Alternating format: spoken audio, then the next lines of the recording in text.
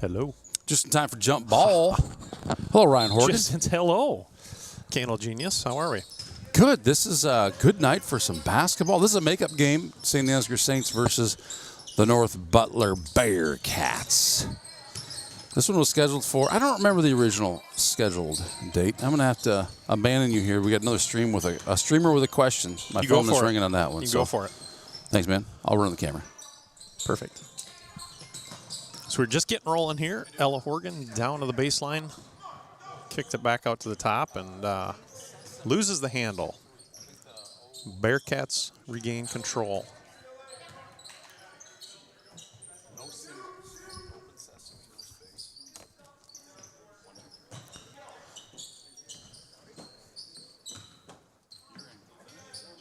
We'll see if we can get some names here for the Bearcats. We got a three-point shot. I did not see the number there. And the Saints bring it back down. Hyatt at the top of the key. Passing around, looking inside, not finding anybody, so.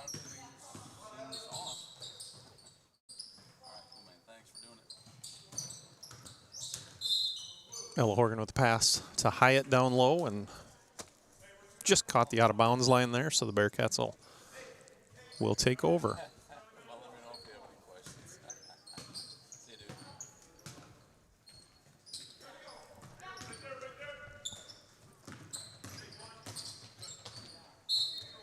And the Bearcats losing the ball down at the other end, stepping out of bounds. So the Saints will head back. Got a little press going on.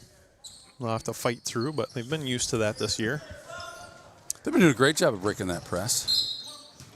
Unfortunately, you didn't get to, well, maybe fortunately. That was an overthrown ball. Just a little bit. So my phone's rung twice now since we started this one. The first one was a tremendous opportunity to, Verena was calling about, you want to talk to me about my business line of credit. Have you been getting those calls lately? Well, not from Verena, but once in a while. Yeah, I can't when you're believe expecting an important call, that's kind of hard, right? Yeah. Well, she was, and I didn't take that call because it did show as potential spam. I've learned to trust it when it says potential spam. But she was kind enough to leave me a lengthy message about my business line of credit. That's good. For those of you at home, it's spam calls. Anyway, thanks for taking this for me while I answer. I didn't answer that when I answered the Saints TV question. They're streaming the 7th and 8th grade boys wrestling meet at Garner Hayfield Ventura tonight. So that stream is there you go. Either happening now or starting soon. Boy, that press is something, though, isn't it? Come on, girls. They're going to have to hustle here to get it across. And a foul called there, or 10 seconds. What did we get? We got 10 seconds. It's going the other way. I thought they were gifted a foul for just a second there. So did I. Right. So did I. Happened about the same time. All right, we got number 5 bringing up the court. I see when there's a 5 and a 41. Does that mean? Oh, the hair was in the way. That's 51. That was mistaken. I'm trying to get some names here, but you've got 2 sets of rosters here. Oh, yeah, the bottom one? Absolutely. Yeah, maybe I can help. Of course, can't run the camera and help. So I'll keep working at that for you folks at home who were kind enough to tune in tonight. Hattie Rogerson drives into the lane, which is not a bad thought, but lost the handle there. And some good defense there by Klein. But bumped that thing out of bounds, and Bearcats will take over. Chat is open. Ryan, I got a question for you. Is the scoreboard broken? How come we don't see a score here with 3:20 left in the first quarter? What's up? Well, I'd wonder if you asked anybody to help with that, but you're talking about the main scoreboard too. It's still 0-0. That's why it shows zeros. This is a defensive game. That is what is going on. No joke. All right, Saints going to set something up here. Oh, coaches were kind of yelling there. We had a little opportunity to look inside. Shot up by Klein, no good. Rebounded by Hyatt. Three-pointer up. Oof. And almost. That looked good for a lot of it. All right, Saints with a couple offensive rebounds there. Hyatt with another shot. A little bit short. But, man, you like to see him shooting the ball.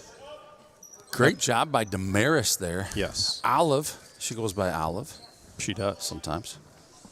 If you're one of the fortunate few that's allowed to call her that. I hate to brag, but I am. And the Saints press caused a travel there, so turnover. And hoping to put the first points on the board here.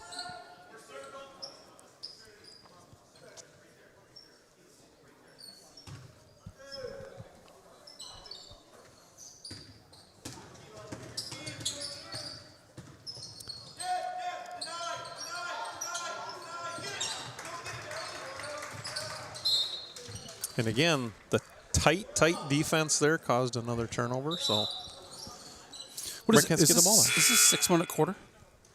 Do you recall what the clock was when we started? I don't even. Oh, that sounds right. We'll find out. Right. We'll find out in a couple minutes. We asked Tara Franzen if she would kindly help us with the scoreboard. And there it is. That's the first time we would have needed her right there. That's right. She's going to recruit some help. I'm not even sure who's running it tonight. She might be. She's there right now, so yeah. Looks like she's got it going. So on that last one, Saints get a steal. Ella Horgan poked it away, and a pass to Hattie Rogerson, I think, for the layup. So we got a score on the board. We'd like to see that scoreboard cooking. Spencer Stout, thanks for reaching out. Go North Butler, says Spencer.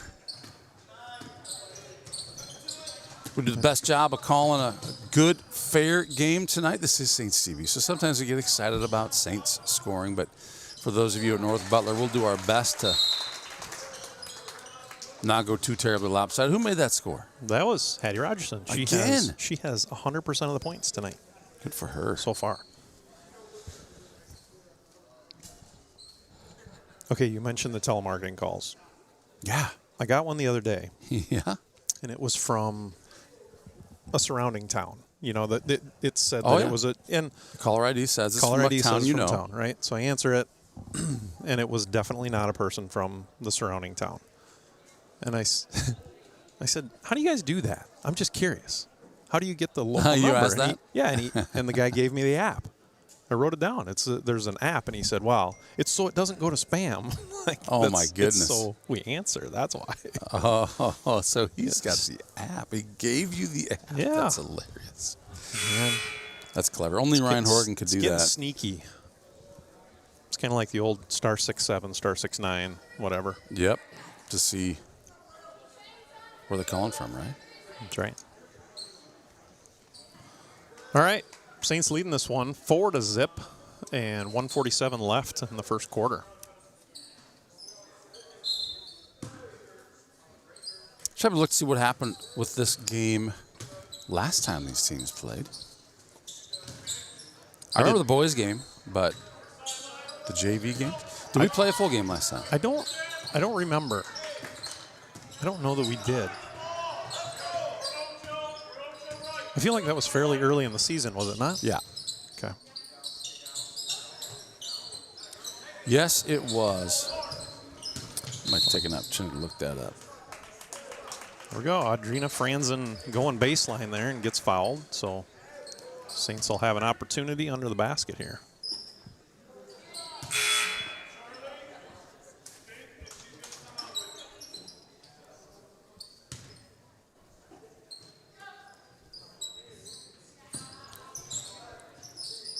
In decline, back out to Horgan at the top.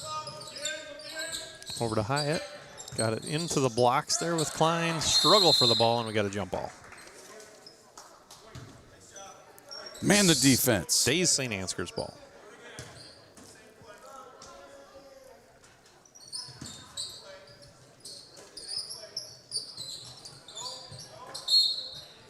Oh, something happened away from the play.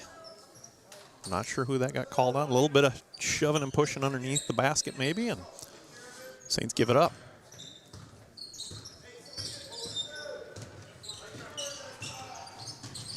Bearcats driving down. Charlie Klein with the steal. And Saints will look to push it back, loses the handle, and it'll stay Bearcats ball.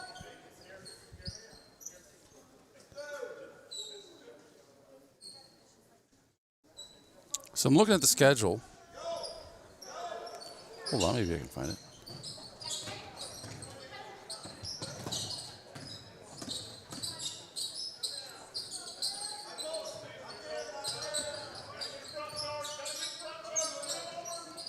Saints with some good pressure defense now, right up on that perimeter. And the Bearcats kind of struggling to get the ball inside. A lot of defense. No shot clock. And Hyatt strips that thing away. She's known to be a pest. Klein hits the floor pretty hard on that one, but appears to be fine, but no way she was letting go of that ball. No, she was not.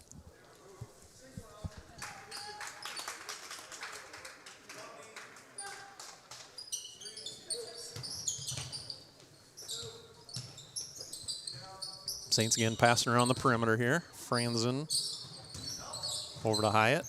Looks inside for Macy Meyer. And tipped off a Bearcat, so that'll stay Saints ball underneath.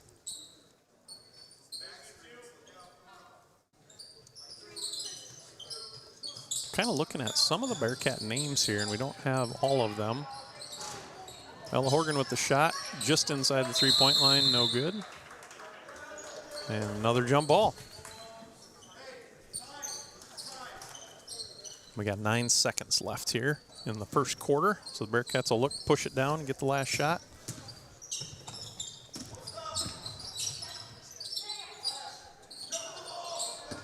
Hyatt with the steal.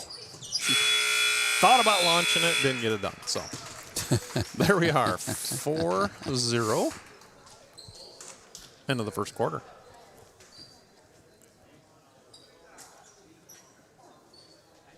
So at the half here, at the end of the quarter here, I have a quick question. So we're just kind of going over stats and kind of getting prepared for tonight.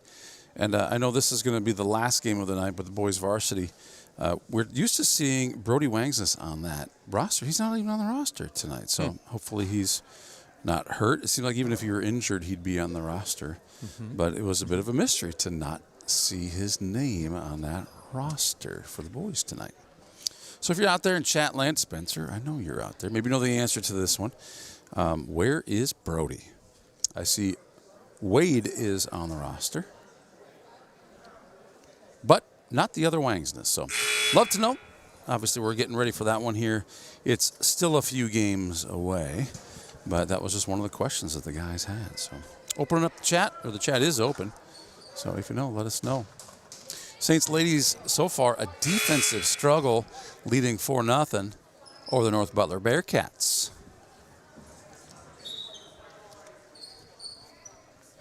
Saints have had some opportunities, I think, but defense has been good both ways. You're exactly right.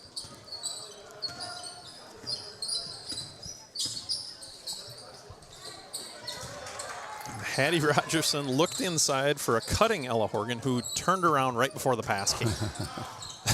That's the old zig when you thought they were going to zag. I know the one. It happens. I bet it's not the first time we'll see it tonight. Probably not. And a three-pointer.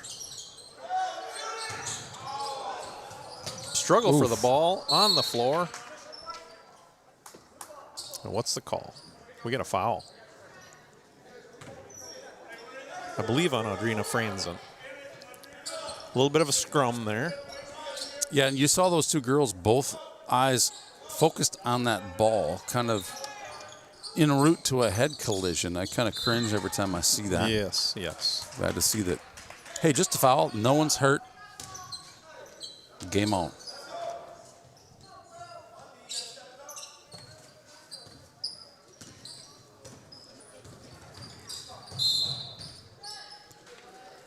And Rogerson drew a foul there too, driving by number 50. Do we have a name on number 50?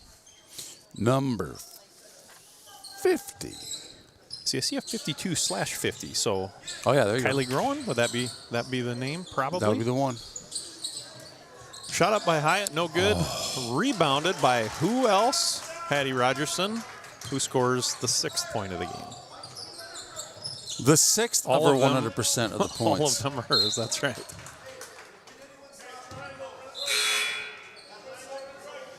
It's fun to see these girls at this level gaining the confidence to shoot. I agree. You do see that sometimes where there's, they just kind of shy away or that one miss, and they don't want to do that again, so pass it around. But we're going to get a couple going. A good look, good pass underneath there to Olive. That's a great idea. It was a good look. Did you see what she was about to do? This Hattie That was was going to shoot it behind her. Hattie was gonna go underneath the basket, a little bit of a reverse layup, and kind of got blocked. But that would have been a fun one to see. I felt like that's what I was watching, but then I wasn't sure. Like her body was so like in position to pass the ball, and yet it felt like she was going to shoot it. So far, the star of the show gets a block and a steal there. And Saints are back, throwing it around the horn. Ooh. That was a good job by the defense there to stay in front of Olive. Yeah, she had nowhere to go. Nope.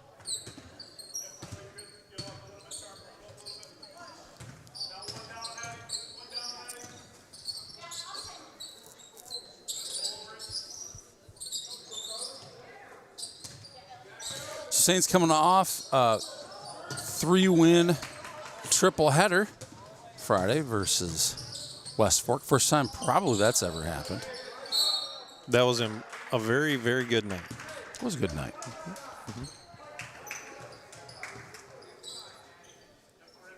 Looking to continue that streak here tonight with the JV girls. They didn't get to play on Friday. Those girls just had to watch and not participate. All those except for those who played varsity as well.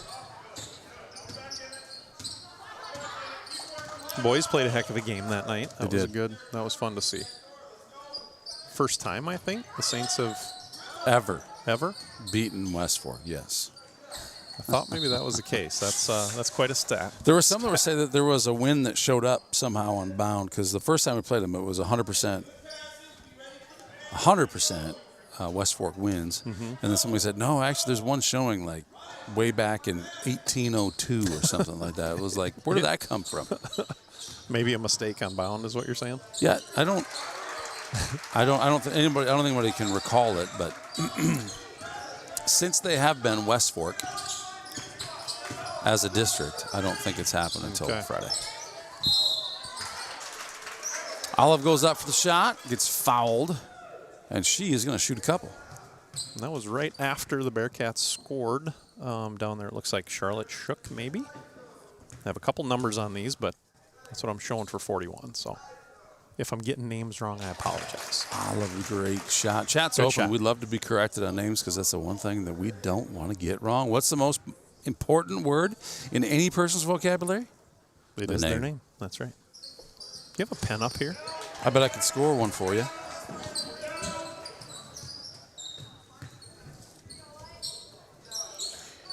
And Hattie no longer has 100% of the points. She only has 75% of them. That's true.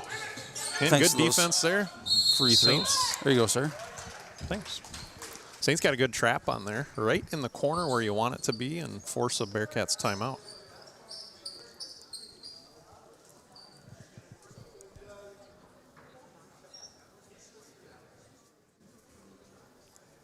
A little birdie told me there'd be something spectacular happening before the girls' varsity game. I do not have the details. So if it feels like I'm holding back, I apologize. I'm not holding back, but I am told great excitement is bound to happen here in this gymnasium before the girls' varsity game.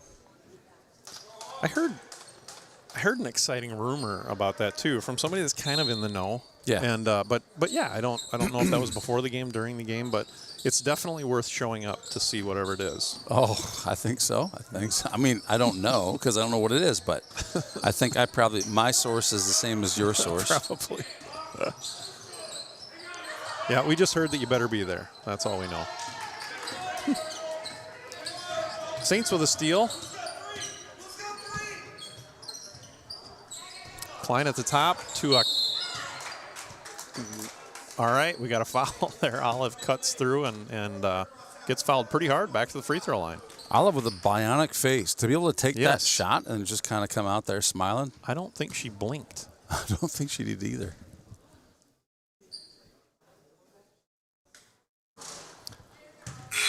I hear Damaris's are that way, though. They just don't feel the pain, and you just keep going. Glad to see her back, though, this year. She did have some injuries early in the season, coming off last year, so great to see her back in there.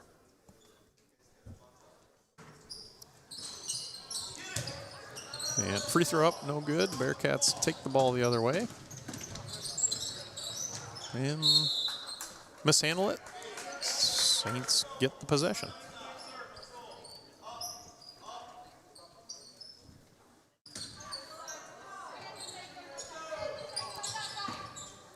Saints have figured out this press a little bit here. Ooh. And dribbles it out of bounds. Dribbles out of bounds. Right on cue. Just as you're saying they figured out the press kind of gets them a little bit. It did. But it has been a defensive game so far, as indicated by the score. Saints up 8-2 with 2 minutes and 15 seconds remaining in the second quarter. Patty Rogerson dribbling up, and great job passing the ball down the court to Klein to find her underneath there. The Bearcats were kind of committing multiple people to try to get the trap, and if you can get the ball out of there and pass it down the court, you have some pretty cool opportunities. Yeah, that was a dandy. Nice job of the Saints to take advantage of it. Hattie going for the jump ball there and gets called for the foul.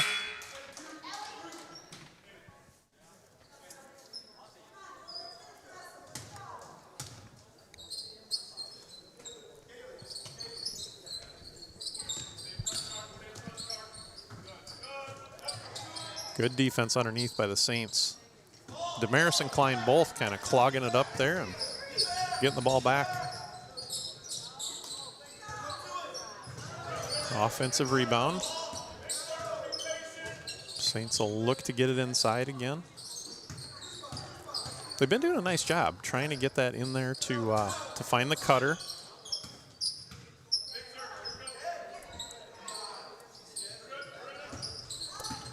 It takes patience. It takes vision.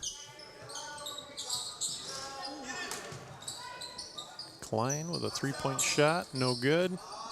Oh boy, Saints have had 4 or 5 shots there in a row. Keep putting it up, hoping for a foul. I sure thought Horgan got fouled pretty good on that one. There might have been a couple, but well, they were letting them play. So here we are underneath, 58 seconds left in the second quarter. Saints are up 10-2. Oh, nice bounce pass into Damaris, who struggles for the ball, and then eventually loses it.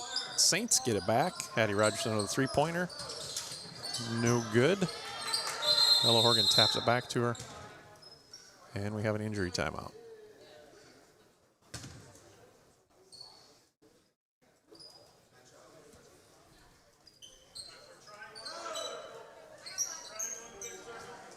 Hopefully she's okay there. Looks like maybe something going on with her shoulder. Hopefully nothing major. Yeah, I didn't realize that she was, I think she was out of bounds, right? Just kind of grimacing in pain. And Sure was, I believe, yeah, 53 I think that was. Lexi Steer, if I'm saying that right. So hopefully Lexi's all right.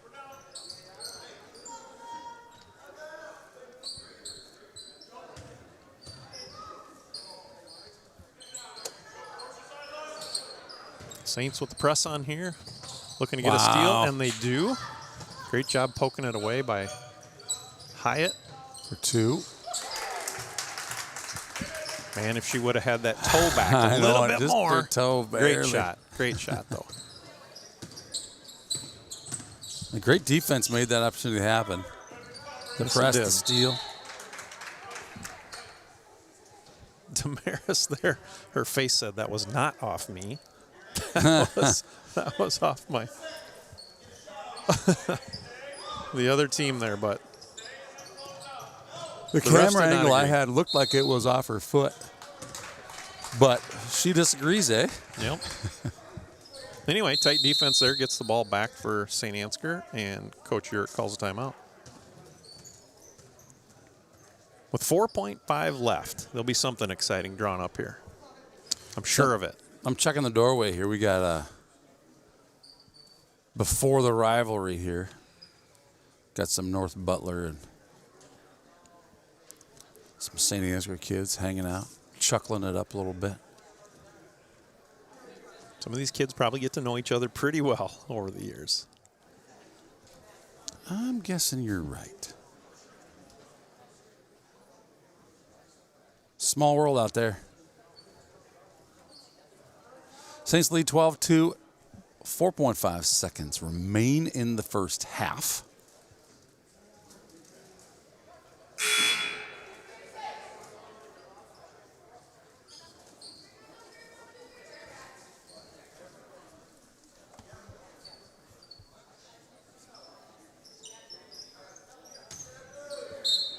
And here we go. We'll see what we have drawn up to go against the press in 4.5 seconds to get a shot off. Here comes Hattie. And I believe, oh, she got called for travel. They're just going to call it. I thought maybe that was a foul. Yeah, if it was a foul, the whistle was definitely before the buzzer. They'd have to honor it, right? You know, sometimes they're a little bit lax in that, but Yep. as indicated by the traveler, like nothing's going to happen. We'll just call it. Yep. Change of possession with 0.5 seconds is not going to matter at all. So with that, let's check our commercials. Let's make sure everything's working, shall we?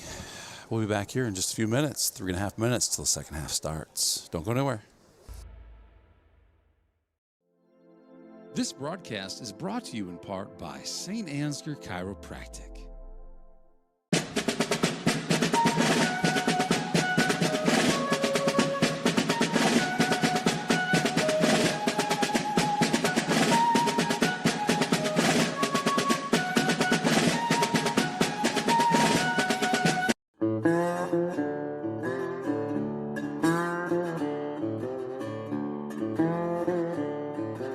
No training required. Rock showed up ready.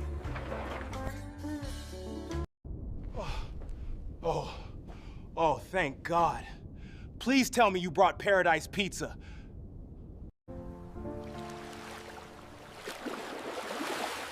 You've gotta get to know Joe.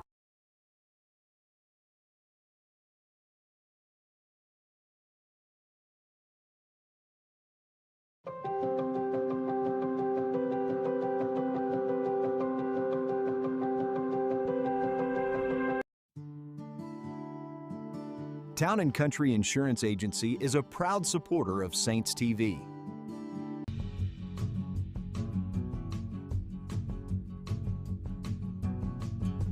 Are we taking the whole mobile banking thing too literally? Our customers want exactly this.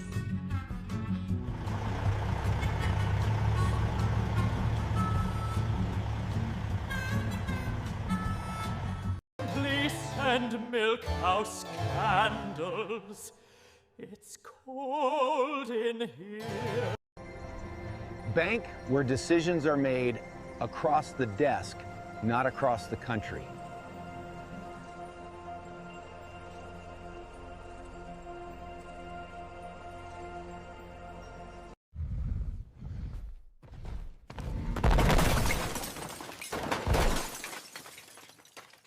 Time for a new golf cart.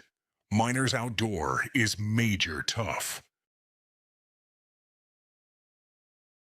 Seed, chemical, nutrition, fertility. Three Roots Ag is rooted in rural, and that's why our roots run deep.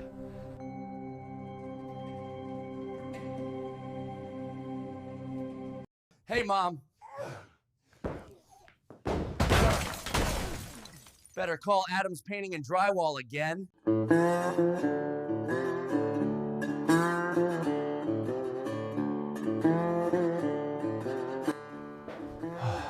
When painting a room, it's best to use a roller.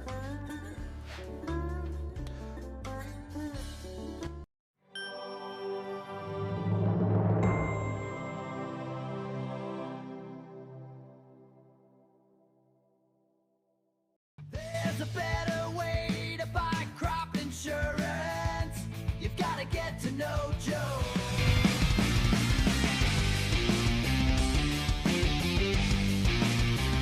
Just like a perfect figure skating routine, your financial journey deserves balance, precision, and confidence. At St. Ansgar State Bank, we support every step, from your first savings account to your biggest leaps in life. Whether you're carving out a future for your family or spinning toward retirement, our team is here to help you land it with grace. Local roots, trusted service, financial strength that shines. St. Ansgar State Bank is a proud sponsor of Community Champions, on the ice and beyond.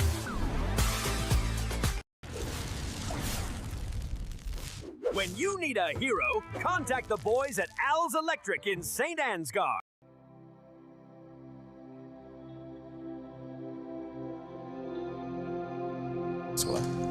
Okay, we're back.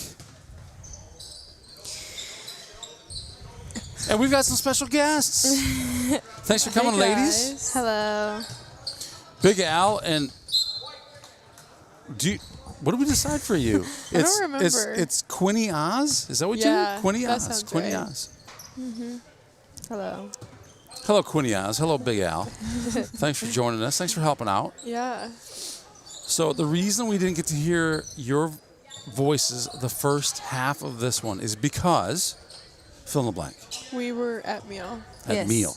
We had spaghetti bake and salad and important conversations. Yeah. Now talking about very I important like stuff. that. That's clever. And important conversations. Shoot it, Hattie. Oh. So since you were at meal having spaghetti, what? Spaghetti bake. Spaghetti bake and salad and important conversations, these ladies were playing a lot of defense. And it was 0-0 for most of the first quarter, almost all of the first quarter. Oh boy. Before Jeez. Hattie put up the first 6 points. Ooh. And then Olive put up 2 free throws to follow that up. Wow. And then points started falling a little bit easier after that. But 12-2 is the score here now.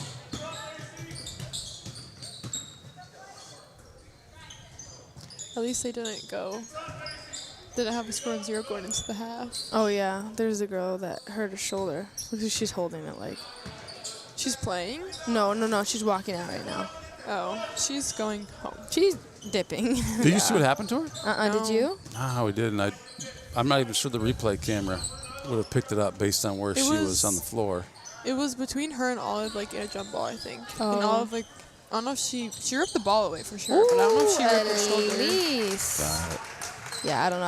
I came in and then she like came out and she was crying, holding her shoulder. So Me and JC went to go get her ice, but Cass already beat us to it. So. Is that concession stand? Is that where you go to do these sorts of things? Well, we went to the ice machine, but Cass said she always has ice on hand, so must have been from the concession stand.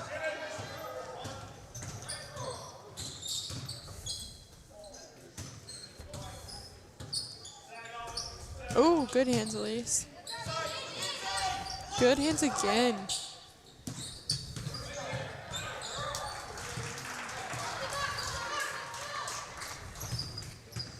Oh, that girl has the same number as Adrina, 55. Ah. Oh, too bad they're not guarding each other. Shoot that. Oh. Nice. I wish we would wear our blue jerseys more often. I know, they're I like so them. cute. Yeah. They fit so good. Yeah, they do.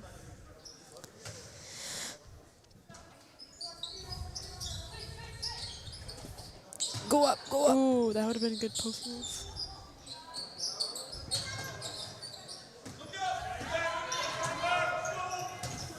Let's see. Oh, too far, girl.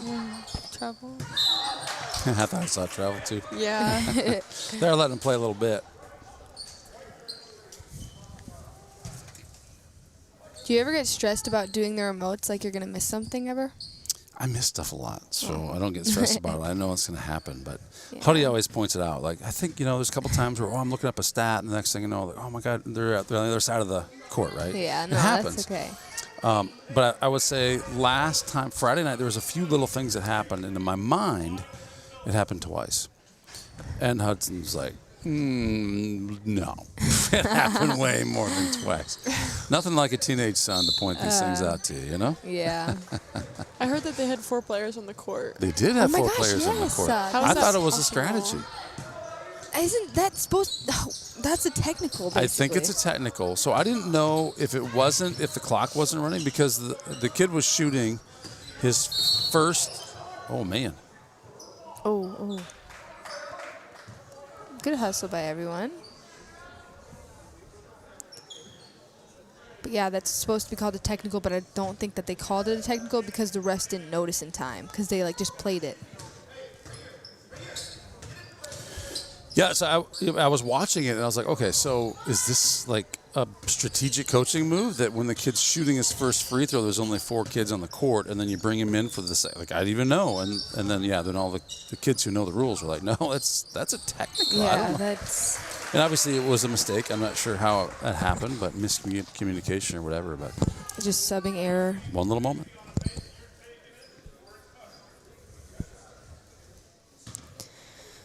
Who's shooting? Yeah, there's a roster 41. And we think that it's representing all players. We're not sure, but because some have double jersey numbers, right? Yeah. Charlotte Shook. Am I slow? Where are you? Right here. Oh, right there, yeah. Charlotte Shook.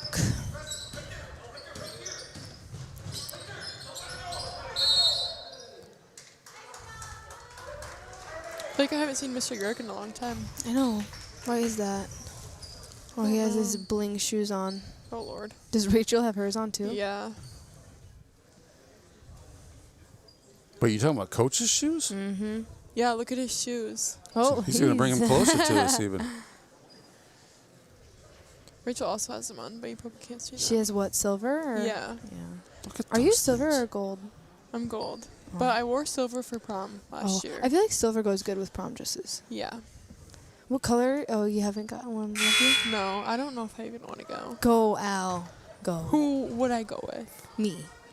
Okay, I'll go with you. Well, Olive doesn't have anyone else to go with either, so it's like Olive. So it's like a week before, if we actually decide to go, we'll go together. Yeah, actually, that's a good idea. Yeah. But there's a lot of people, I feel like. Yeah. But I also need to find someone that's taller than me. Yeah. So that could narrow it down a little bit. Do you wear heels for prom or? Last year I wore my Air Forces. Okay. But I feel like if I am able to this year, then maybe I would. Yeah. Good. Last year I went to prom and I wore heels. I love heels. Yeah. So when I can wear them, I do.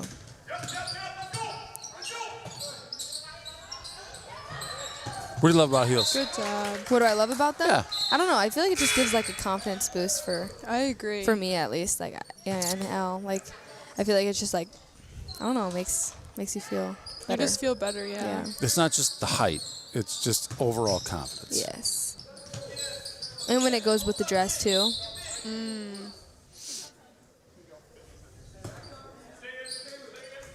I'm much nervous though. I feel like I have kind of weak ankles. I feel like I could easily die. Well, and for you, Al, you're 6 feet tall, right? Yeah. So any amount of heel just makes you even taller than 6 feet tall. Exactly. So that's why I need someone tall to go with. Yeah, and I makes need sense. to have a boyfriend that's tall and stuff. so that you can wear your heels. Exactly. Oh gosh, guys. So but yeah, about last year, so when I wear heels, I got heels from Shein, and they actually worked. Oh, really? Yeah, and they're actually pretty. Well, I'm in my cousin's fiance's wedding. Oh. So I think I'm going to get these because it's like white, and I'll show you my dress. But I think I'm getting those. Oh. And that's like small enough where I'm not like 7 foot tall. Yeah, and the what is it called? The heel the thing on it around, is yeah, thick, so it's like not. And this is maybe if it loads. Oh this gosh, is my come on, Ella. dress. Oh. Yeah, which I like it. And So you're a bridesmaid, or are you just going? I'm like the personal attendant, I think. Oh, okay. Okay, Saints up 17-6. We're in a 2-3 right now. Well, it's a bummer we can't add the picture of the shoes and dress to the broadcast, so that everybody out there could see it too. But it's like white heels, and then the dress is like the color is pale blush, but I don't know. Yeah, it's just kind of like a pale pink, if you will. when's the wedding? I think August 15th. Summerish. Yeah. Nice. I'm so excited for summer. I know, me too. Ooh, did she just step on her finger? Do you guys do Saints TV for softball and things? We do. So I follow the baseball team because I got a kid playing. But right. We got parents, crew that'll do the softball stuff. It's so much fun. Summer's so much fun. What about for track? For track, we do what we can. So we attempted a meet in Northwood last year. Al, do you remember what happened? We had a meet here, right? Yeah, we did. But it was something, for whatever reason, we went to Northwood first, and maybe I wasn't around for our meet here. I don't even recall. It all kind of runs together, but we kind of do what we can. As a matter of fact, we'll do some golf meets too, just for I fun. watched the regional golf meet last year, I think. Yes, because that was I here. remember, That was yeah. Yep, that was right here. And then Brian Meyer and I went down and we did the state meet because Macy qualified for state. So They allowed you down there? yeah, so they actually don't even charge us for it because well, we don't have any kind of streaming that ever happens at state. Just go for it. Oh, So- yeah. Take her. So we hope to get some qualifiers this year so we can do that again. Yeah. Kick it.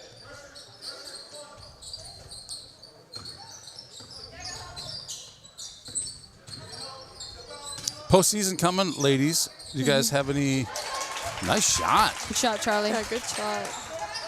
Expectations yet on who you might play? And I would anticipate with your record that you'd be playing some games at home. Yeah. Oh, wow. That's okay. That's one heck of a buzzer beater. I don't know. Do you know, Al? I don't know. I've heard some people say that we might have Lake Mills. Oh. Which I think they're beatable. They are beatable. You haven't played them? We have right? played them this year. You have played Yeah, them? just once. I don't remember when it was. They were one of our first games. Yeah. Like, towards the beginning of the season. They were. That's right. You were good. there when the boys were there. Yep. That's right. I was thinking that was maybe just boys only that night, but you were there too. Mm-hmm. I think they are a beatable team now that we've gotten more experience. That's right. Wait a minute. You wouldn't play Lake Mills early. They were 10th ranked when you played them, right? Mm-hmm. They were ranked. Yeah. Yes. And you were right there for 3 quarters. Yeah, we were. Or better. Yeah. I do remember that game now. But they also have gotten more experience in the season too. Right. So it'll be a matchup if that Yeah. is I what just happens. don't really want to play Bishop Garrigan. Are to be they honest. good, or- Yeah, they're pretty good. Gosh. They went Year after year, aren't they? Yeah, last year they lost in the first round, I think. But the year prior, I think that's when they sold Audie Crooks. Or maybe it was 3 Audie years ago. Crooks? Yeah. She was on their team? Yeah. Shut up. No, Audie I'm not Crooks even lying. was Yeah. wait, what team was she on? Bishop Garrigan. No. Would have Yeah. been 20. Mallory Jewell had to play defense on her because Madison Hillman got like 2 fouls in the first 30 seconds. Yeah, of I the was game. St. Ansgar's played Audie Crooks before? Yeah, we've played them all 3 years of my high school career. Have you played Audie Crooks? No. Her last year was with Mallory and Oh Madison. my gosh, that's crazy. She's from Bishop Garrigan? My mom went to Bishop Garrigan. So your mom went to no. Not with Audie Crooks, no. My dad went to Osage. Oh. Why did you move here? Well, I probably shouldn't. Well, I don't really think my dad, not that he didn't like Osage, but Weird experience? yeah. Okay. And it was closer to my dad's parents. But yeah, I think if I went to Osage rather than here, I'd be a totally different person. Yeah, definitely. Yeah. But yeah, I'm glad I go here. The Saints culture's it's amazing, isn't it? Yeah. Yeah, I think so too. I feel like we talked about that one time, like how good St. Ansgar is as a community and everything. Oh yeah, and well, I was talking today with someone about like maybe if I want to move back after college, you know. And I was like, yeah, I think I'd want to come back, even if it wasn't St. Ansgar, to a small town at least, because you know everyone, Right. you feel safe at your house and stuff. Yeah, definitely. And like I know everyone in the high school till probably 7th grade. I don't know that many people, but I know all the 8th graders and above. Yeah, it's crazy. Yeah, it is crazy. Like, you guys, we pass the same people, like, all the time, you know? Because in my old school, like, I didn't know everyone in the high school at all, because obviously there's 400 grade, so there's just so many kids. Well, yeah, and that's how it is at, like, Waukee Northwest or Johnston. Like, you don't know who's there. Yeah. I saw a new face, like, every single day. Oh, my gosh. So, Quinny, what benefits have you seen to going to school here in St. Ansgar this year? I don't know. I feel like just there's a lot. Like, people are just way more connected here. I feel like everyone's always connected. Everyone knows each other, like Al said, and everyone's supporting because we're all like part of the same team. I feel like that's like a lot. And I don't know. I just feel it's a nicer community than what I don't know, I've kind of experienced. Well, I mean, Austin was great. I love Austin with like all my heart. But this is like totally different, like I said, smaller school and everything. But I love how like close everyone else is here, because this school, like, everyone does every sport. Oh yeah. Like, one person is like a sport athlete, and then like you're just with the same people the whole time. And like how close I've gotten to people, also, I feel like I really like that. And with my dad, like, this is where he grew up too. So it's Is it like, really? yeah, this is know where my that. dad went here. He got homecoming king here. Oh. What year did he graduate? 1997. Oh. But yeah, I love it. I love it here. That's good. Very nice. Were you nervous? I was so nervous. You ultimately made the decision to come your Yeah. junior year to come to this school. Like my dad, it was like my parents kind of, well, we kind of had to a little bit, but I did like kind of get a say. It was kind of a little confusing. Because you guys, was it your dad's old, like My dad's grandma's house. your dad's grandmother's house? Yes. Got it. You guys are fixing that up right now? Yes. So. That's pretty cool. Mhm. See your dad coming back to his alma mater, and I know that everyone in the elementary loves that guy. Yeah. He loves it too. I also feel like me thinking about like you coming, I feel like it's easier for you to like meet new people and get close with us because we're in all of the sports Exactly. together, you know? Like if you were to come in and you weren't in sports, then you would have no idea. It'd be tough. Yeah. We may be back. I'm not sure. So Do you want me to check? I told you ladies that the broadcast stopped because the internet quit. And it looks like it may have been an actual internet problem, not my computer. But yeah, if you want to check, that'd be amazing. For those of you at home, yeah, I apologize. You missed some really great discussion. Okay, so it actually is live now. I hear it. But I'm sure it timed out there for a spell while we tried to get this thing cooking.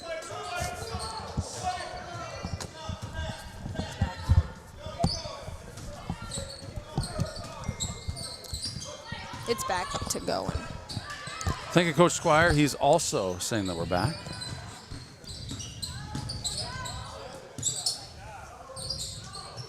So I think I'm guessing the year was 2023. Audie Crooks ended us almost single-handedly. I think she scored 48 points in that game or something. Oh my God. I have to look. We can check now. I'm checking It was This the last. is crazy. She's from Bishop Garrigan. We went That's to so Bishop. odd. We knew she was. She was scoring a bunch, right? So we knew we needed to defend her. And then our best hope, of course, was Hillman. Maddie Hillman, who was She was good. 6'2" and good. And Maddie Hillman, is that Landon's sister? Yeah. Yes. She played at Nyack. Yeah, but then I she's think good. she had like heart issues or something. She had some issues. Yep. I think she ended up going to school in South Dakota for a little bit, and then had to quit playing basketball. But so that was I think we felt like that was. Audie hadn't seen anybody like Maddie, and then to your point, 2 seconds in, she's got 2 fouls. Oh yeah, that was. And I was so like, how do you frustrating. even do that? And then Audie just went off, and she was a force. And I think that's when I learned how good. 44 points. 44. Oh my gosh. Can I need to see a video from her, like in Bishop Garrigan. You can check Saints TV. Did we do it? No, we didn't. I don't know. I can't remember. 23. That would have been our first basketball season. Yeah. So there would be a Saints TV broadcast of that Which game. one is she? She's that. Oh, she's that one. 55. Is this Bishop Garrigan? Yeah. It's Jersey? Yeah. And that's like the background of their gym. That's like the mats. That's at Mason City High School. So is that one. Eagles. Blue Devils? To be honest, when she signed with Iowa State and committed there, I did not think she was going to play that much. And she's actually playing doing, yeah, a she's lot. doing good. I think we all thought that. We felt like, you know what, when you reach that next level in college, it's just going to be a different level of player, Yeah. and it's not going to be high school anymore. And she has adjusted so well. Yeah. That's insane. She was so close. Yeah. Nice, Olive. She was a real deal. Actually, I take it back. I don't think we would have streamed that because that was the winter of 23, and then we started Saints TV the summer. So after that. I feel like I also could have been like a bit sour that she ended our season. And I was like, Definitely. yeah, she's not going to make it anywhere. But she actually did, so I ate my words. Well, that's a wrap here for girls JV. St. Andrews Saints 20, North Butler Bearcats 9. In a game that was very, very defensive. You can kind of tell that by the score. My camera's feeling a little choppy. I'm wondering what's going on with the internet here. We apologize like crazy for that one kind of pausing out on us, and I hope it doesn't happen again tonight. But sometimes when it happens, it just keeps happening. So bear with us. If this thing pauses, we're going to do everything we can to keep the internet rolling. Keep this broadcast cooking. We got 3 more games left tonight. We got JV Boys next. You ladies stick around for a little bit of that? Yeah. How much time you got to hang with us Probably tonight? Maybe like half of the first quarter. That's the first quarter, and then you're going to do your hair. Yes. All right. And well, we have to shoot in the elementary this got it. time. Well, we'll take you as Elementary. long as we can have you. It's a middle school game. Oh. Is it girls? I think my sister's at Osage right now. Oh, well, they have a game today and tomorrow. I wonder if girls is at home tomorrow. Yeah. Your sister's playing tonight? Yeah. Kel McAllister? Yep. And where's she playing? We don't know. You do I don't know. Either she said Osage or West Fork. Oh, there's a West Fork game tonight. I think you're Yeah, right. Yep. okay. Okay, that makes sense. I do remember seeing that in the calendar. Yes. Well, let's take a little commercial break here. I'm going to see if I can discover anything about this internet.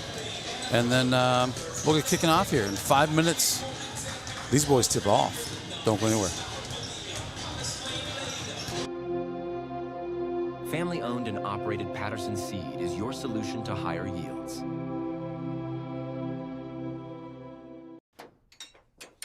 Cars hit me all the time. Luckily, Charleston Body Repair fixes you up fast.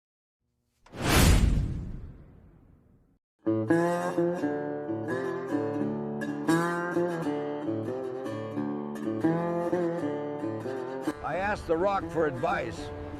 It stayed silent. That's fair, I suppose.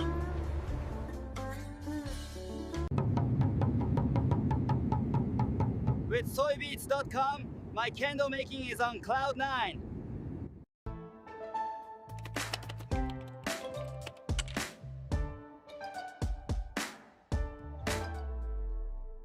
We have established that the accused never got to know Joe.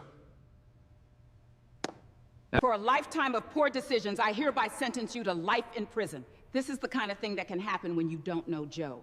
Get to know Joe.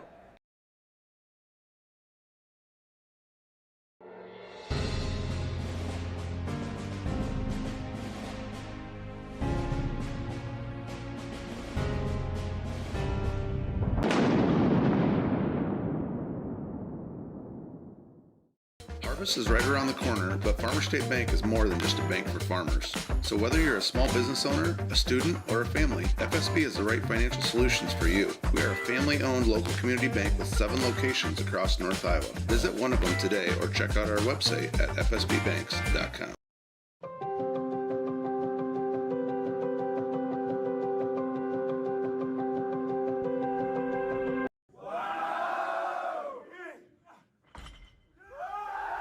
Oh my goodness! At St. Ansgar State Bank, we do the heavy lifting so that you can focus on what really matters. St. Ansgar State Bank, celebrating 135 years. When innovation meets horsepower, great things happen. Johnson Oil keeps Absolute Energy moving, fueling their plant with off-road diesel, swapping forklift cylinders, and setting tanks for the crews that keep the work going strong. And from Absolute's locally made E85 to the roads of North Iowa and southern Minnesota, we deliver it straight to our customers. 1 mile, 1 tank, 1 partnership at a time. Because powering progress takes more than fuel. It takes trust. Johnson Oil. Contact us today for more.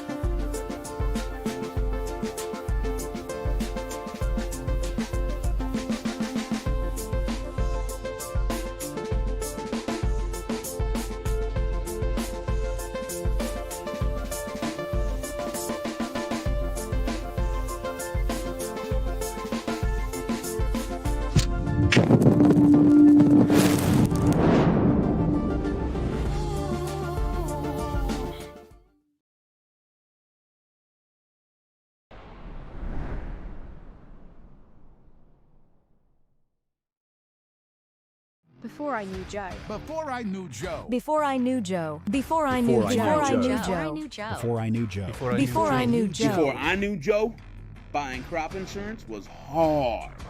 There's a better way to buy crop insurance. You got to get to know Joe.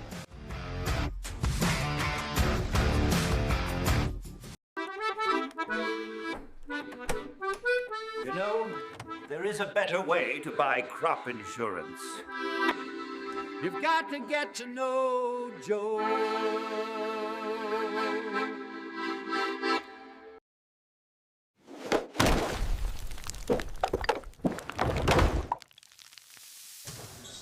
All right, jump ball time. Boys, JV. Come on, come on. We haven't made any arrangements for anybody to run the scoreboard, although it is zeroed out. That's a good start. We'll see. Is it?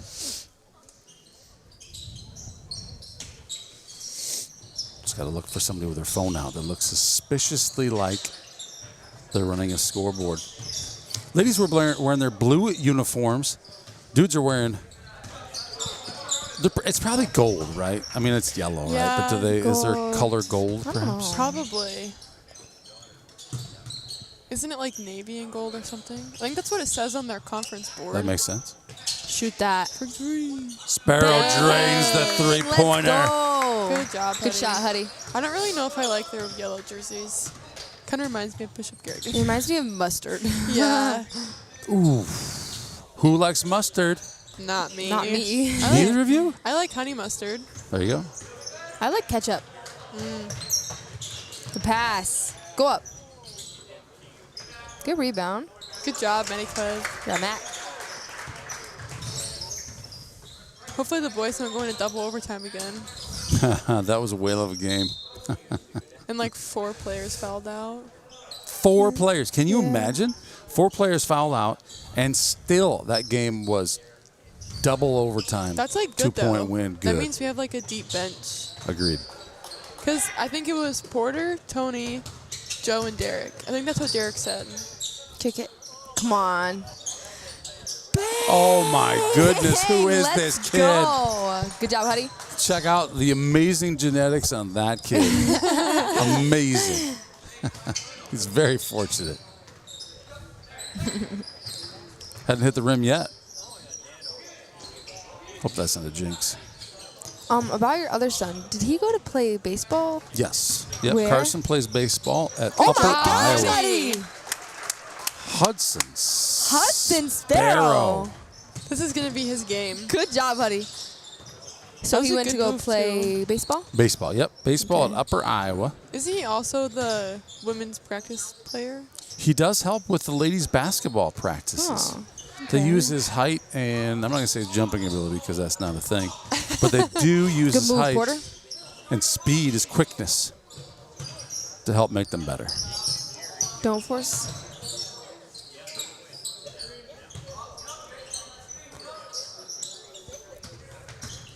So how do you get 1 3-pointer? Was the other one He 2? had 2 3-pointers? No, oh, it wait. was a 2. Oh. It must have been, yeah, because I'm looking at the score. I was like, that doesn't make sense. If those were a 3-3-2, that's 8 points, and we got 9 on the board. So Yeah, that's weird. must have been a 2-pointer on one of those.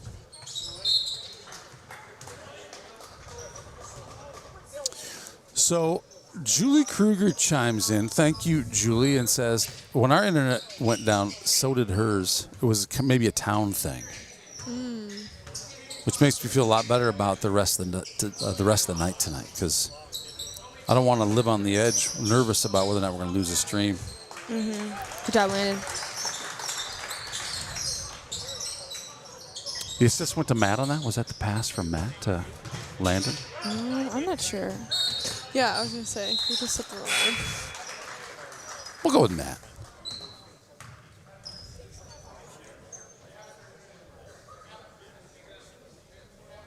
Do you have a privacy screen? Yeah. I want to get one of those so bad. My mom had one, and I was so mad that she had it. But now, like, I get it. And I like mine. Yeah, I know. My friends have it too, like from Austin, and I always want to see their phone, and I can't see it, and it makes me so mad. Yeah. Because I don't have one, like, everyone can see. Yeah. Good rebound. Oh, great rebound by Hillman. That's okay.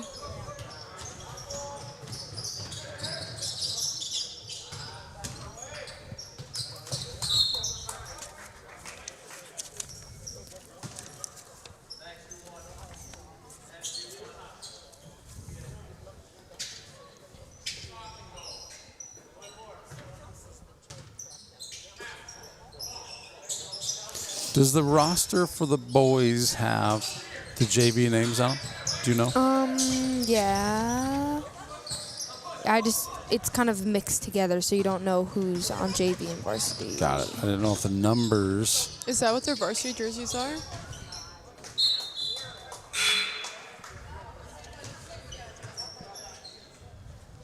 Have you ever been to El Mariachi in Austin? Mm-mm. Oh Is it my good? gosh. What is it?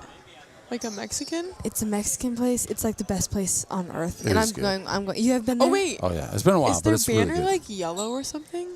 Bright red. Bright red. Oh. Bright red. Maybe. I feel like I actually have no idea. Maybe On the I corner. have. Is it by like Steve's Pizza kind of? Yeah. I think I've been there, yeah. Hot take, I do not think Steve's Pizza is that good. No, me neither. I like Godfather's the best. Well, my parents, I feel like, overhype it. Have you ever been to China Star?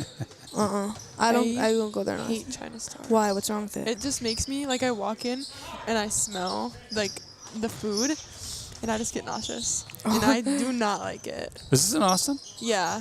It's by, like, Walmart, like, that side.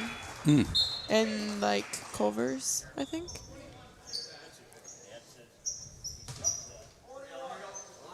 Do you like High Chai or Panda Express better? Panda is Me so too. good. High Chai kind of, like, it's just soggy every time I get it, and I don't like it. Chipotle is to die for. Oh, my brother is on the Chipotle kick right now. He likes it? Yeah. I'm in love with it. It's so good. Great shot, Matty Clev.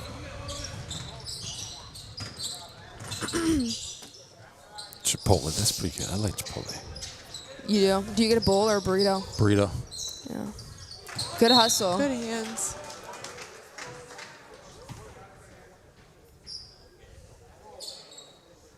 So where did what is your son, Carson? It's in, have you ever been to, so Fayette, Iowa is this tiny little town, and in it is the school Upper Iowa. Oh. It's okay. the only D2 school in the state of Iowa. What? Nice shot there by, what number is that? Can we guess his name?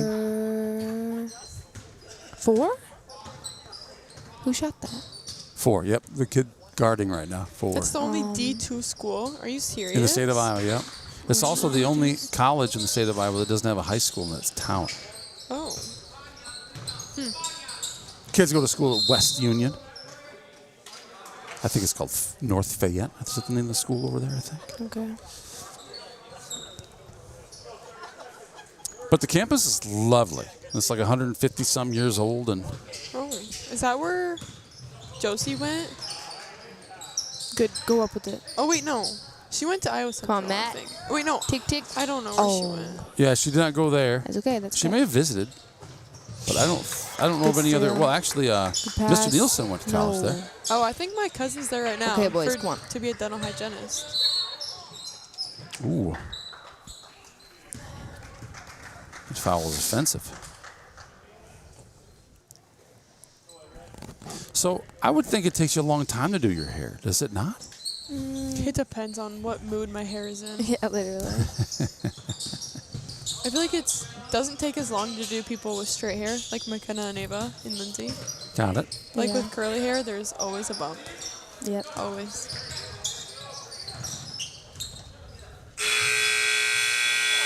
Oh. I thought that was good. That'd have been crazy. Okay. Ladies, You ready? signing off? Yeah. Yep. Can't wait to see you out there. Good luck Thank tonight. you. Thanks Thanks. for helping out with this one. See you guys. And there you have it, just like that. Like dust in the wind, the ladies were gone. But don't worry, we're going to get to see them here in just a little bit for the varsity game coming up after this one.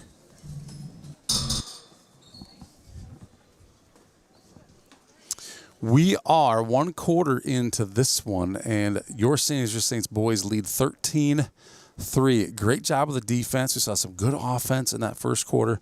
Let's take, you know what here's what we're going to do. We're going to go hit the, if we have enough time for it, let's see what the current events are for the week.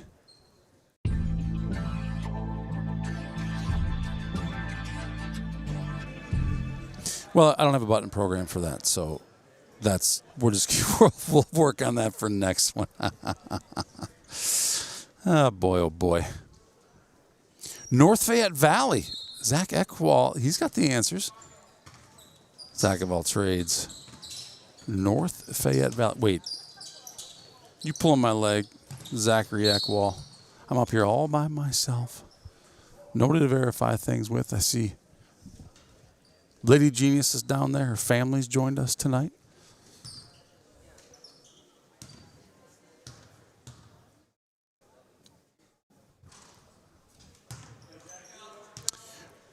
Jagger.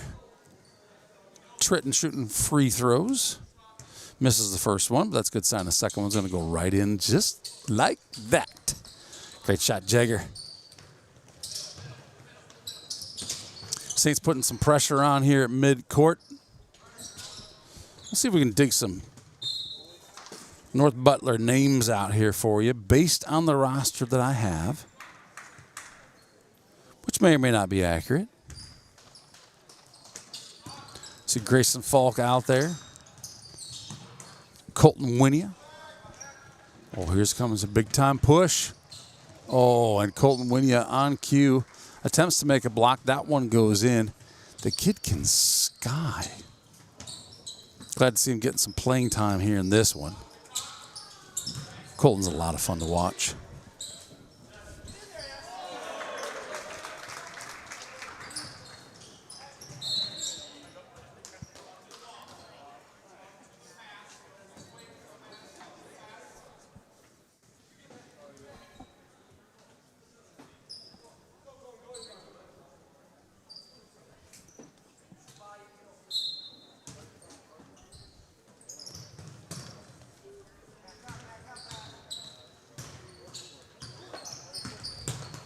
Great job. There's Colton right on cue. The basket counts, and he's going to shoot one more. An attempt to make it a three-point play.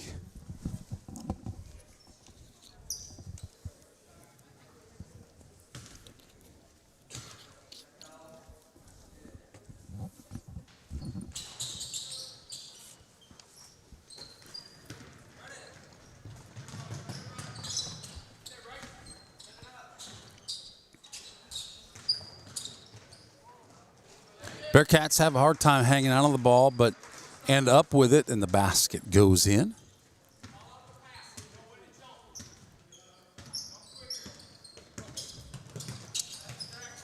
Great play by Jagger Tritton.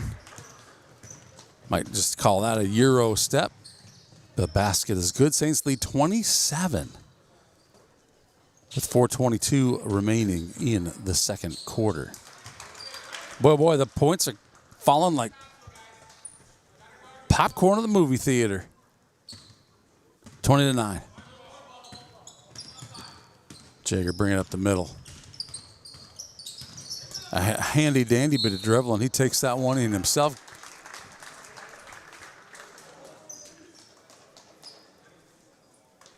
Gets fouled as he's making the basket. And he has a chance for a three-point play.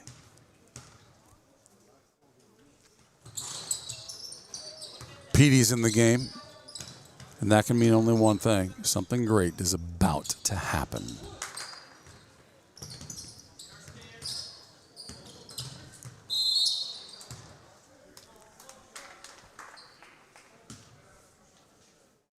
The great thing about Petey is greatness doesn't just happen to Petey when he's in the game. Greatness can happen to any of the players at any time because that's just the kind of thing that he does.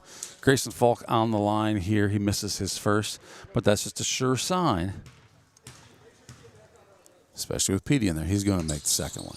Or, nay. There's always a plan with Petey on the court.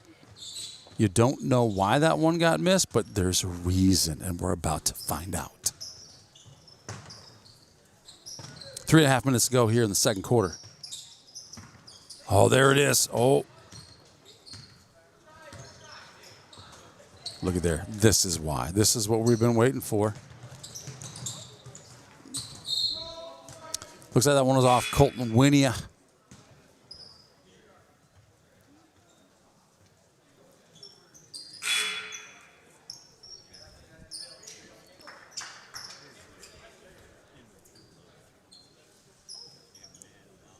A host of new Bearcats in the game. For the Saints, we got Hillman in there. We got Winia, JT Red, chest bump, White number 5.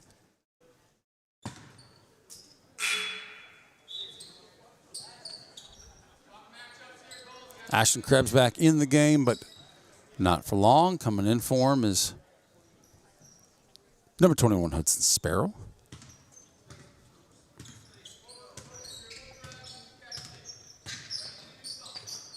Bearcats looking for an opening.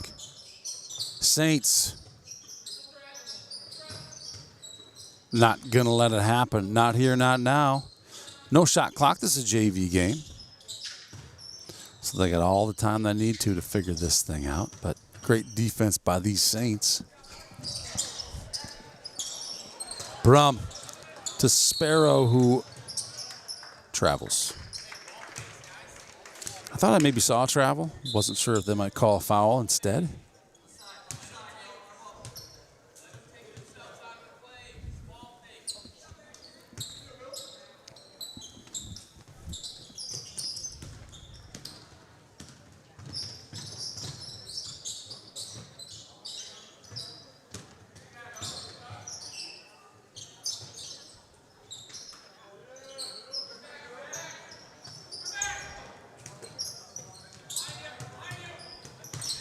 Sparrow pushing it inside. Scoopity-doop. Back out to Sparrow.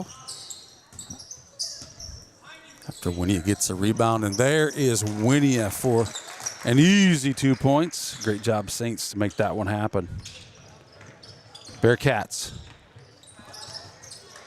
push through the pressure. Hillman with a rebound after the miss. The steal. The re-steal. Grayson Falk hacks his way to earn a foul on that one. And number 10, Tucker Pakey goes to the line.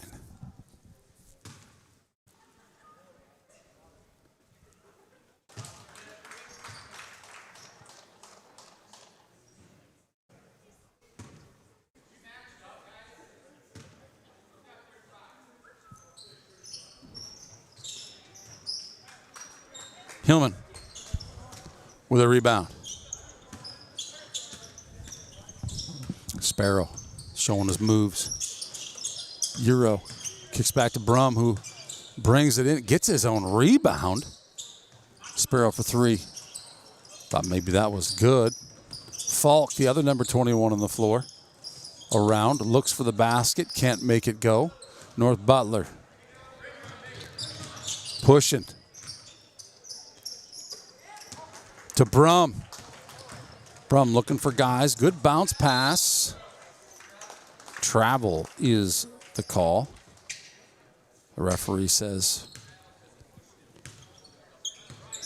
Bearcat had possession? Question mark. And therefore traveled. Exclamation point.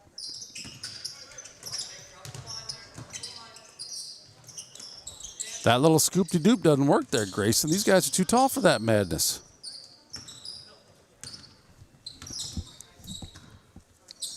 Bearcats get it inside right away, but Hillman just too tall. They got to kick it out for 3 points. We got two Saints, both number 21 trying to get the rebound there, and number 21 comes away with it. Falk, Brum, Hillman, great play, guys. Brum, great assist. Draws the defense toward him, leaving Hillman wide open under the basket. The Saints lead 26-10.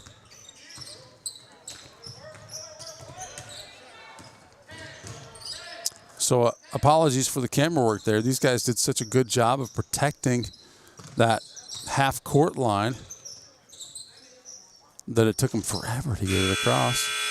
And the buzzer beater does not go. Saints lead 26-10 at the half. And I think they're going to give us about a 5 minute, it's 6 minute halftime. And with that, we talked about the current events that I promised you. We're going to hit that, and then we'll hit some commercials. Don't go anywhere.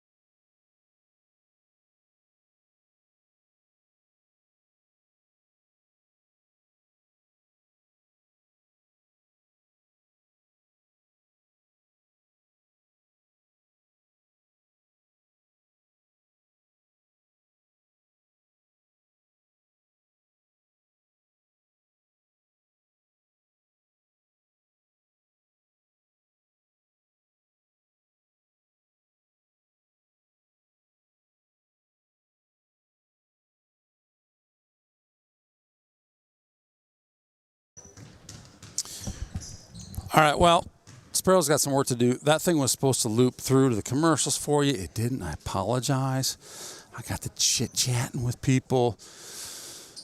Oh, I get an F-. I'm going to work on improving my grade here. We are seconds away from the second half of this one. These St. Ansgar Saints in great position here with a 16-point lead versus the North Butler Bearcats. This is the JV boys portion of our quad tonight. JV Lady Saints won the first one handily.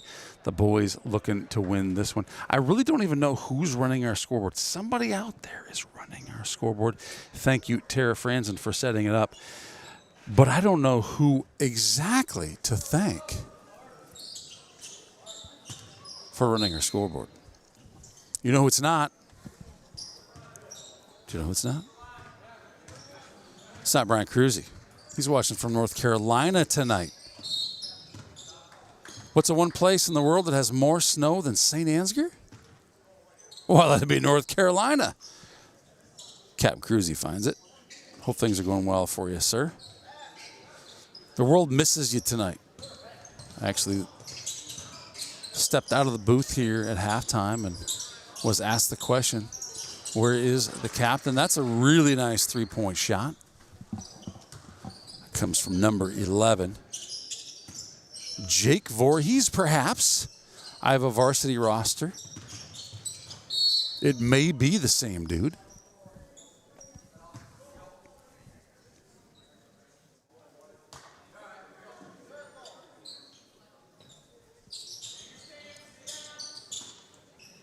Porter to Landon to Sparrow. 3 points is good for number 21, Hudson Sparrow. We talked earlier about how we thought he had 2 3-pointers to open the game, 2 threes and a 2. Turns out his toe has grown 3 inches since last time he shot a 3-pointer, and he was indeed over the line, or so they say. I'm not sure. They only gave him 2 points for it, so it must be true. Oh, it rolls in. Matty Clevenger for 2.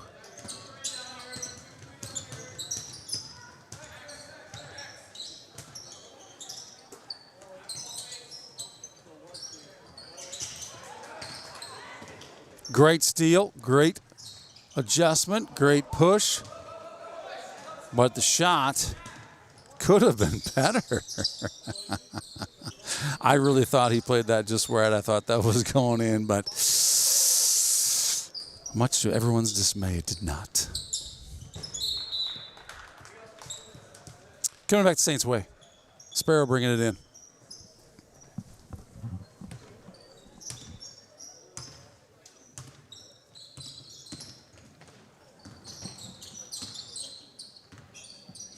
Ah, yes, yes, yes. Kirby Moses, also a graduate of Upper Eye. We're talking about that with the ladies here tonight. Sparrow's 3-pointer does not go. Rebounded by North Butler. Duress by Hillman. And now they look to shoot a 3. Let's see what happens here. Sparrow says, I'm glad to just let that one go out, but it doesn't go out. Rebounded by number 11. And that one is more than anybody can handle. No one's tall enough to gather that one. So out of bounds it goes, and inbounds it comes from Brum to Sparrow. Each team with 1 foul this quarter. Shot does not go.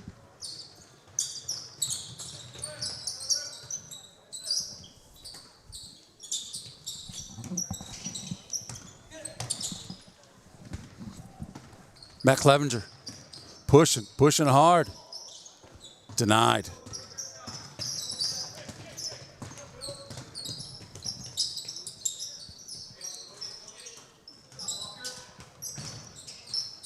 For 3. For 2. My apologies. 31-15 is the score.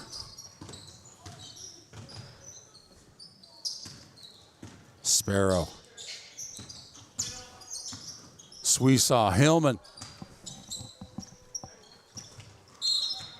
Boys got to use a backboard. Got to do it.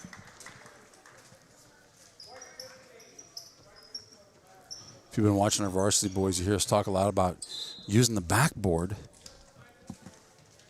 A lot of these short shots not going the way we'd like them to. We'll make that statement.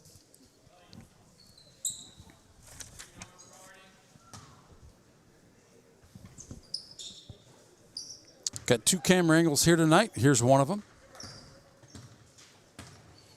Here is, well, that one will help us with it. Let's get over there.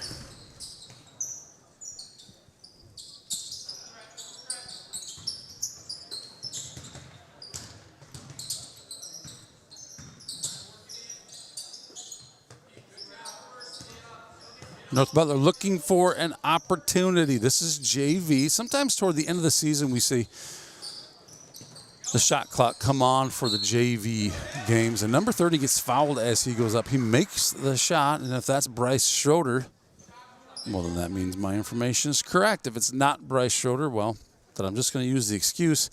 I'm looking at a varsity menu here as I watch a JV game. I'm going to remain confident that that is indeed Schroeder.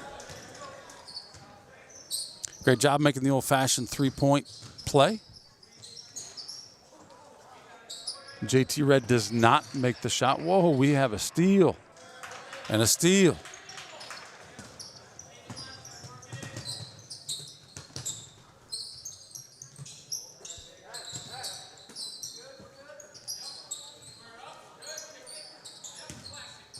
Good defense here by the Saints. That one's off the front of the rim, and Cruzy loses his feet, but maintains great composure, gets that ball into JT Red's hands. Cruzy over the top of the hoop. North Butler rebound, number 20. Man, a lot of guys losing their feet out there. Matty Clevin tends to make this one. Comes at it from the right side. Learned his lesson from the last one where he put just a little too much juice on it. This time he doesn't get enough. I promise you, Saints fans, that's the last time you see that from Eddie Clevenger tonight. From now on, it's going to be just right. Inbound pass. Not off a yellow jersey. Saints lead down to 11. If you recall, Saints led by 16 at the half, 26-10. Double dribbles the call.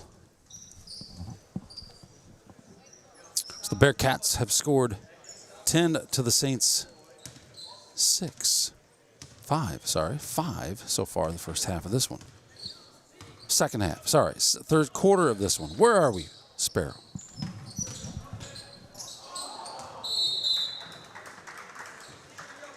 Saints fans get excited when PD's in the game because great things happen. That one was great for the Bearcats.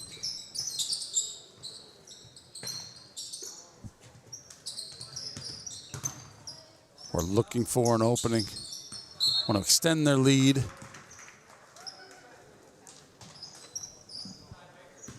Jager bringing it in. Cruise ship. I hear the call from the coach.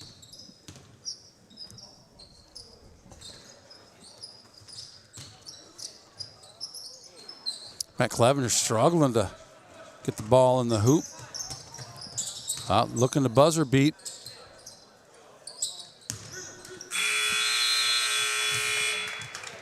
Not enough to get it done. 31-20 is the score after 3 quarters here. North Butler Bearcats score 10 in the second quarter. The Saints only score 5. And so the lead is 11 now. It was 16 at the half. St. Ansgar looking to maintain this lead in the second half of this one. We'll be right back.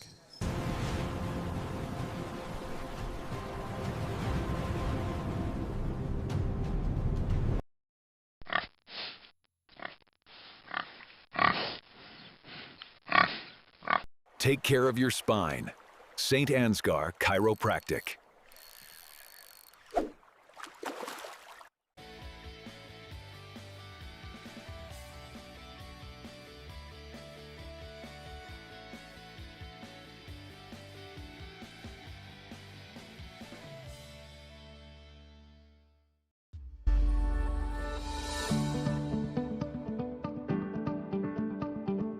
Focus Insurance Team, safeguarding our neighbors in northern Iowa and southern Minnesota from risk. It's Saints TV's goal to bring the game to those who are. All right, it's time for the second half of the second half. Starting now, Saints lead by 11.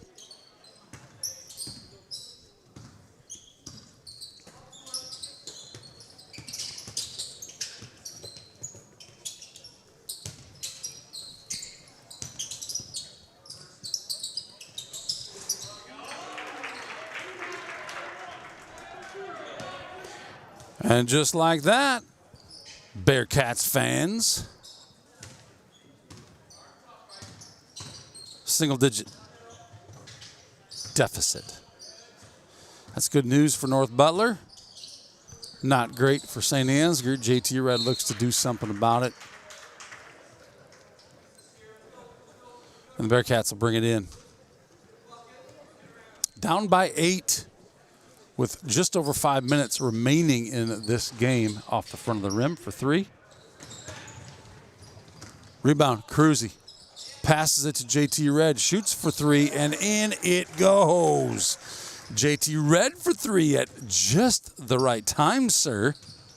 Saints needed that one. That's a pretty fancy shot. Collected by the one, the only, Colton Winia. Get some JV time in tonight. Petey. The push, number 10, misses it.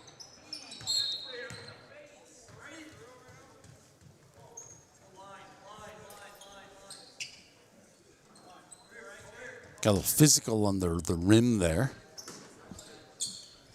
Everybody's okay, appears to be. That was going to go against number 5, White, JT Red.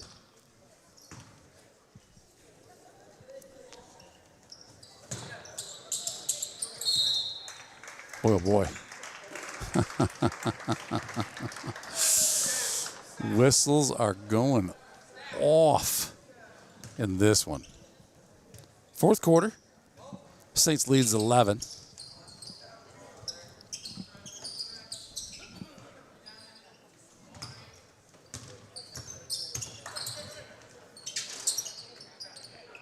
JT.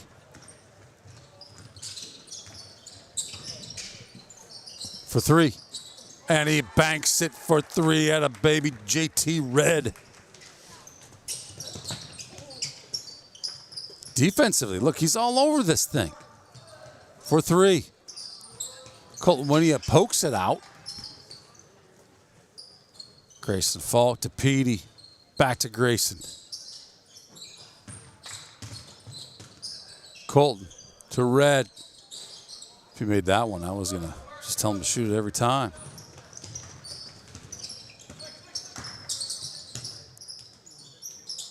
Nice little shot there by the Bearcats. Torn, Jack's torn.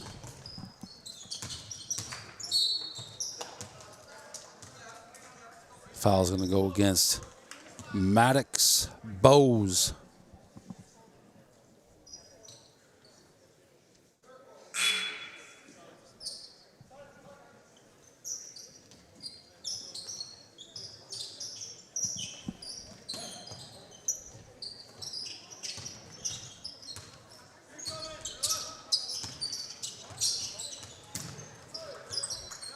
No quit in number 5. Gets the ball taken away, though. Tries to get it back, but alas, the Bearcats get it on their side of the court. That's a great shot. Kind of works around the defenders and hooks it around them in for 2.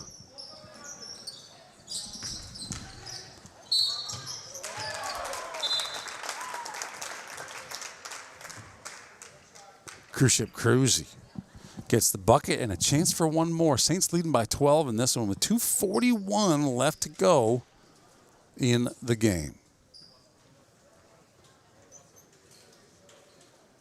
What do we have in store for you tonight? Well, let me tell you, we got a treat in store you're not going to want to miss. I'm told that there's a special surprise, perhaps, before the ladies' game starts. I don't know what it is. I don't have details. I only know that you need to tune in, or better yet, be here. If you get here in the next 20 minutes or so, you'll be glad you did. That's what I'm told. Got the girls' varsity followed by the boys' varsity. Girls looking to stay undefeated in the top of Iowa East Conference, maintaining sole possession of the top of Iowa Conference for the first time in approximately forever.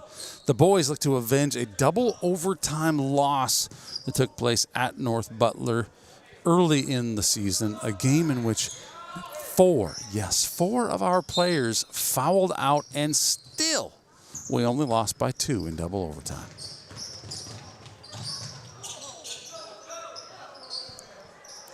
Hillman wrestles the ball away. Too much on the shot. And North Butler, with about 2 minutes remaining, realizes they got some work to do to find their way back in this one down by 12.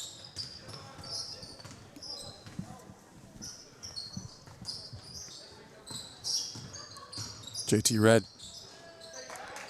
The loop-de-doop under the basket shot. Whoo! Atta baby JT. He's having a whale of a half.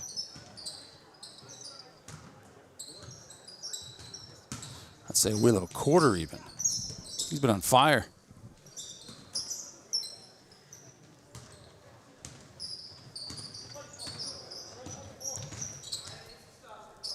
Brumdawinia.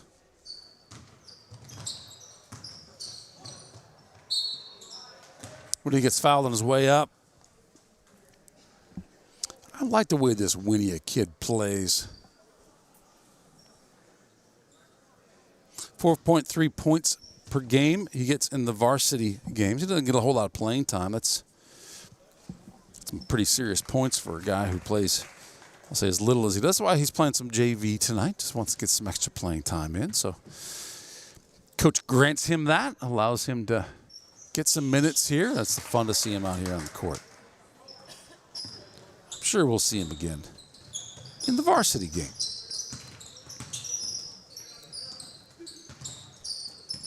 Bearcats looking to do something. What they do is get the ball stolen away by JT Red, who makes a great behind-the-back pass to Hillman. Can't get the shot to go.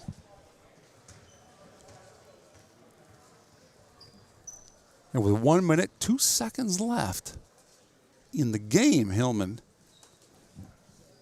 finds himself at the free throw line.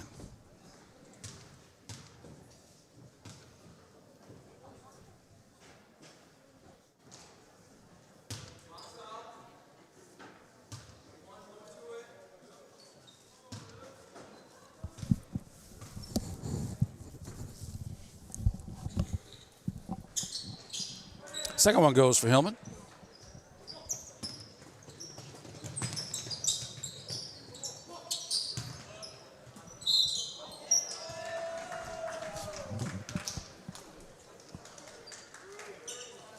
Pretty good defense there. Foul goes against Winnie.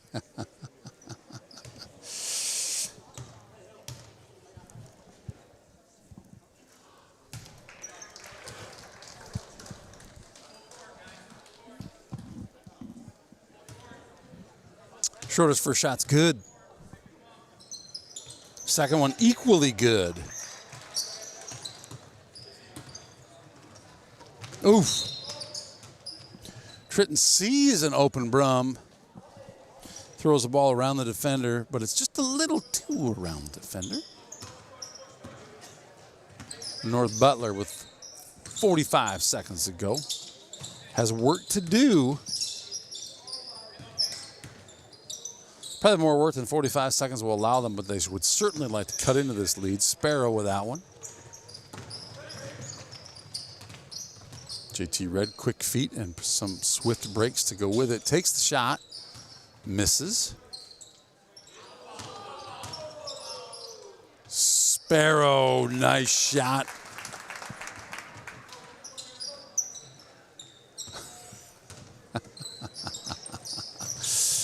Crowd went wild when Sparrow made a sweet shot to find or sweet moves to get himself open for that one.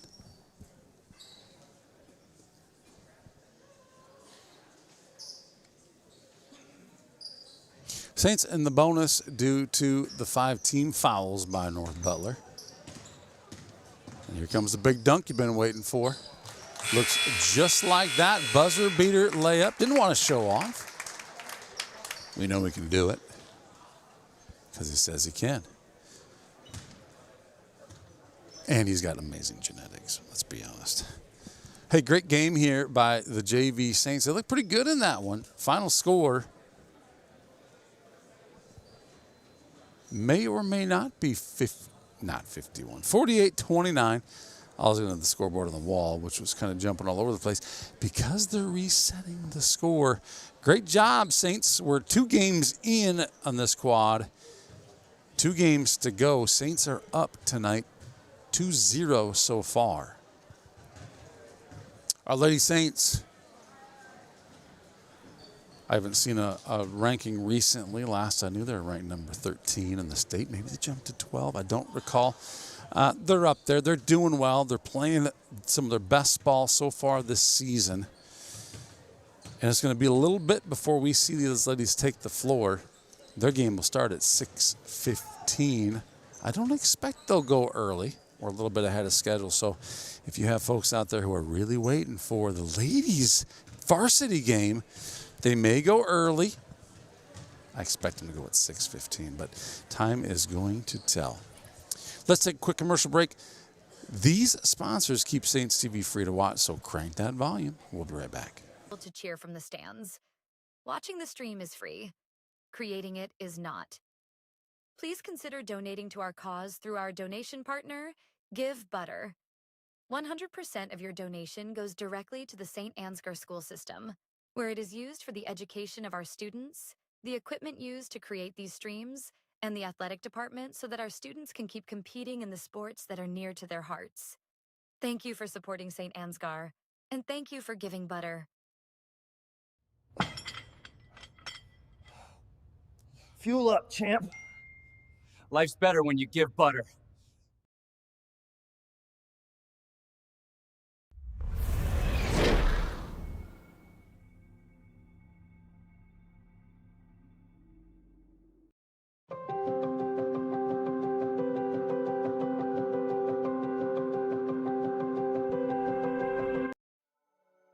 Thank you, Patterson Seed in St. Ansgar, for your generous contributions to Saints TV. For more information on how Patterson Seed can help you get higher yields, contact Mike Patterson at mike@pattersonseed.com.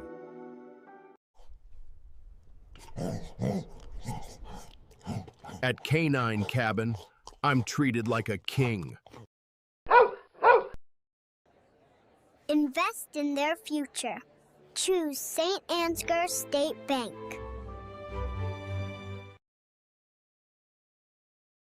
And we've got a really pretty cool rock here. This is from L.R. Falk Construction.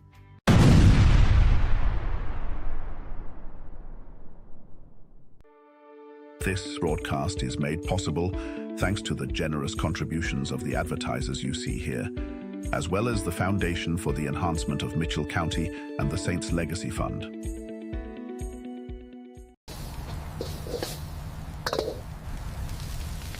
Relax. We've got a policy for that.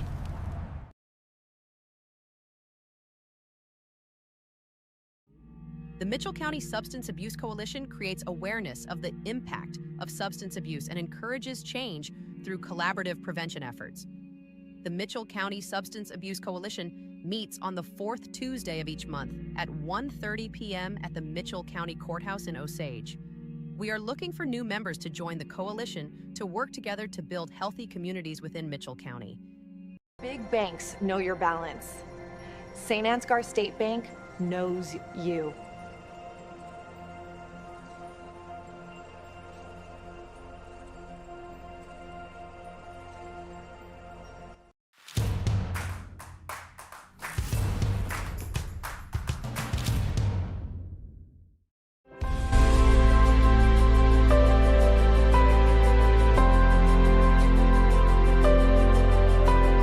mustache makes him a man. The candle makes him a ladies' man.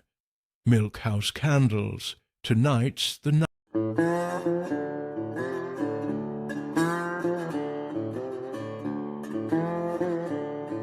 Rocks don't call in sick. Rocks don't complain. They also don't get promoted.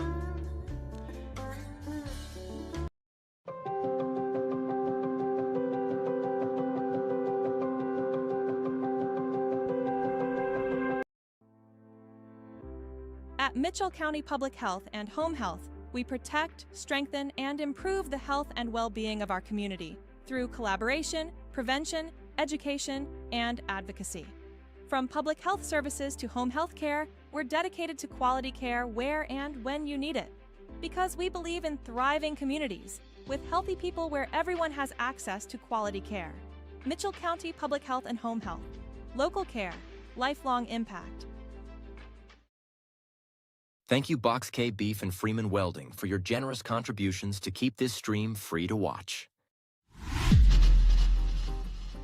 The Canine Cabin Kenneling and Pet Services All right, so we're told that there's something special going to happen here. I don't know. I think this is what, girls? Is that the locker room or something? So don't get any funny ideas. We're not trying to peek in the locker room, but we're told that somewhere in this part of the gymnasium, something special is going to happen here tonight. A possible tribute to Liberace. Liberace tribute? Is this what it is? Does it have to do with this bucket of basketballs right there? Something in that vicinity, in that area? I don't know what it is, Skip, but I'm told it's going to be special. We told people something special was happening tonight. We didn't know what it was. We anticipate that maybe that special thing will happen here shortly. I've been told that whenever this happens, we should be sitting down. Well, I'm glad I am then, man. I'm glad is this? Oh, boy! Holy moly! Yeah, look at that. Oh, my goodness. I'm not sure whether I should smile or spit up a little bit. Look at that. That's beautiful. I'm blind. You know, when you think a guy can't get any better looking, and then he pulls that off. Oh, my goodness. Oh, boy. Man, he is sporting. What do you call that? The beast coat. You got shoes to go with it. That's something. That's a sparkle session. We were admiring his shoes earlier. I'm glad I you got had no the camera. idea. I'm glad you got this live, genius. Oh my goodness! What a moment in St. Ansgar's sports history. And I think what he's thinking is, you know, all the great college basketball teams, all the great women's teams, have a wildly dressed diva coach, and now we've got two greatly wildly dressed. That is a recipe for success. Kind of feels like he should be on like in Branson. It does, doesn't it? And look at does. And he's already comfortable in it.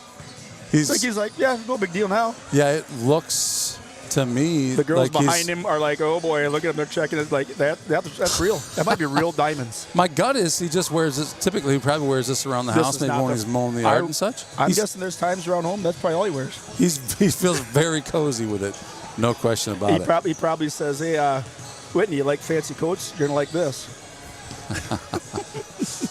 The ladies behind him are speechless. Oh.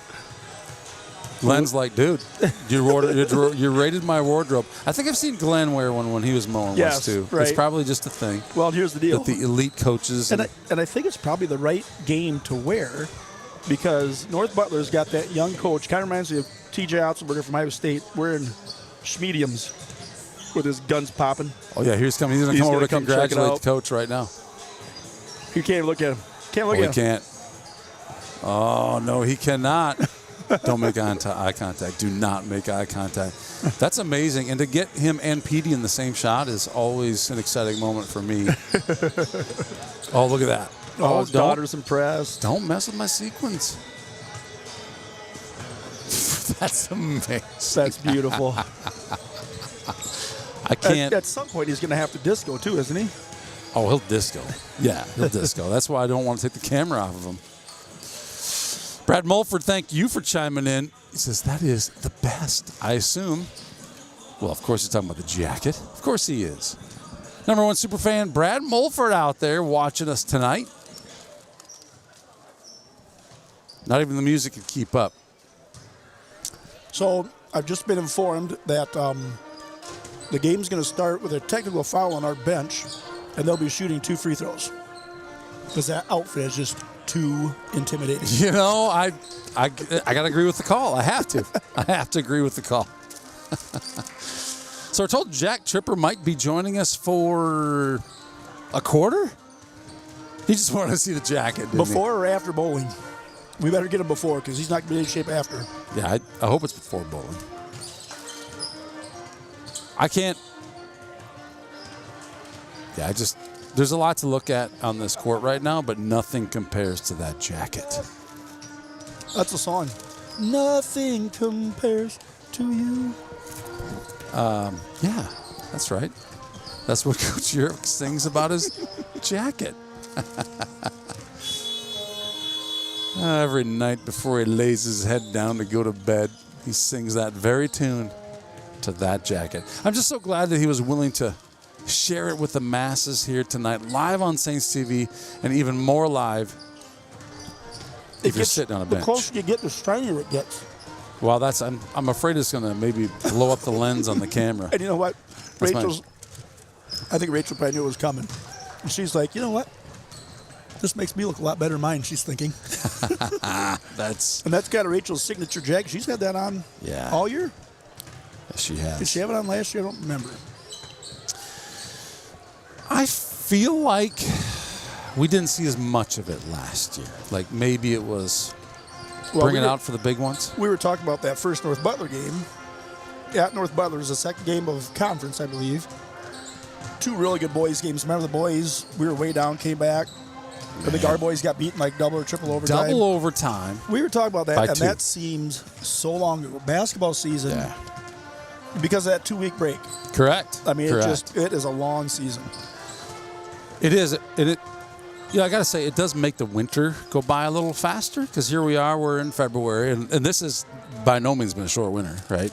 Like, we got cold early, and we got snow early, and so it's been a long winter. But we're in February, my friend. Groundhog's Day today. What did Puxatawny Phil? What was his news? I think whichever thing happens, it's the opposite of what you think should happen. But he says more winter. So he saw his shadow, because that means more winter. But that dude's getting so old. What does he know anymore? Well, same guy all the time, right? Yeah. Well, yes, of course. It's got to be. There's only one Puxatawny, right? Yeah, I think is it when he sees it? When he sees it, there's more winter. Which seems the opposite, because you think if it's sunny out, that means, hey, we're about done. But, no matter what, like I saw the other thing that shows how many more days of sun or hours of sunlight we gain this month, and even the days when they get a little bit longer. Like today was only 20-some degrees, but everything is melting because the sun was out. Yes. It just feels better. It's those end of December, early January where you wake up, it's dark. You go to bed. Before you go to bed, it's dark. Gloomy. Yeah, and then when it's summer, it's so light that you're like, why do I feel so sleep deprived? It's because you probably went to bed well after dark, which is really late. Yep. And you probably woke up before the sun came up, which is really early, and you literally are sleep deprived. Oh, wait. We got a little something going on here. Oh, we got it. So, little professor says, he was sending us you might want to zoom in, you guys. Little does he know, we needed to take a break from all the zooming in so my eyes can catch back up and reacclimate. What are we looking at? If you're just joining us, this is what we want to zoom in on, this right here. The jacket. He might have sent me that message when he was coming out. But yeah, it's good. We got to get him to look up and blow us a little kiss. You got his, he's probably not checking his messages tonight, is he? Probably not for a while. Well, that's fair, I guess. Oh, I heard the evil cackle. The evil cackle of the Tripper. Oh, people are getting fire pants. People are getting. He's an instant celebrity. I can't believe it. He is. Really sparkly. Jack Tripper has joined us. Is joining us, I should say. This is pre-bowling, right? Yeah. Yeah. We were All hoping right. so. Yeah, that's what we were saying. Well, Is that we might you? need to mute the mic if he's. Hello. Yep, got you. Ladies and gentlemen, introducing the one, the only Jack Tripper. Hello, Jack Attack. Hey, everybody. Good to be back. Come and knock on my door. So we were live for the unveiling of the jacket of the ruby red. Oh my goodness, it is really sparkly. Yep. I mean, blinding, almost blinding. We had to take a little bit of your blinded break and go watch a little bit of girls warming up here just to give our eyes a bit of a rest. But we did not want to take our eyes off of it. Trust me, we did not. Mesmerizing, if you will. Yeah, it almost looks like he needs a top hat. Yes, a top hat would be good. He looks like he's a circus. We thought, yeah. Oh, yeah, ringleader. A ringleader. The ringmaster. The ringmaster. Yes. We were thinking maybe a disco star, something in Branson. Yeah, I think a ringmaster. He's a master, no doubt about it. Boy, that's really something. It's been an interesting night at the scoreboard. I'm really not even sure who's running it. It was Tara Franzen. She said, I'm going to see if I can find someone to run it for you. They've been doing a great job. I don't even know who to thank. Oh, on the Saints TV here? Yeah. Someone in the crowd. An unsung hero. An unsung hero indeed. Well, we could draw a name out of that. Why, if it isn't old Billy Billwitz. If you're wondering what all the hubbub is in this gymnasium, well, there it is. It's a hullabaloo. Yeah. New assistant tonight? Yeah. That the kid captain? Yeah, that must be the kid captain. And knowing how, Trevor loves attention, I bet she really loves that jacket. The only thing he loves more than attention is touch. Hugs. Human touch. He and loves hugs. So if you ever see him out and about, is he a hugger? Yeah, give him a big hug. He loves hugs. He won't let go.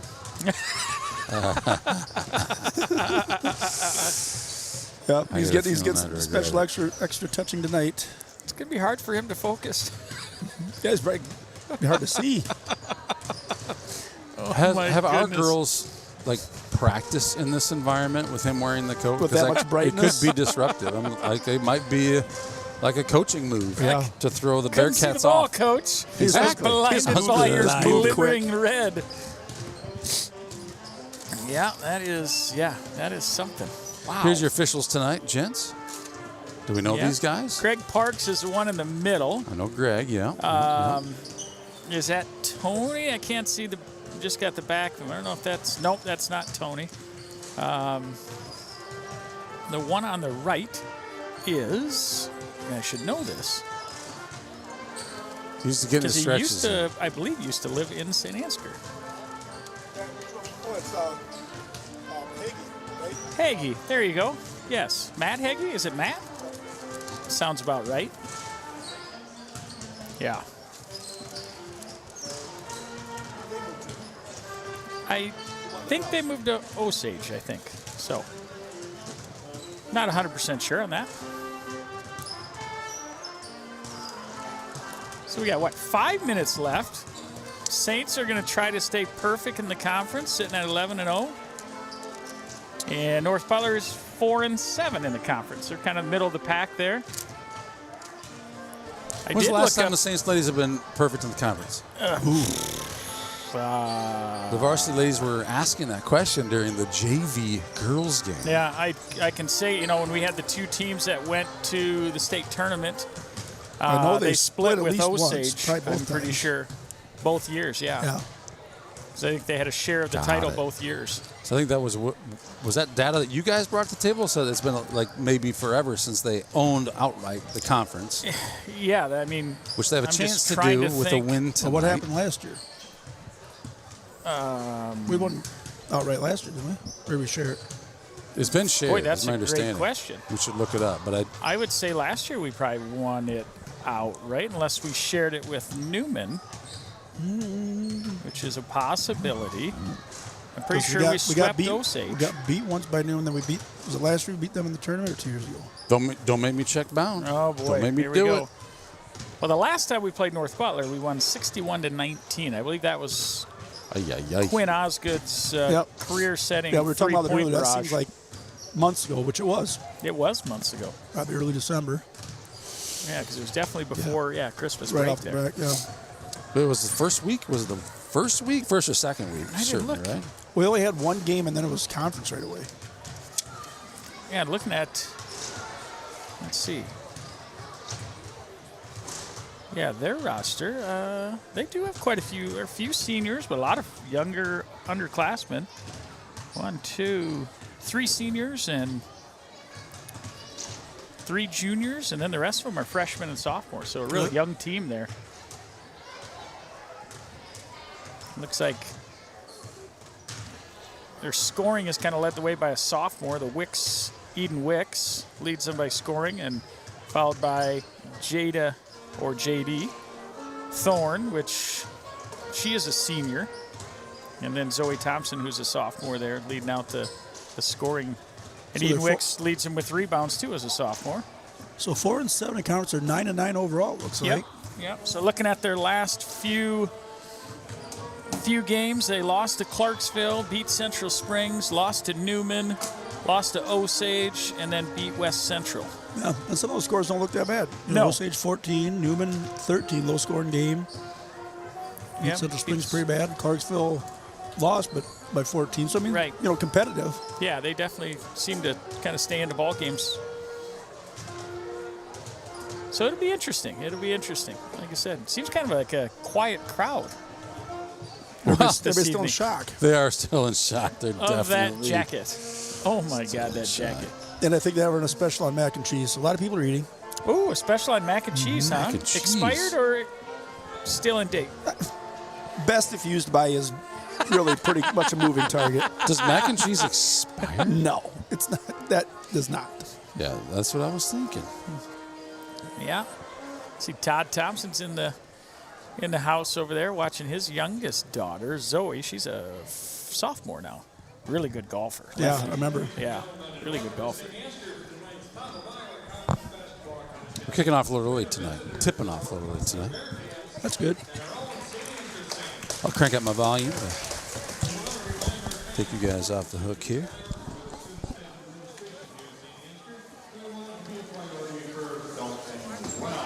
Please keep your criticisms quiet and your support for praise loud.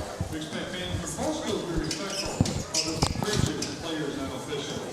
Also, for your safety and the safety of our players and officials, please do not sit in the front row. Now, please join me in welcoming the officials for tonight's game. Greg Parks, Rick Stochi, Social, and Matt Hoggy.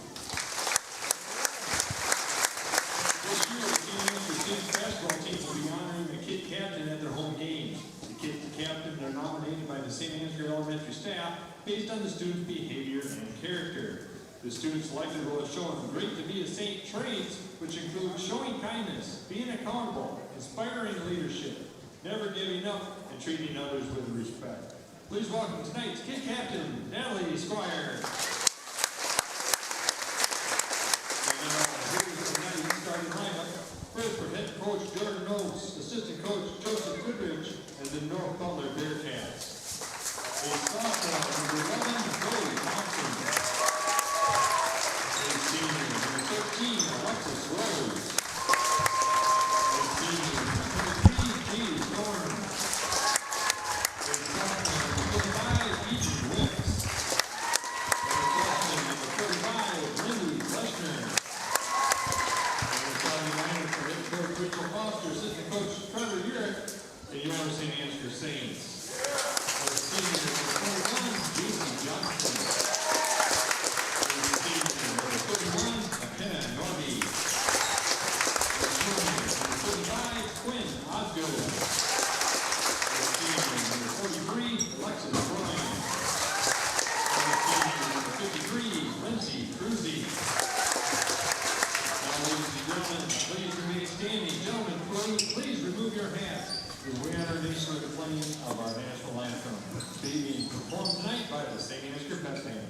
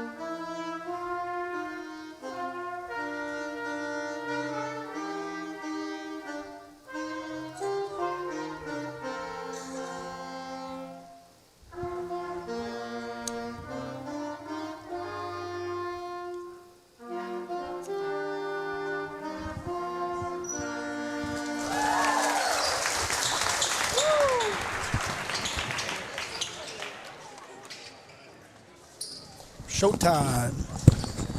Bring it on, boys. All right, here we go. So it's kind of interesting. You want to go, Skip? Yep, the boy Bearcats, the JV anyway, had yellow unis on.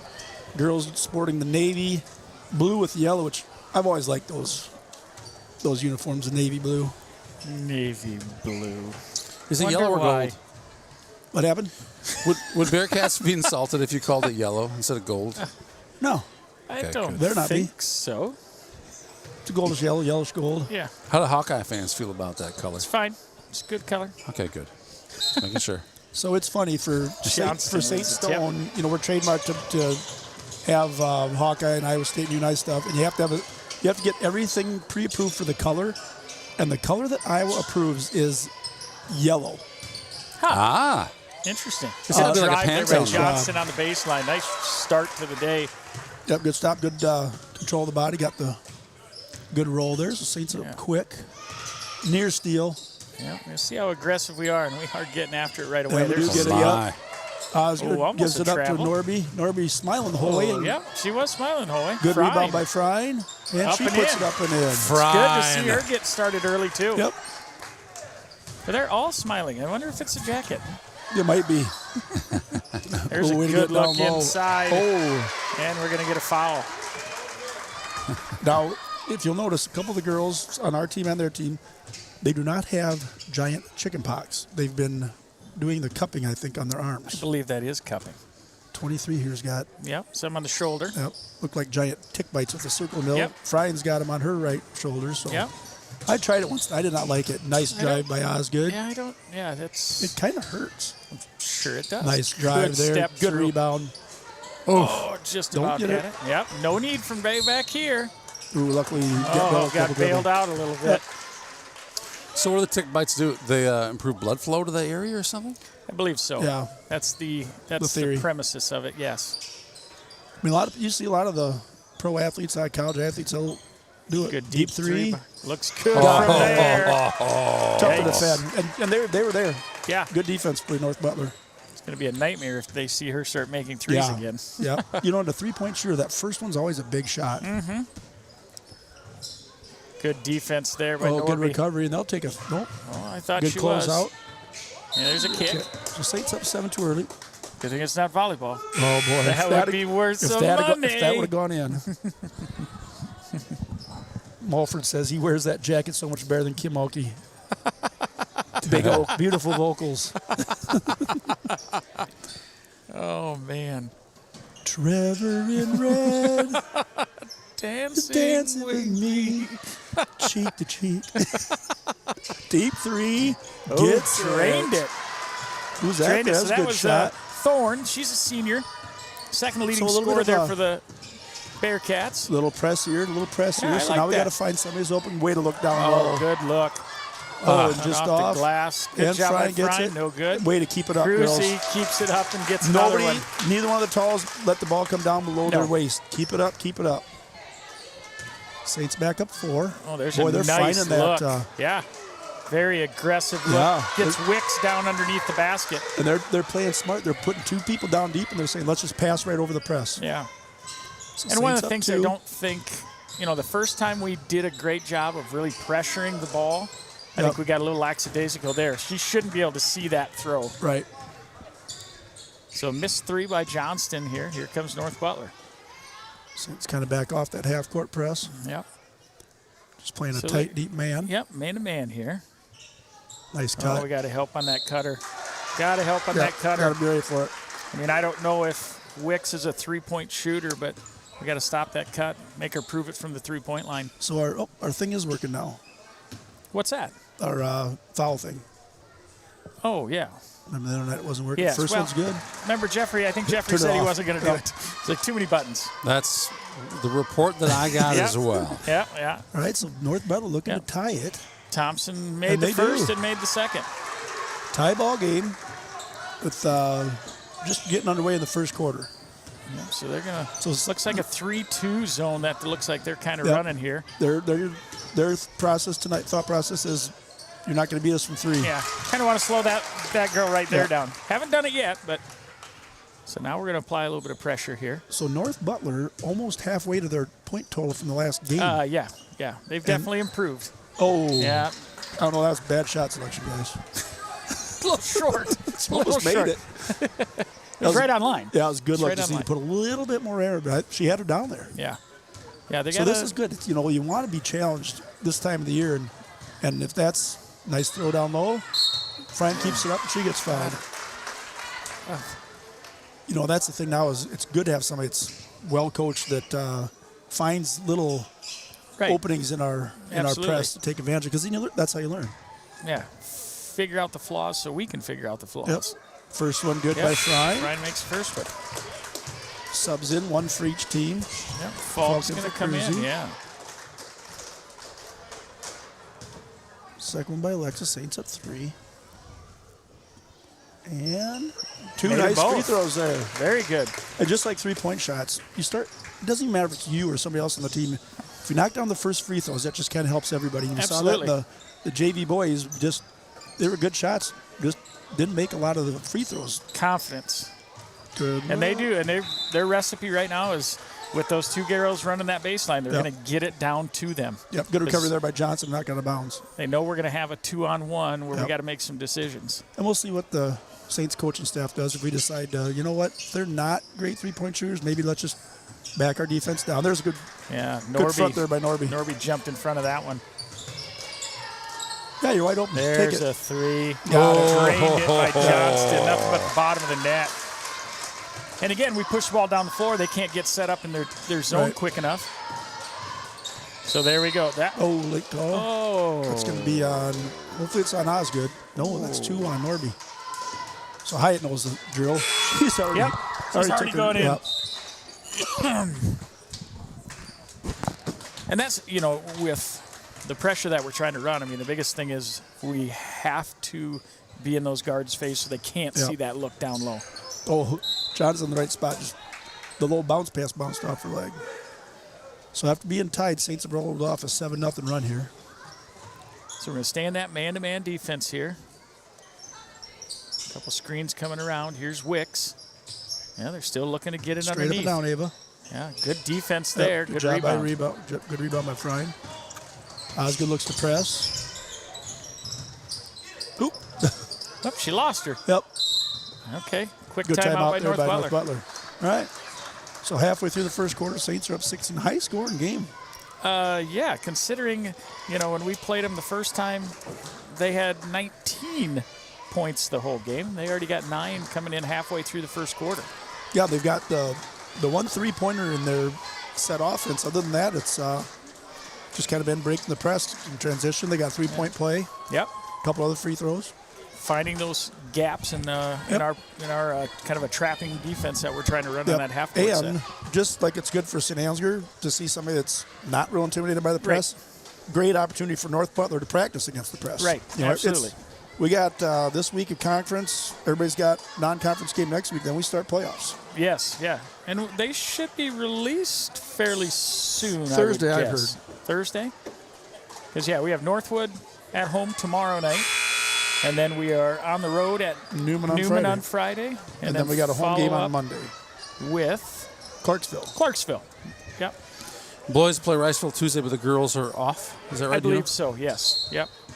So I think we play Clarksville on Monday, maybe, I think. Yep. Monday, yep. Boys do. Boys and girls, right. Oh, it is boys and girls. Just Okay. varsity or quad? Good hands there by Johnston. Yep. Boop. Oh. I'll get you an answer to that, Skip. Well, she went to pass right when just then Osgood turned her head. She's exactly. like, I got to throw it because I've already picked up my dribble. Yep. So we're going to stay in that man-to-man. We're going to sag off just a little bit I like here. that. That's a good adjustment. And hopefully we hedge a couple of these screens to help out there. Oh, good defense by Johnston. And here we come.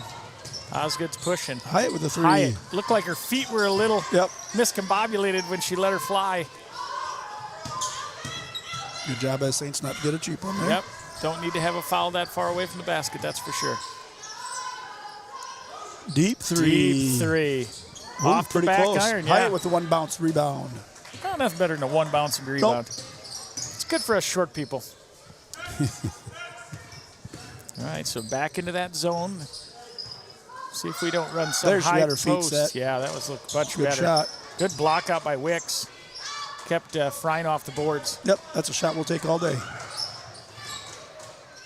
Yeah, that looked like a few extra steps, but good defense by Falk. Runner. Ooh, nice good little by runner. Wicks. Yeah. First points there in a while. We mentioned earlier, about 5 minutes up there, they had 9. So back within 5. So I'd like to see, let's see if we get any high post action here. There we go. There's our high post, and down nice low, there look. it is. Good luck. Confirm, guys. Clarksville versus 12th ranked St. Ansgar Monday. Monday, okay.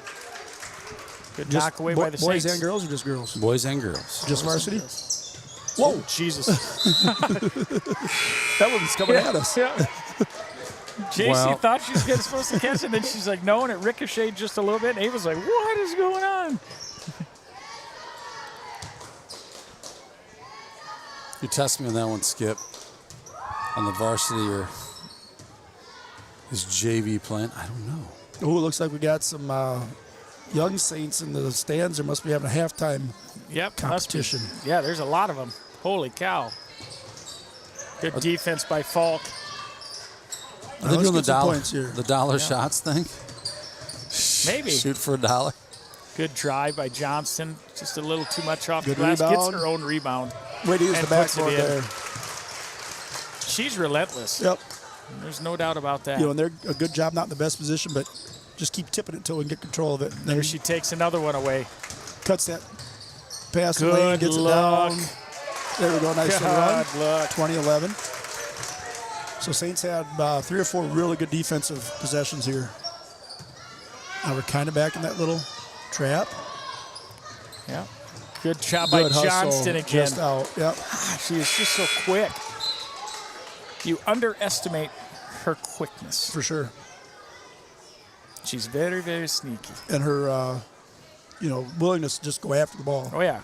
And so one thing that just happens when you're running that kind of defense, even if you don't get the ball, they're already down 10 seconds on the shot clock and just get a bomber. She's got 2 big another ones. deep 3 there. That was by Thorne again. So running the 4 wide. Yep. Here we got that high post in there. Nice look. Nice Keep it high. look. Oh, gets the Good foul. job. Good job by And Osgood to dish with it that off. high post, even up there, not necessarily getting the basketball, but able to set that screen so Right. Quinn can turn the corner. Yep. So Johnson's going to go to the line. She's got 2 free throws here. Just a little short on the first one. Yeah, that's one thing that Osgood does really good. She can, has full momentum and then just stops on a dime, pulls the defenders, and hits a wide open Johnson. All they could do was recover enough to get a foul. Yeah, absolutely. So Saints up 7 here. I got to think North Butler's pretty happy with how this first score is going. And I think Absolutely. the Saints are too. They made we made a couple threes. That one was really deep. Yeah. But defensively, we're doing some nice things. Yep. We had a couple, early on that we gave up some easy baskets Yep, on the underneath. press. But Well, I think sometimes, when you played somebody already and handled them pretty easily, like our you back have girls. false confidence Well, sometimes. our back girls weren't. They're like, well, they're probably not going to break the press. Boom, boom, the ball's past them. Yeah. So about a 7-second differential. Ooh, good save. Should have been a jump. Hey, that's even better. Yeah. Oh, deep. Okay. Now let's settle in here. Let's get one more for the first 15 stanza. seconds left here in the first quarter. Down Is to that high Cruzy. post? That's Keep a it good high. look. Oh, That's good. slapped a few times. Gets back, and there's a good Yep, look. that's a great look. Oh, halfway down. All the way down. All right, good quarter for both teams. That was a good, real good quality quarter. Yeah, we'll see who can sustain. Right. Yep, Well, like I sustain said, North Butler's got to be pretty happy getting to 14 in the first quarter, 5 away from the whole game. Saints got to be pretty happy because 21 in a quarter is pretty good. Yeah. Yeah, that's pretty good. You multiply that times 4, and they're going to be like way over 60. That's a pretty good game. Yep, way over 60 is correct. Look at This that. This one started a little bit early. If you missed it, Oh, my goodness. Man, oh, man. The It's just jacket came out. glimmering. Is there? That's is just that? a shimmer on the back? Yeah, or is that like that's a extra that's shimmer. a sequence, man. It's like is that one of those that if you push it all the way the other way, it's all silver? Oh my you goodness! Know what? You know where he may have got that jacket? That might be from either Siegfried and Roy's show, and that might be tiger marks. It might be tiger. Which one got mauled by a tiger? Oh my God! It could be tiger marks. Was it Siegfried and Roy? Was that their name? I think you're right. I think you're right. I think you are correct. I'm going with it. Hey, to answer your question, last year, West Fork ladies won the conference. Okay. We got second place. Okay, yep.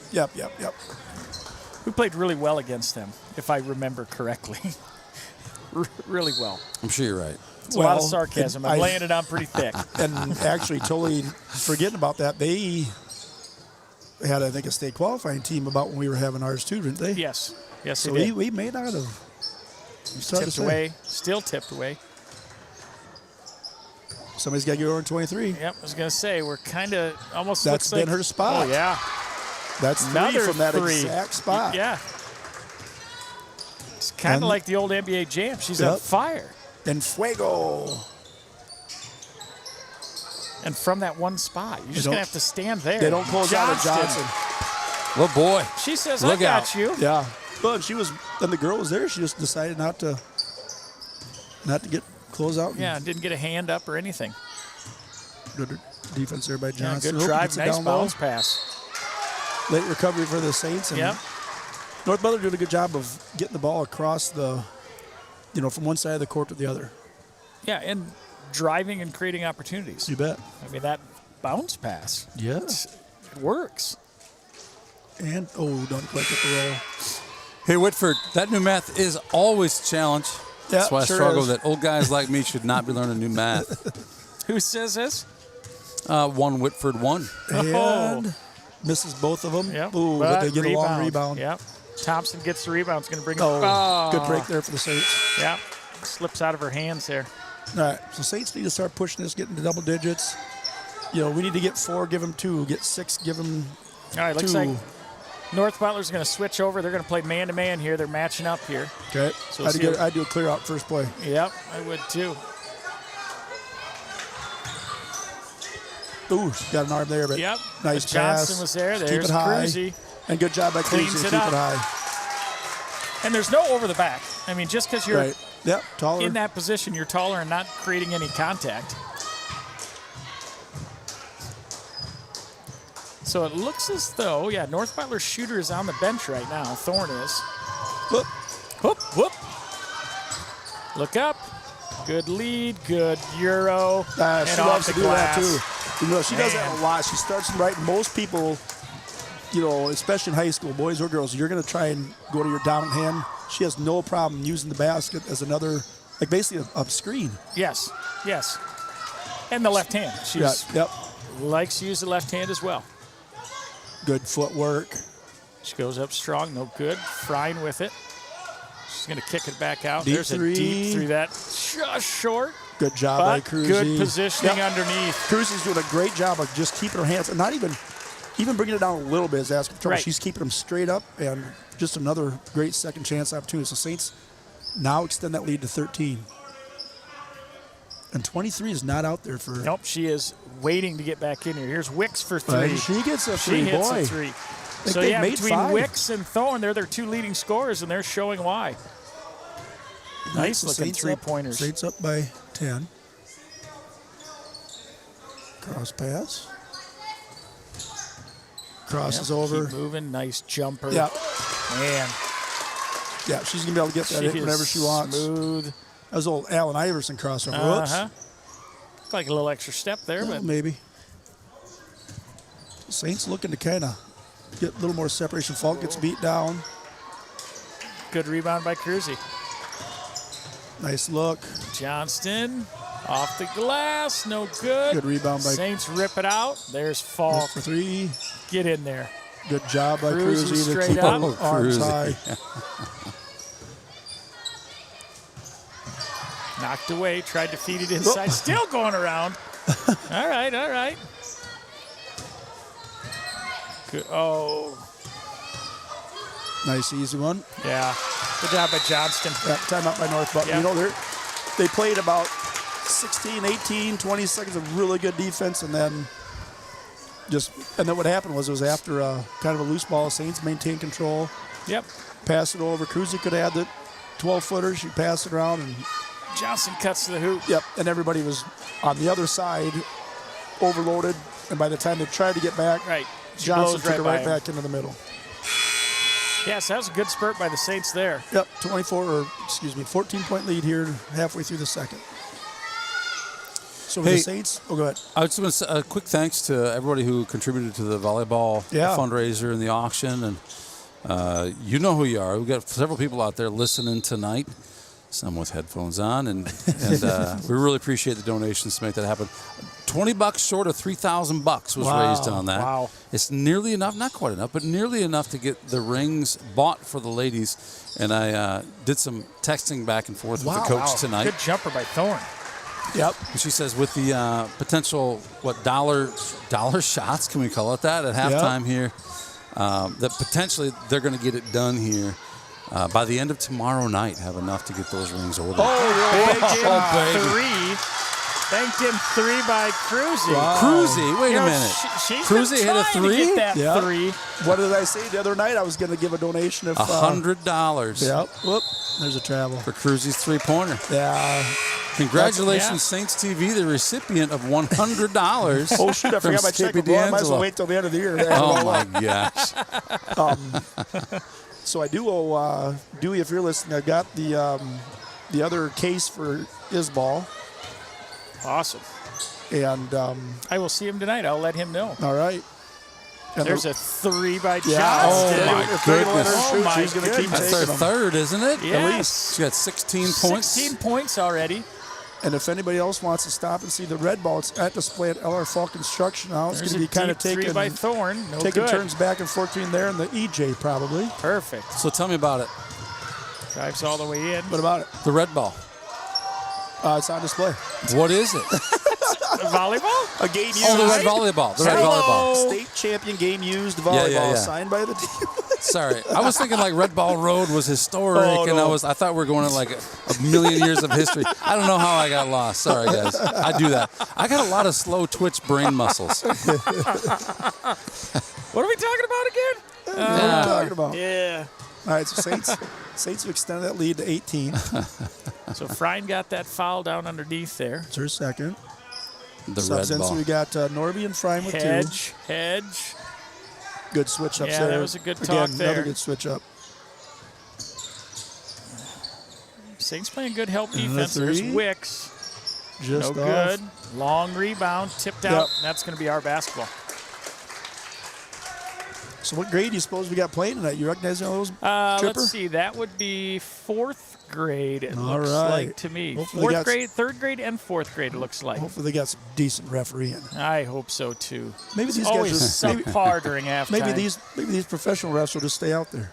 Maybe not, but maybe. And when's the free throw shooting during the boys' halftime? I didn't know it was a thing, but it must be if we're going to watch some littles play here. Yeah. Well, the volleyball girls did it. Well, it was the girls' game the other night because I remember I was up here. They did both. Oh, they did? Okay. Yeah, they did. I'm pretty sure they did both. So I assume if the little kids are playing, they probably had to pay them off so they didn't do the free throw contest. Probably. $80 if you kids want to play. That may be how they got the funds covered. Good drive by Thompson. And, there's a kid over get there. all the way back out. Not much she can do there. Another one. Yeah, there's Thorne again. She's missed the last two, but they have not been off by much. Nope, and that one she was a little off balance. But if it's halfway close, she's got the green light to take it. As hot as she's been absolutely. Today. Oop. Well, he's just about traveled there. Was able to get her footing. Good look down low. Good look again. And she gets her own rebound and puts it back in. Yeah, North Butler coach, I can just see a little frustration on his face because they're playing well. Yeah, they're just don't really have the size, athleticism, and to compete with Cruzy and Johnston and not underneath. Frine.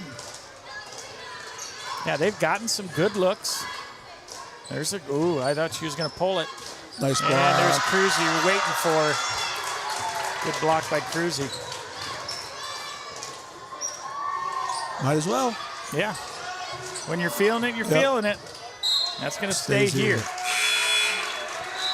So Saints up 42-22. Got that 20-point lead. Yep. Falk in for left. Norby, so Norby doesn't pick up a cheap third foul before the half. Agreed. I don't know what we're running. I don't think we know what we're running there. We all looked at each other like, what? I'm not in the right spot. Are you? No, are you? Hyatt for 3. That looks good. Biscuits. Looks good. And that was 2. She must have been on the line. Turks. Her right foot was on the line. She had her feet set. She was ready to fire. That's good long. Look good long, too. So running underneath those screens there up top. Got to keep a hand up in her face. She's a shooter. Good job by Johnson. Good wrap. That's what I was going to say. All right. 32 seconds left in the half. Saints have that lead extended. Oh, that's a smart play. Oh, yes. That was a Give the super old smart fake play. handoff. We were going to switch, and we were just a little slow on it. A lot of times you see that on a kickoff return. They fake the reverse. We do that often. I didn't mean to give away your secret play. Open 3, Thrasgood. Good.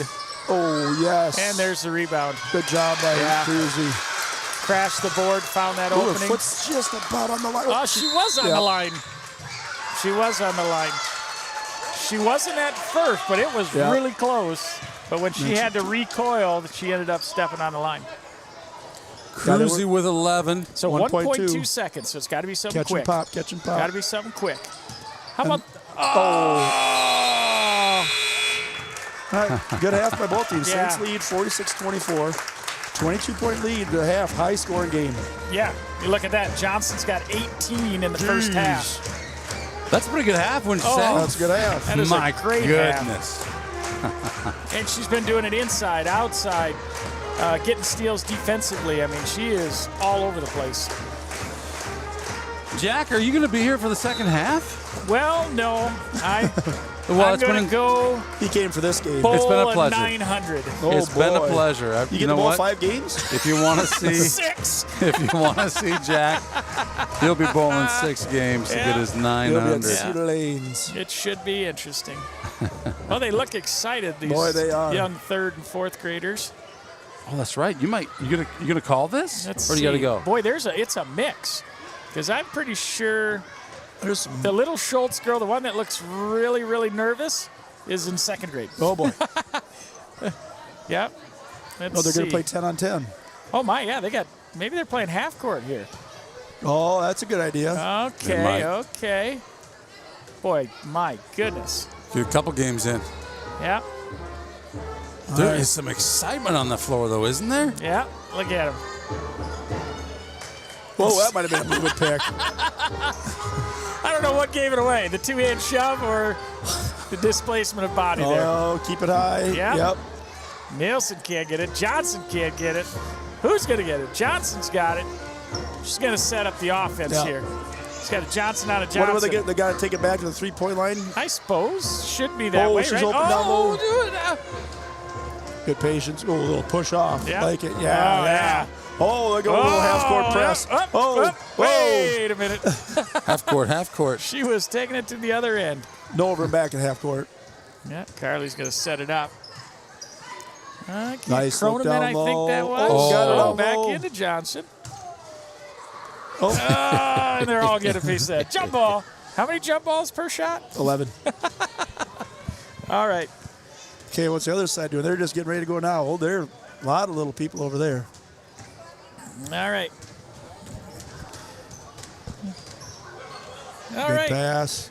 I'm out of here. See you guys later. later. Happy bowling. Good luck bowling, Jack Tripper. I think that was, He's going to get his 900.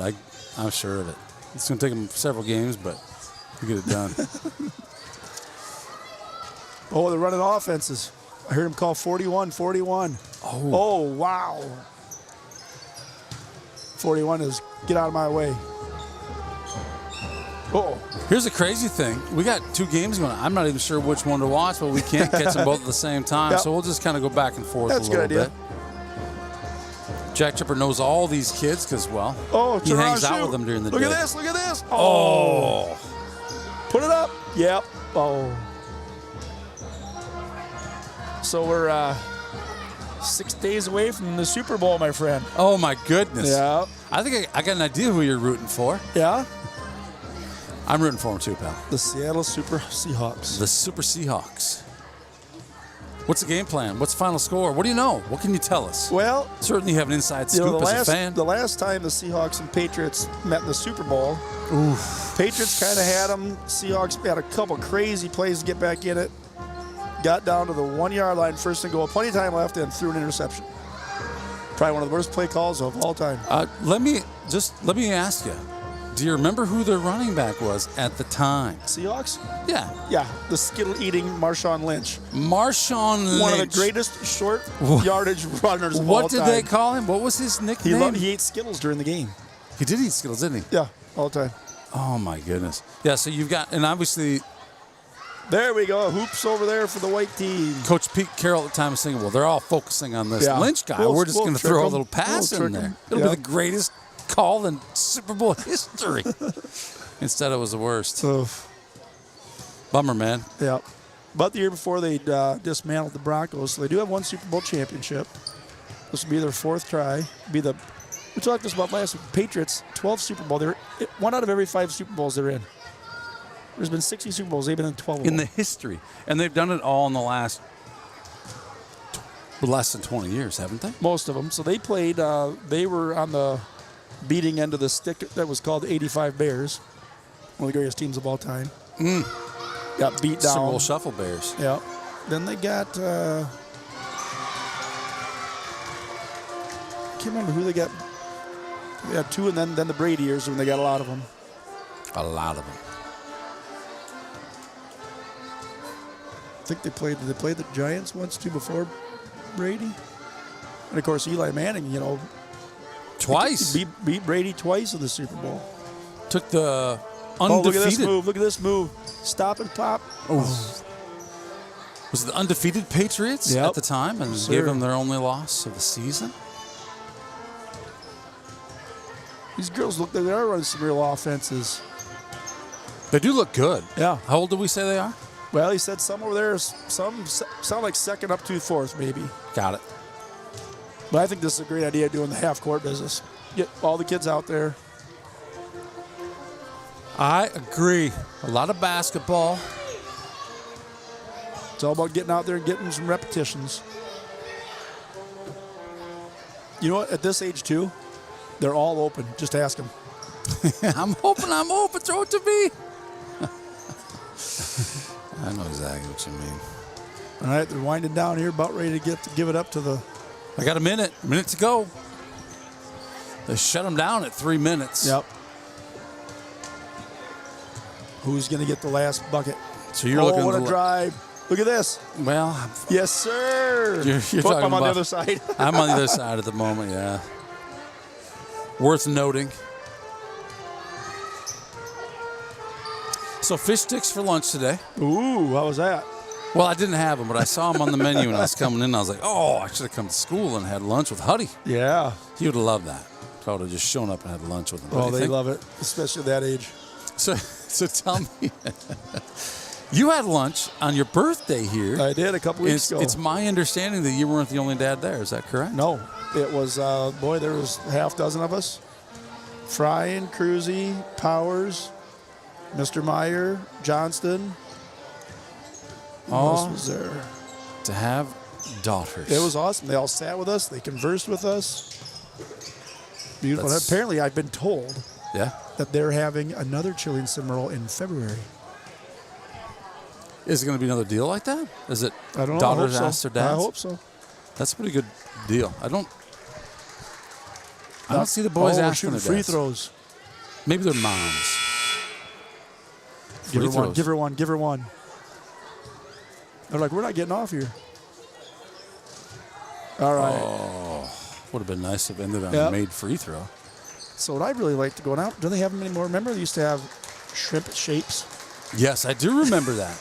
You know what? And that's funny because I used to argue with my parents, and I would say, no, They were real shrimp.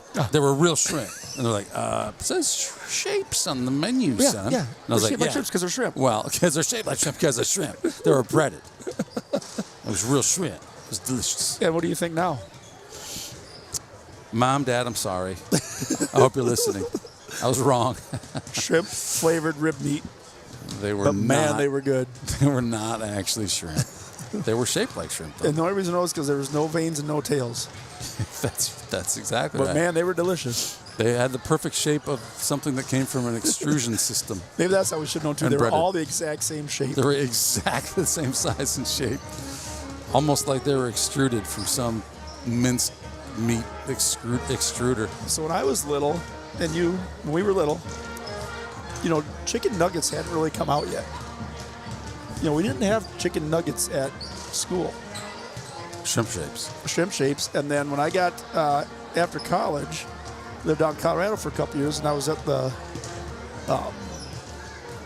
we were teaching little kids ski lessons, and they had the most amazing thing I'd ever had, dinosaur-shaped chicken nuggets, dino nuggets. And I ate the living crap out of them. And everybody's like, dude, you're 23, what are you doing? I can't get it off of them. They're chicken, but they're shaped like dinosaurs. Oh, that's so great. I used to love McNuggets from McDonald's. McNuggets, yeah. But we would never get them, right? So I think to your point, I wasn't used to having chicken nuggets. So this McNugget thing was like special and new. And anyway, I'm not really sure what a chicken nugget is. When I was growing up, I loved Hardee's. Just a big roast beef. The sandwich. Oh, yeah. Yeah. Well, some of that... Hardee's sauce. Is it horsey sauce? Arby's has the horsey. Well, Hardee's might have too. Well, if it's Arby's has a horsey, then I'm wrong. Yep, yep. But you're right. They had a barbecue sauce, and if you mix it with horseradish stuff, it's so good. So good, that roast beef. Horseradish might be one of my favorite foods. Do you have it just straight? No, I usually put it on meat or... Right. I mean, but you don't like salt because it can be really hot and bitey, right? Yeah. So do you like the bite? I like that. Like when it goes up and it clears your whole... Oh, does it ever? Kind of like that jacket does for me. It just kind of clears everything. That is the horseradish of clothing right there. Whoa. I can't get my camera to straighten up on it. It makes my nostrils clean. Yeah, I think definitely those are tiger claw marks. I don't think there's any question about it. Dude, look at that. The dude just got shredded. Either that or it was, well, not just the ladies, but anybody who might have had a hard time containing themselves when they saw that thing. I know I would have been over there. Everyone's at concessions right now. Just camera looking around and a few less occupied seats. They'll get occupied once everyone gets their mac and cheese and sits back down. What a great concession stand we have. We really do. Kudos. All volunteer. Jess does a good job, getting the right things, getting enough variety. Get the Paradise Pizzas in there. Shout out to them. I love that. Supporting local business. You bet. And local business supports us. Nice look down low. I like that's how we start the offense, getting points in the paint. Let's get a bunch of them. Yeah. Those are going to be open because if they're really out there, especially, Johnson's made several. If they're out there trying to defend the three and all of a sudden she's gone back door. Buckets. Well, that's the value of that three-point. Even just making the three-point attempts. Yep. But when you're actually making the three-pointers on those attempts, that changes everything. It's tough to beat.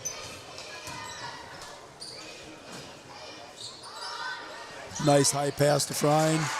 And another one in the paint. Yep. Saints get the first 4 of the half. Good close out. Yeah, and I'm certain that Coach Foster and Eric are like, let's work on our paint game. We got to get, we can't be, one-dimensional when we get to the tournament time, which we're not one-dimensional, but if we can beat you outside and inside, tough. I feel like these ladies are playing really, really well together, and it reminds me a little bit of how the volleyball season went, right? They were playing well together all season, but you just saw it develop game after game after game as they approach the end of the season, and I feel like these girls are getting some really good basketball camaraderie together here at just the right time. Yep. And the one thing we've talked about all year long is how, the difference this year is nice save there by Frine. Our defense is always real tough. We got some offense to go with it. Deep three. Gets it. Starts both half with the three. But yeah, they're smiling, they're having fun, but, you know, our defense is really tough, and you see it on their scores. And, you know, we've played some really good teams, you know, Lake Mills, Decorah, who was the team he played, Coconut Valley. You know, somebody's going to have 3 or 4 really good guards to beat us. And that's uncommon at 1A, right? Right. Yep. Nice little drive and the chance to get man one. So Johnson already over the 20-point mark. She's got 22, the chance to get to 23. And just like that, the Saints are up 31. She is having a whale of an evening.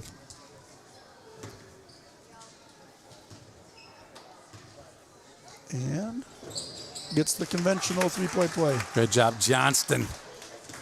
As a reminder, if that score differential gets to be more than 35, I should say 35 or more, yep, the clock will continuously run with the exception of timeouts, injuries, and free throws. Yep. Osgood just about had that steal, and good job by North Butler to realize that they were running 5-on-4 and got to a good spot, and then we throw 2 away. Johnson tracks it down. Kind of got caught up on her shoulder.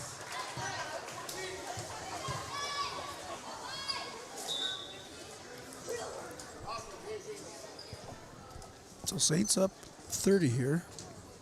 North Butler, after getting a good drive, gets the turnover. Play stops 4. Trying to figure out possession now was right because we got the ball first. Not sure what's going on. They got it straightened out, looks like. And that's good. You know, if the scoreboard or the refs themselves have a question, stop playing, get it figured out. Nice drive there by North Butler. 35's having herself a pretty good game. Wicks,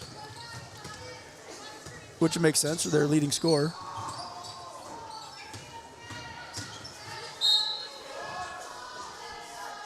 On the ground.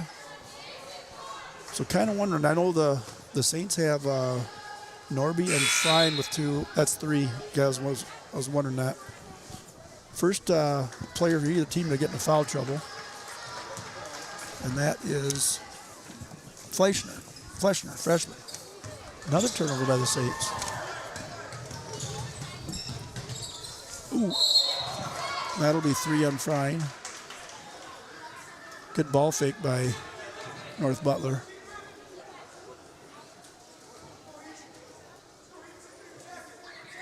So after the Saints got up to 30-some, an open 3, short. Good block by Cruzy. Nice steal by Osgood. Good rebound, Frine. Set her back up. And Johnson just off. North Butler ball. So North Butler, you know, not giving up. They're staying in there. Down 28. But you were just about talking about the, just getting ready to talk about the continuous clock. Yeah. And just like that, they scored about 6 in a row. Right on cue, right? Yep. But not quite halfway through the third quarter.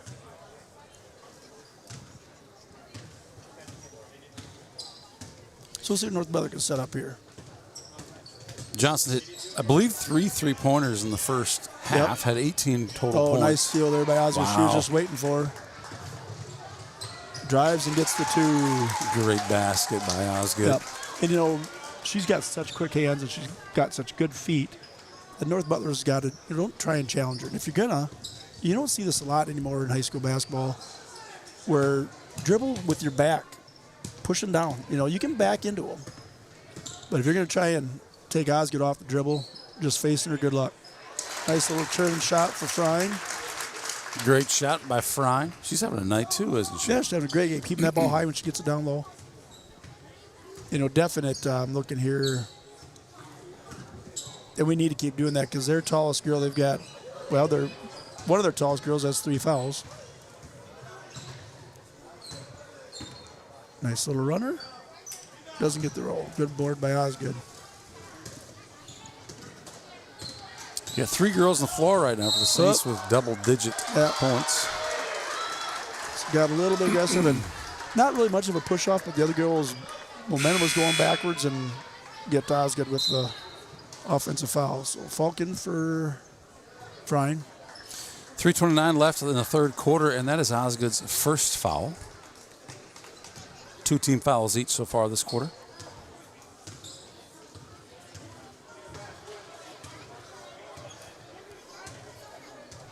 Slowing the pace down a little bit. Setting the screen there. She had a wide open free throw and didn't take it. 15 on the shot clock. Good job of the Saints on defense there. Deep 3. Good rebound by Johnston.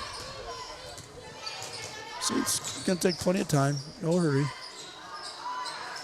Yeah, clock shot resets when that ball hits the rim. Yep, nice drive by Osgood and gets the roll.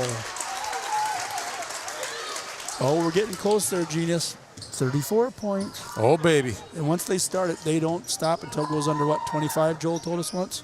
No, that's is that right? I'm confused with football. Is that a football rule? I thought it was, I don't know. I thought it was basketball. Joel's right there. You're probably right. They got to get it back to something different. Otherwise, they'd be starting to stop it all the time. Well, I think you're right. So that probably is. They're going to get Johnson on the foul there. I think you're right. I think the football rule is if it's got to hit 25 differential to go back on track. I'm sorry. I take it back. 35 in football, 25 here, right? Right. So it's got to be right. So in football, if you get up 35, goes, and if the other team scores, it stops. But it takes a lot longer to do that. Correct, because there's so few scores. All right, so Saints up 34 with 2 minutes left in the third. And after starting, really, I thought real good with North Butler, and there they go. Oh, man. Three-pointer. We shouldn't talk about it, should we, Skip? Nope. So back to a 31-point lead, which if you're playing the game, you don't really want the continuous clock. Because you want to play a whole game. Yeah, I agree. It does shorten it up substantially. Yep. So Johnson going to go to the line for 2.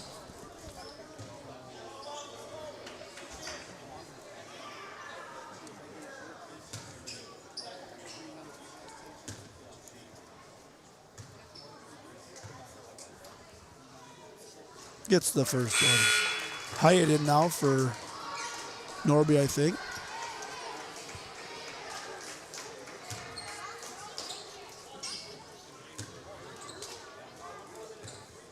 One more for Johnston. And, rolls in and out. All right, so Saints up 32. A minute and a half left in the third. Oop. Oh, boy, it was going to be their ball, and she hit it right at the end.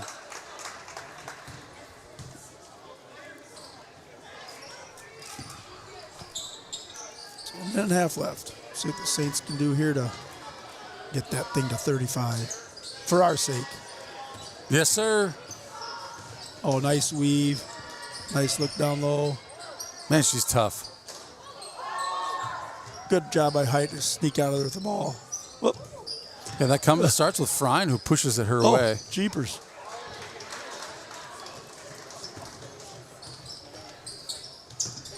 Nice drive. 3-point, that's off. Got a good angle up here. So Johnson just comes up fighting every time. She's not going to let anybody get their hand on it. Never quite had full control of that one. So under a minute to go in the third. Saints in control of this one. But again, North Butler having a much better showing than they had a couple months ago when we played them in green. Foul on Quinn. Yep, just 2 on her. Again, I think Frine's got 3. I don't think anybody has foul trouble in the Saints. 45 for North Butler's got 3, and she's back in. One of their few post players. Nice look down low. Oh, and just misses it. Yeah, Wicks wants that one back. She had a good look there. Yeah, she did. That was a good play. Just didn't finish it. All right, save him for the last shot here.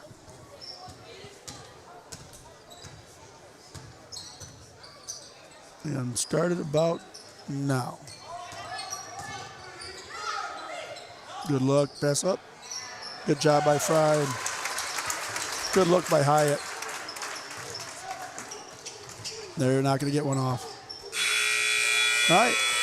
So after 3, the Saints up 65-31, a 34-point lead. We're not going to say anything about that at all. We're not going to say anything about that. It's just 34 points. That's all it is. More. But take a look at this point total on the floor right now for the Saints. Hyatt with 2. That's Johnson with 24. Osgood with 18. Fry gets into double digits, so 4 Saints in double digits now because they got Cruzy back in. Yeah, that would be, well, that's 5 because, right, you got 4 on the board right there. Oh, Cruzy's coming in too. Got it. That's what you're saying. Yeah, because Fry just said that with that last bucket, she got herself double digits. That's a heck of a night for these girls. Spreading it out. Yep. Scoring a bunch of points. Great defense. So 1 quarter to go here. We got opportunity. I guess I didn't see what the other records were in the top of Iowa East.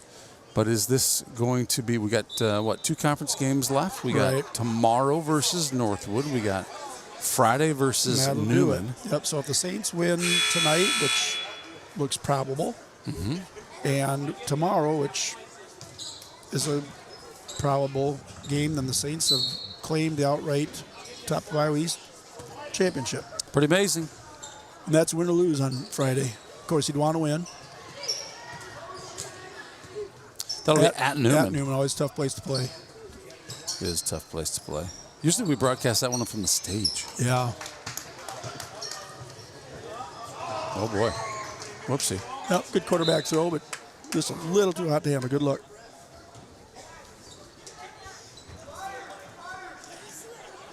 So 34-point lead.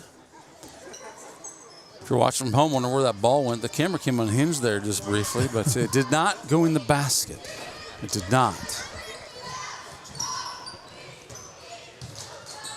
Good block there by Cruzy. Ryan tracks it down.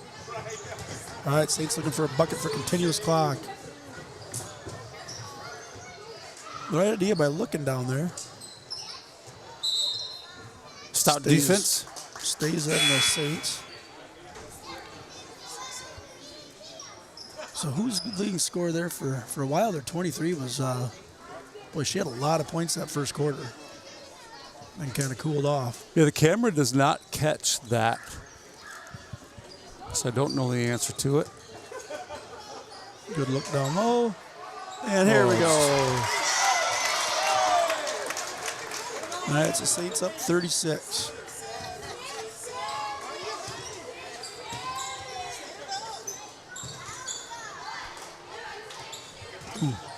Just about a turnover there. Yeah, so I was talking about with a deep 3, that was a tough shot. So I was talking about their genius with the players not necessarily wanting the continuous clock, especially for those players that, you know, the young players that don't have a lot of playing time. If they get out there tonight, it's literally going to be, if it's 2 minutes of clock, it's 2 minutes of time. Yeah, that's tough, right? Yep, but it's for the best. Obviously, there's a reason for it, so. They call it a mercy rule to take a likely, what do I want to say, that a likely result, right? And just speed the process. Right, yep. Prevents injuries. Yeah, for sure. And sometimes what happens then is the game might get a little bit sloppier towards the end, and then you don't want to be, you don't want the refs to be thinking, I shouldn't call that because we want things to keep moving. Yep.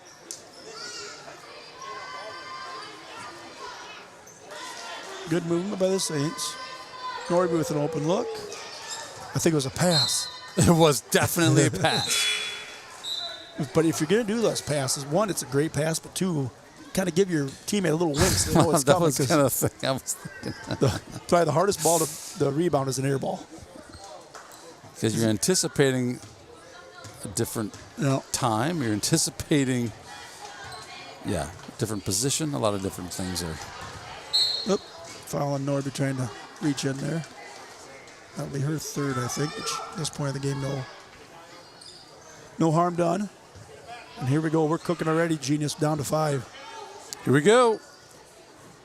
It keeps ticking. It's good play by Twather. Just kind of at a funny little angle there. I was good with a deep 3. Boy, oh boy. Yep. We shouldn't talk about those either, should we? No, we should not. Shots that don't hit the rim. All right, so we're getting Hyatt and Falk and Horgan in for Fryen, Cruzy, and Norby. They're probably done for the night. Just like that, another 30 seconds went off the clock. Just live it. We'll take it. And these girls started a little early. Kind of got ourselves down in no man's land there. Way to recover from it. North Butler with a couple subs in on their own. Deep 3. Nothing there. Good board by Horgan.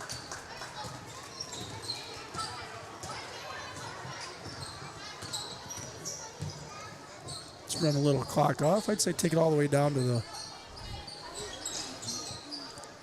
shot clock. Saints take a 3. They don't agree, Skip. They do not. They want to take a shot. Yep. Oh, and the pest gets one. We say that with such love, being our first power pest of the game this year. Well, she's the original. The original. It can only be one original. Many have tried to mimic. And Johnston gets one to roll in. So here comes some more subs for the Saints. Going to have a full swappage outage. Swappage outage coming right up. Johnson continues racking up the points here. Yep. Gets 2, gets a chance at another one. This will be your last chance to get one here with 1 point or one more free throw. So they do stop the clock for fouls. Yes. And she's like, I don't want to come out. I'm going to miss this free throw.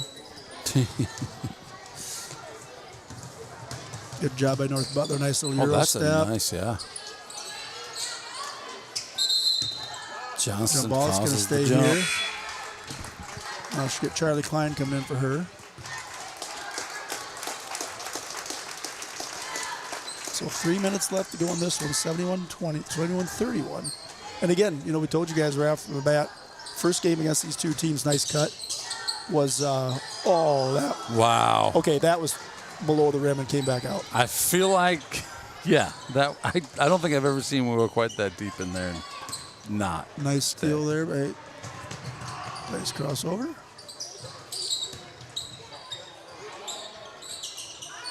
And Wicks just off. Yeah, so like I told you, we all told you right away, first game, Saints won, what Chipper say, 69-19, 61-19? Yeah, I think it was a really low scoring game for the Bearcats. Yep, Bearcats did a better job tonight of getting some more points against a rated 118. And they're 500 on the year, so they're young. We've seen a lot of these teams this year in the conference. Nashville, very young. North Butler, very young.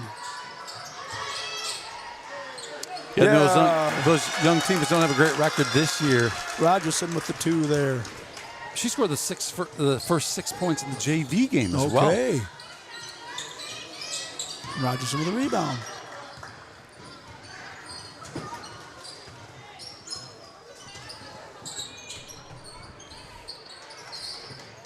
Oh, did North Butler touch it? Nope. All right, so Saints getting Macy Meyer in. Coming in for Charlie. Clock keeps ticking, getting close to a minute and a half now. Got Damaris in, Franzen in, Horgan in, Rogerson in. Minute 30 left. Saints up by 42. Pop it. That might go. Look good.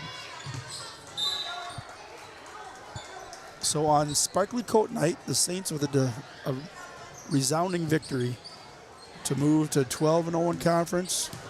Looking to go to 13-0 tomorrow night against Northwood Kensett, and a potential 14-0 season should they be able to handle Newman at Newman on Friday. That would be a really sweet 14-win sweep of the conference. And so we'll see if, the Saints, they want to keep winning. It's all about, how you finish the season to get seeded. And you want to be a top 8 seed ideally. Top 8 seeds get home court longer than anybody else. I think the Saints might have an outside chance to get an 8 seed, but sounds like more than likely they're probably going to be hovering around that 10, 11, maybe 12, which means they're going to be at home, until they got to play somebody on their or the regional finals. So Saints will find that out on Thursday. Because right now they're ranked 12, right? So wouldn't you assume that would be how they seeded to the rankings? Yep, I think real close, other than you got to do a little geography. Mm-hmm. If 8, 9, 10, 11, they're all, on the corners of the, you're not going to go all the way across the court just to jump one seed, right? Just because we're the 12 doesn't mean we're going to go down and play in Southwest Iowa. And I assume that those rankings account for power rankings and. Yeah, I'm not sure how they do it if it's. Yeah, because strength of schedule. In volleyball, there was the rankings and then there was the power index. And they weren't the same necessarily. It's really close. Yep. Because I think a lot of them take into they take into effect who you've played. There's teams that are going to have more losses that are going to be a better seed than somebody with less if they played some really tough competition. And the nice thing for the Saints is our losses are against very tough competition. We've got 3 losses. Lake Mills rated ahead of us in 1A. Was it Macocata Valley, whoever we played down in, they were number 5, I think, in 1A or 2A. Yep. And Decorah, not ranked, but a 4A3 or a 4A school, very, very skilled team. Yeah, agreed. Yeah. And playing those good teams makes us better, right? We saw the volleyball team who won the state championship. Yep. Played a lot of really good teams when they could. So weekends, wherever I was super impressed with how the coach lined up those games and made sure that they were getting some really, really quality volleyball in, and you saw it when you were at the state tournament. And you don't even get the opportunity to play those games unless you've already built the program up. For the Saints going, still talking volleyball, for the Saints getting down to state 2 times in a row, people are okay playing us. Otherwise, you don't get to play at Denver, if they're not worried, if they're thinking they're just going to come in and whoop you up. So, we played Denver a couple times. Played Humboldt, who got second. All the teams that we got beat by, I think, were in the finals of their respective classes too. So and Foster and Eric doing the same thing. Going down to that game in Cedar Falls, scheduling at Decorah. You want to play people that are better than you. Totally. That makes you better. Until you get to the tournament. Then you don't want to play people better than you. Well, but you're going to have to. But then hopefully you're in a better position to take care of business when you do. Yep. Then it just comes down. You just got to win that day. So you got it. All right. Thanks, Genius. I'm going to Skip get out D'Angelo, of here. thanks for joining us in this one. We'll see you tomorrow night. Yep. All right. There you have it. Skip D'Angelo. We got another crew of dudes coming. We got Professor and Not Your Average Joe coming up here in just a little bit. We're going to take a look at current events this week. Don't go anywhere.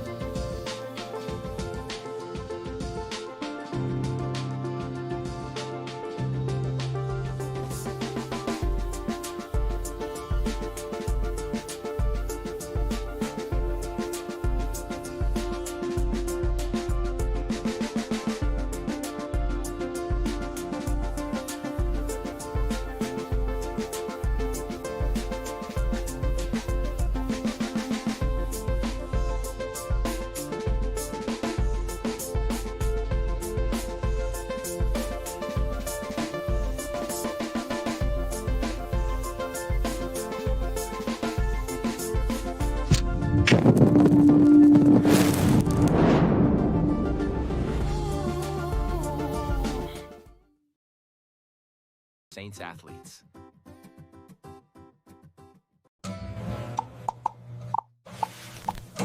Oh my, milk house is getting bubbly.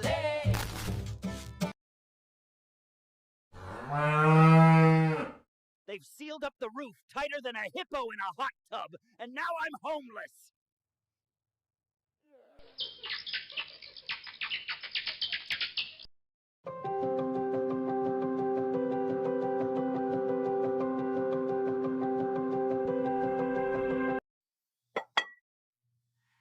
I can always find the perfect gift at Home Sweet Home in St. Ansgar. Colbert Realtors helped us find the perfect home. Love you, Dad.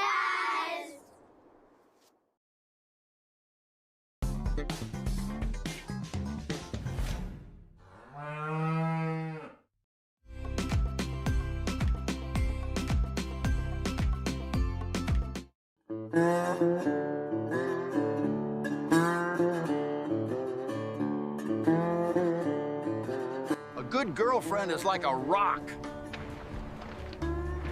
Yeah, I'm not sure why I said that.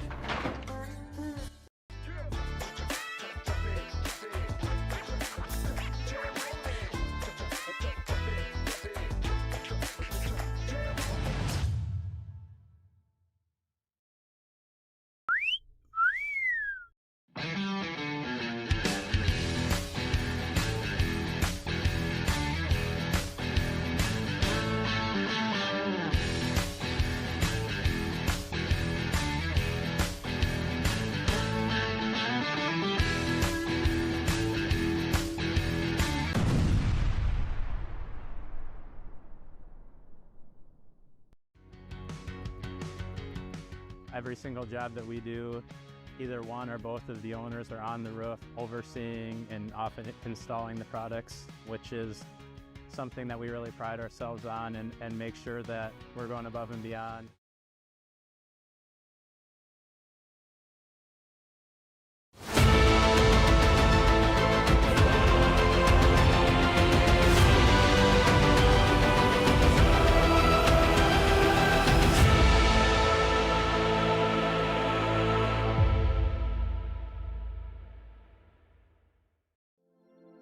This broadcast is brought to you in part by St. Ansgar Chiropractic.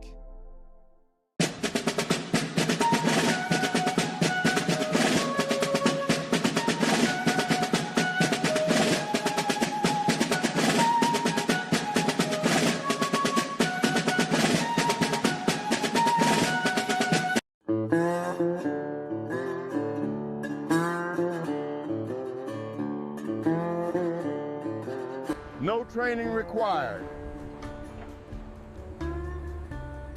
Rock showed up ready. Oh, thank God. Please tell me you brought Paradise Pizza.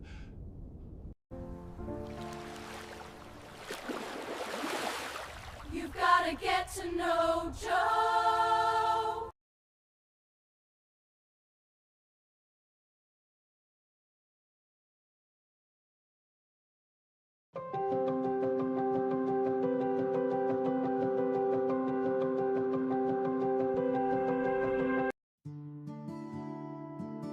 Town & Country Insurance Agency is a proud supporter of Saints TV.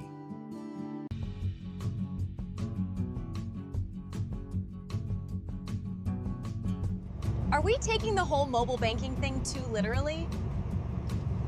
Our customers want exactly this.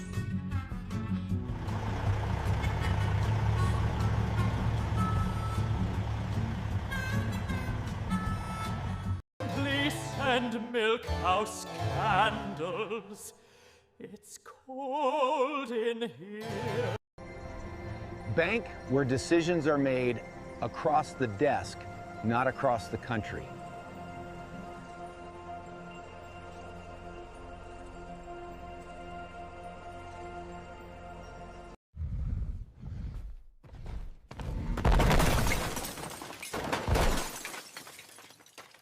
Time for a new golf cart. Miners Outdoor is major tough. Seed, Chemical, nutrition, fertility. Three Roots Ag is rooted in rural, and that's why our roots run deep.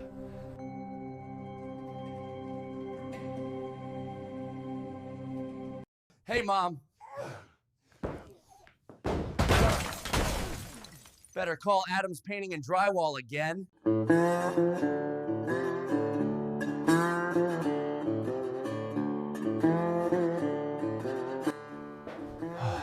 When painting a room, it's best to use a roller.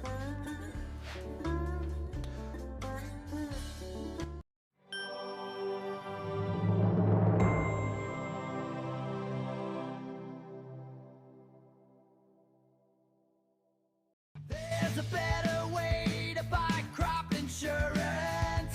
You've got to get to know Joe.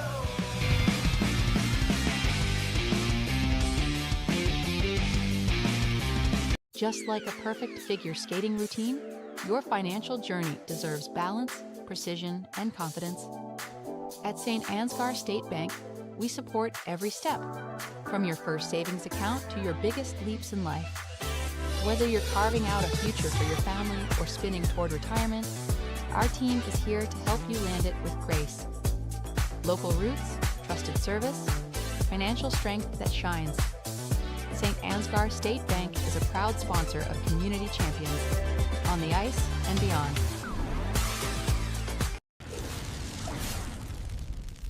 When you need a hero, contact the boys at Al's Electric in St. Ansgar.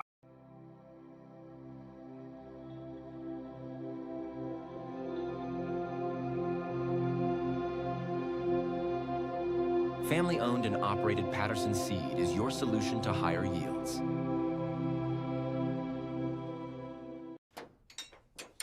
Cars hit me all the time. Luckily, Charleston Body Repair fixes you up fast.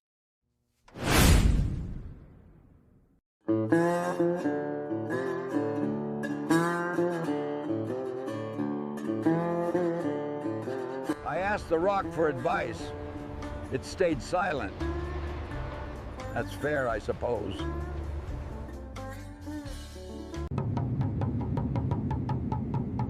With soybeats.com, my candle making is on cloud 9.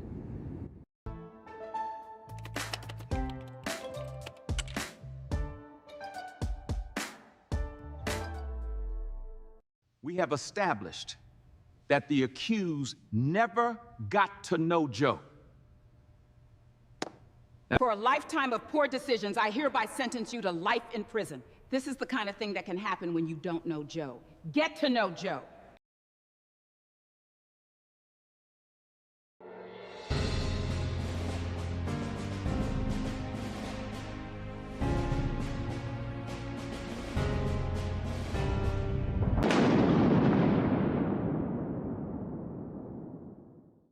Harvest is right around the corner, but Farmer State Bank is more than just a bank for farmers. So whether you're a small business owner, a student, or a family, FSB is the right financial solutions for you. We are a family-owned local community bank with 7 locations across North Iowa. Visit one of them today or check out our website at fsbbanks.com.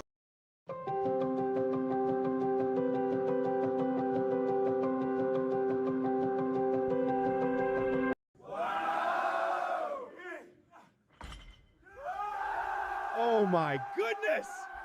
At St. Ansgar State Bank, we do the heavy lifting so that you can focus on what really matters. St. Ansgar State Bank, celebrating 135 years. When innovation meets horsepower, great things happen. Johnson Oil keeps Absolute Energy moving, fueling their plant with off-road diesel, swapping forklift cylinders, and setting tanks for the crews that keep the work going strong. And from Absolute's locally made E85 to the roads of North Iowa and southern Minnesota, we deliver it straight to our customers. 1 mile, 1 tank, 1 partnership at a time. Because powering progress takes more than fuel. It takes trust. Johnson Oil. Contact us today for more.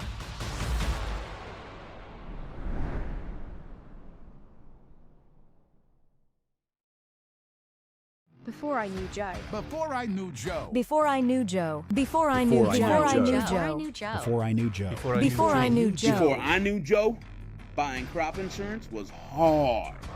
there's a better way to buy crop insurance. You've got to get to know Joe.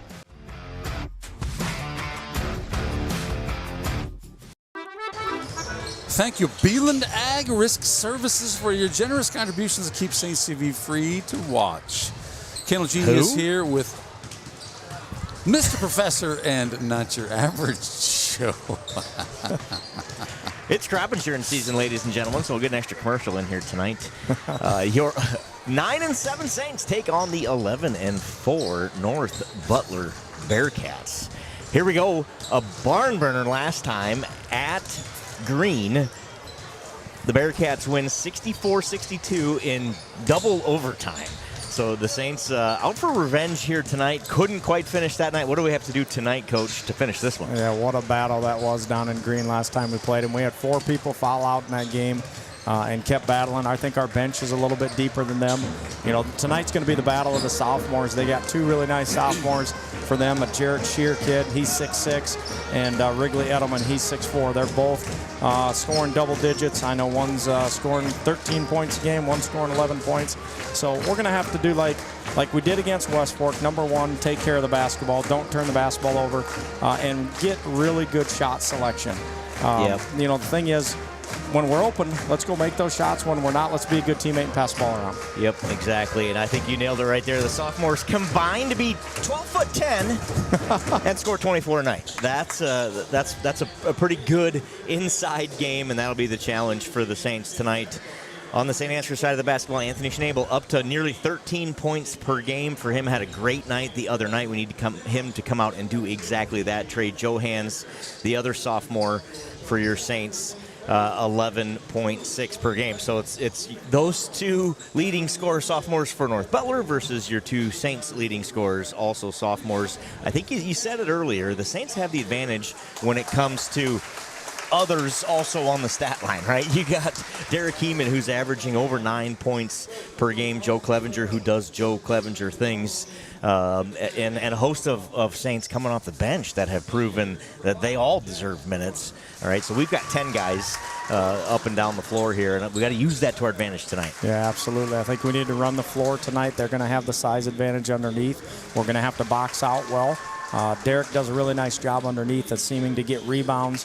You know that we need to keep them off the offensive boards and not give them second looks at the bucket. Yeah, absolutely. If you look at this, we talked a little bit before the game started here. You look at the last 3 for North Butler, and I think it's kind of a microcosm of what our conference is right now. You know, they lose to Central Springs last week, and then on back-to-back nights beat Newman Catholic and Osage, right? Yeah. The number 1 and 2 teams in the conference. And like you said, back-to-back nights, and they were at Newman Catholic, which is a hard place to play.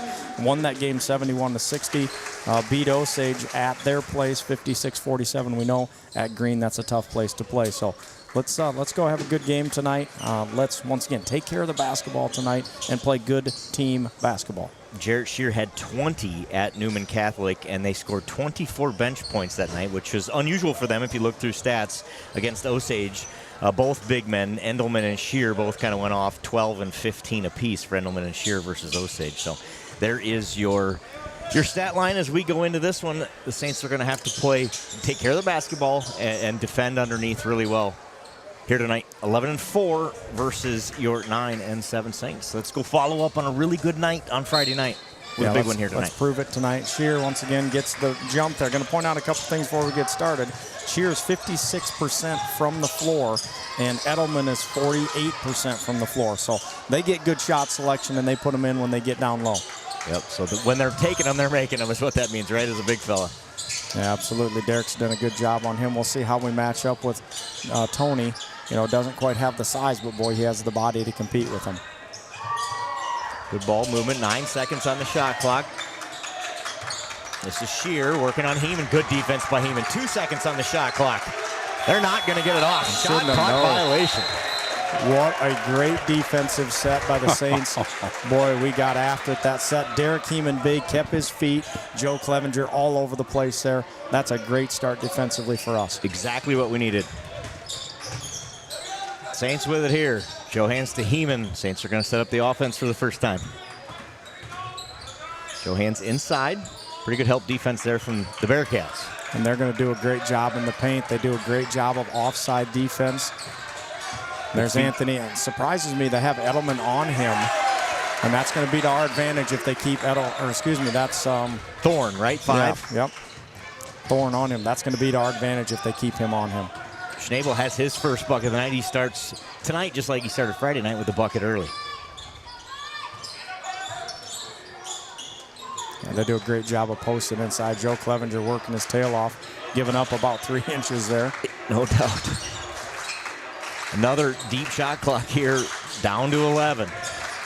Oh, Mike getting offensive there. Look at that. He's pushing hard. Great job by Heeman. Wow. Forces him to kind of did a good job of holding his own and pushing him back. And really surprised we didn't get an offensive foul the way he was leaning in with his shoulder there. Great job by Derek. That's the weight room coming into play right there. Clevenger going to get called for the foul on the loose ball. Thought he had a shot at a jump ball there. Instead, they're going to call Joe for his first foul. I asked him Saturday, I said, Joe, do you smile at the referees too much? Is that why they think that you look guilty because you're smiling all the time? Because he's a happy guy. He says, that might be the problem. He's just so aggressive. You love to see that defensively. Thorne. Quick, Jax Thorne is, number 5. And we can't get Derek Heeman in foul trouble tonight, or Joe, or Anthony for that matter, because if we get rid of our bigs, we're going to have a little bit of problem. It looks like those two are going to be your key defensively. Endelman gets his own loose ball there. 10 seconds on the shot clock. Stop me if you've heard it before. Great defense from the Saints. Got to hold up here now. 5. Little jump. Nice touch, but doesn't go. Heeman gets the rebound. Shears' shot doesn't go. The Saints are frustrating him inside defensively. Got to take care of the basketball at the other end. Great job by Joe Hans to get it back. I know you've heard this before, but offense wins games and defense wins what, Joe? Championships. Yes, sir. Schnabel inside his second bucket.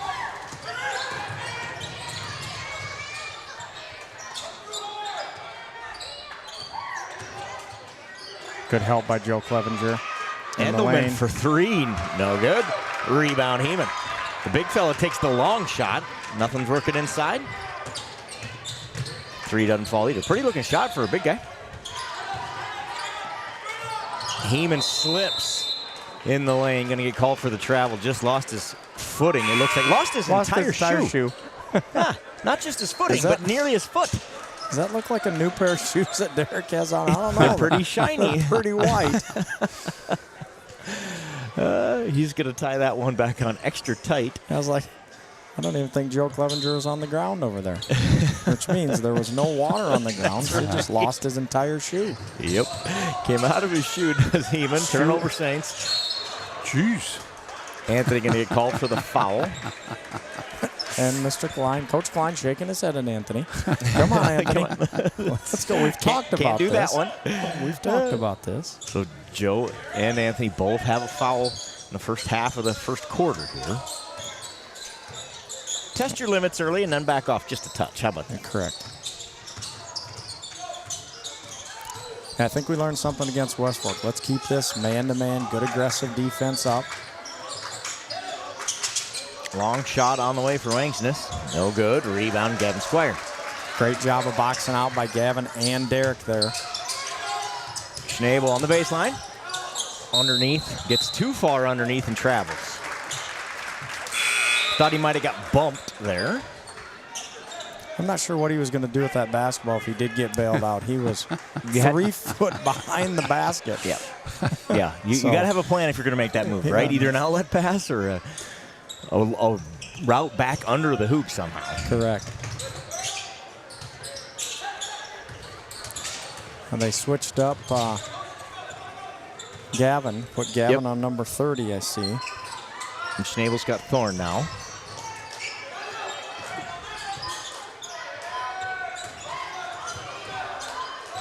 The Saints playing really good defense inside early. One shot clock violation and nearly another already, and now this one's under 8 on this possession. 5 on the shot clock, long 3, no good. Anthony Schnabel the rebound. And they are not getting a great shot selection, mainly because of our defense doing a great job of getting their hand in the face doing a lot better job with help side defense tonight. We saw that at West Fork. We just didn't play a full game of it, right, Joe? Right, exactly right. And the Saints are going to have to maintain this one tonight, but so far so good. 5 minutes in, no score from the Bearhawks. Guess who hustles and chases down a loose ball? That's Joe Clevenger. Johans takes the three, no good, but right there for the rebound and the putback is Heeman. His shot won't go, and we're going to have a run out the other end unless hustle man Joe Clevenger stops it. He does. Yes, he does. Absolutely, great job. He defended 2 guys on sprinting down the court there. Great job, Joe Clevenger. What a play. Errant pass. Going to be an over and back. 2:46 in the first period. North Butler scores 53 points a game. I would bet the under. Yeah, I think you're right. Just 2 nights ago versus Newman, or 2 games ago, they scored 71. Yeah. They're on pace for 0 tonight, Coach. See if we can hold them to that at least for a little while longer. Maybe one more possession. Boy, that'd be fun. But on the flip side, we've only scored 4. I think we're on pace for 16. But you know what? 16-0 W. We'll take it. A little fall away from Thorne's no good, and Schnabel's going to push. Up to Mullenbeck, who just entered. Won't go. Great job of pushing the floor there. Good job by Mullenbeck. Just got a little bit deep on the basket there. We'll take that look every time, though. Absolutely.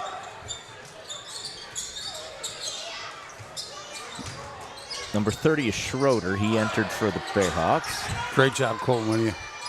Long 3 on the way off the top. That's out of bounds. Saints basketball. Thorne's 3. Can't find its home. And we're up to 6 scoreless minutes for the Bearhawks to start this, or Bearcats, excuse me, to start this one. Warhawks, Bearcats, Bearhawks, they're all very similar in my head anyway. I'm going to go to that 1-2-2 press. Okay. We got to look middle here. They want you to get it on that sideline, right? Absolutely. Saints survived that one. 21 on the shot clock. Lots of time here. Heeman inside, working on sheer turnaround. Got it. Nice fadeaway jumper by Derek. He's got his first bucket. Thorne down on the baseline. Heeman pokes it away. Off of Thorne, out of bounds, Saints basketball. Ooh. Heeman is playing so well right now, isn't he? Even these last few games seem like just been breakout for that kid. They changed their mind, get together, the officials do. Honestly, I think if the Saints were right there to inbound it, I don't think we even realized they called it out of bounds off of them. And they gave the ref an opportunity to look at his partner, and his partner said, well, that coach is pretty loud, so he must be right. I think he was right. I think they got the call it right. At least from up here. Thorne's turnaround jumper's no good off the iron. Heeman with a rebound. Minute and a half to play in the first quarter. Saints 6. Let's get a great offensive set here. Get a good look at the basket. Colton Winnie enters for the Saints. Jackson Broom in. Porter Schwiesau.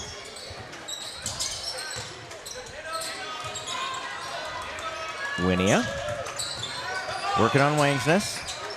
Free throw line. Tries to find Mullenbeck, but taken away by Wade.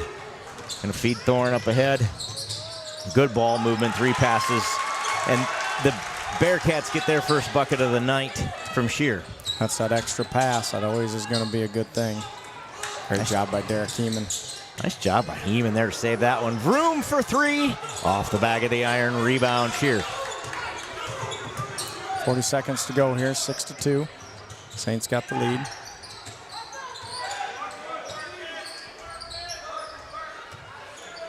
Thorne going to set up the offense. 21 seconds on the shot clock.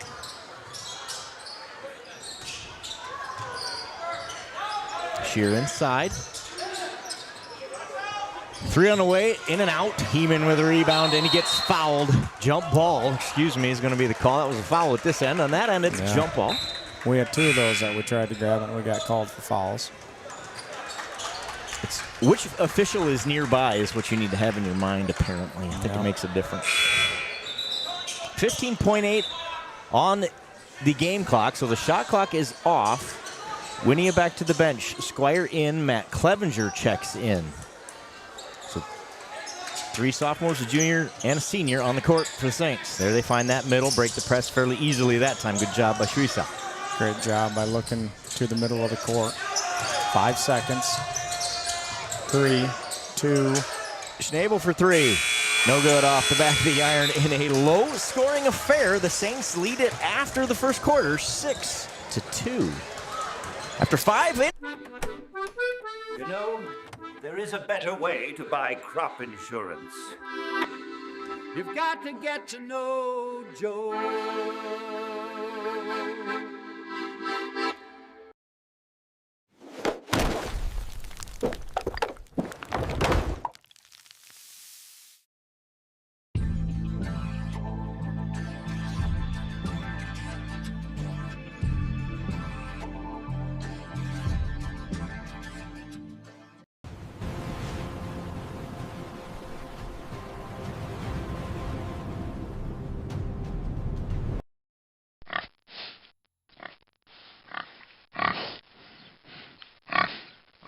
Take care of your spine.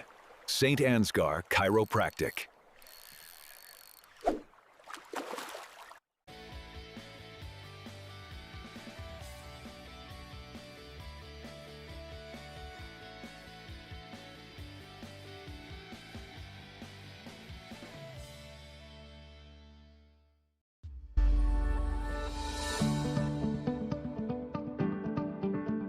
Gotta be ready.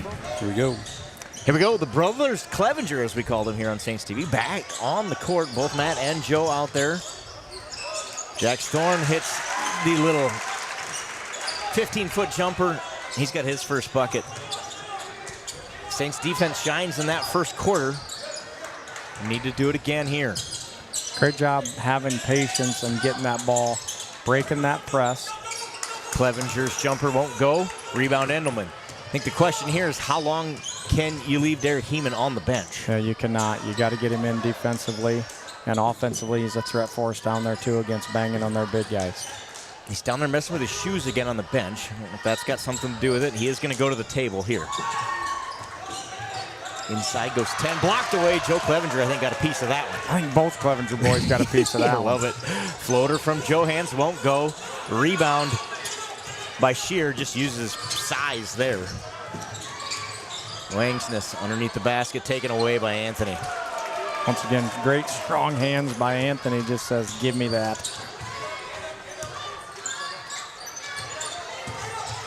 Schnabel inside fouled. The first foul of the night called on the Bearcats.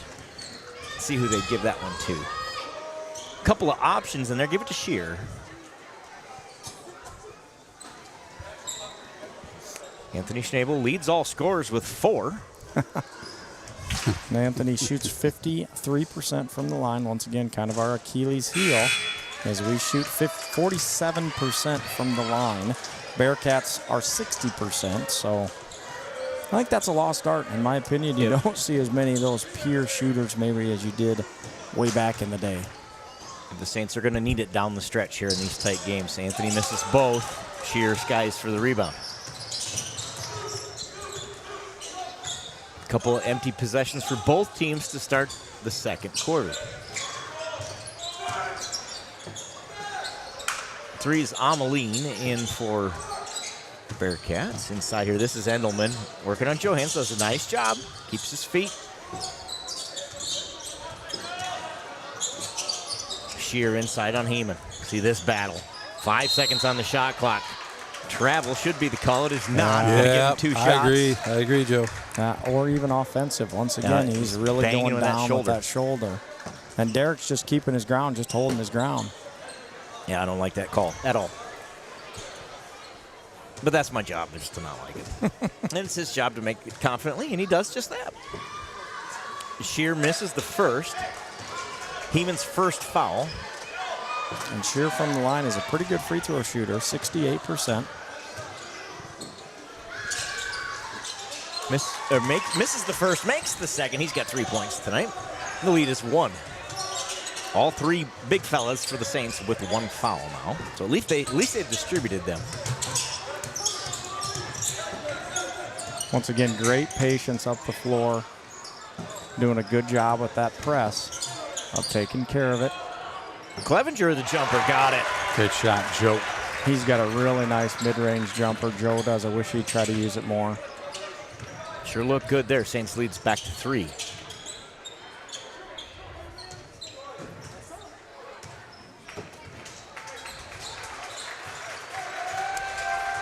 The Bearcats not in any hurry here either to push it. Seem to be okay playing this pace. Thorne's jumper, no passes, one shot, no good, but they get the rebound and then the foul. Offensive foul, there we get it. There it is. If we go back to that, we got to do a better job of boxing out. Once again, I think those offensive rebounds keep them off the offensive glass, and that comes down to a fundamental, right, Joe? Got to get them on your backside. Yep. Second foul for Shear. That's a big call. He picks up his second foul offensively here with 5.5 to go in the second. He's going to find the bench.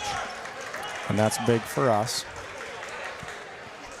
What do you think about this press? Evaluate this here. If you're on the other coaching staff, we've broken it sort of with ease the last, 7 or 8 trips. Do you lay back off, or it does what you want it to do by disrupting our offense? I think it's slowing us down a little bit. But it might be helping us actually get good looks at the bucket too, because it is causing us to be a little bit more impatient. And that's good for us, as we need that good shot selection. Heeman with a nice move inside, but Strong. And trying to find the outlet pass here are the Bearcats, and they step out of bounds. Turnover, Saints basketball. Good job by Derek. You see a lot of guys go to that left side now, and they try to scoop it up with that right underneath rather than using that left. Once again, kind of the lost art of being able to use both hands around the basket. We got to keep our spacing here. Derek does a good job, and then we got to reverse the ball. Almost lost our spacing there. Heeman with the no look, almost got it taken away, but he finds Clevenger inside. No good. Good defense by Endelman. Again, they're letting him be physical inside at this end. Yeah, that's tough with Edelman in your face. He's a 6'6" big body. They list him at 6'4", but I think he's taller. He sure looks taller than that. 3 on the way for Wangsness. Got it. Wade Wangsness hits the 3, and North Butler's going to call a 30-second timeout after the made 3.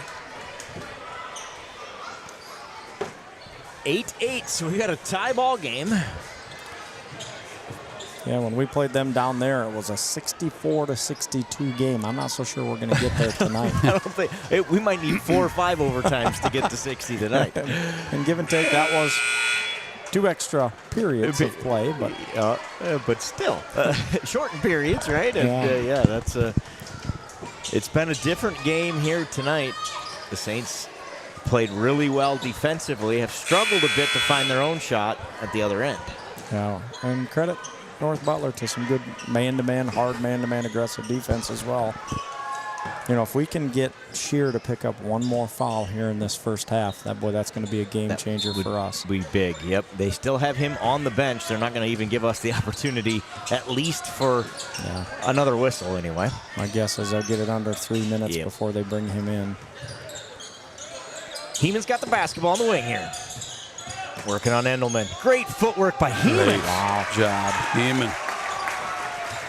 He's gotten so good at that. Absolutely. Does such a good job with his feet. He plays like he's a 6'6" guy, and probably 6'2", maybe 6'3" with those new white shoes on. No doubt. Fresh set of treads.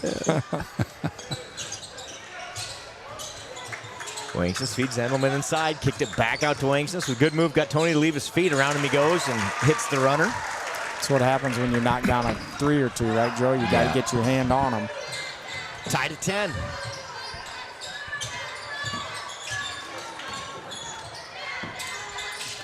So one thing we got to do when they're playing that good aggressive man-to-man and they're tight is set good screens. Heeman's jumper's good. Derek Heeman's got 6 points, and he's feeling it. Look at the pouring on the offense now on both ends. Good hands by Schnabel. Takes it away. Here come the Saints. Winnie on the wing.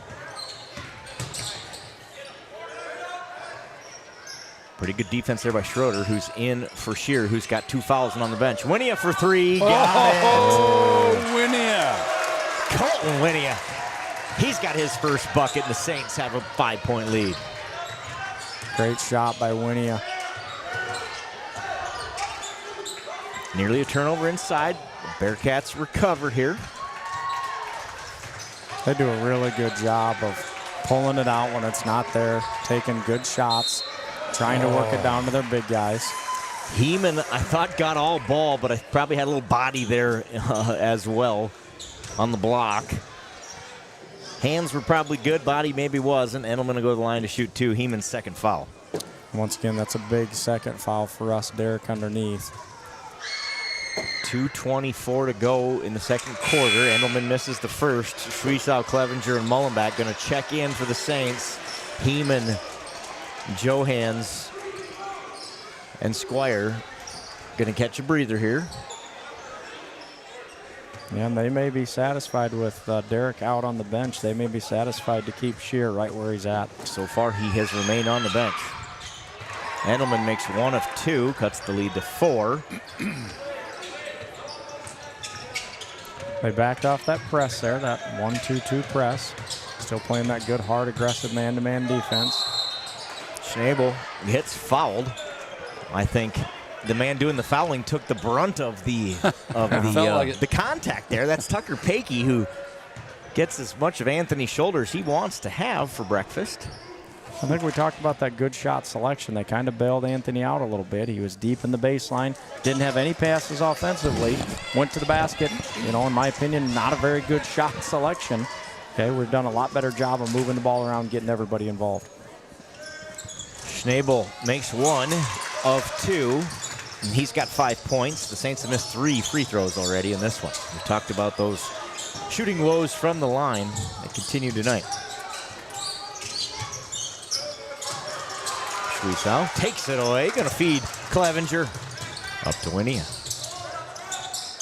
Winia's going to take the shot. Gets the roll. Colton Winia has 5 points. The Saints lead by 7.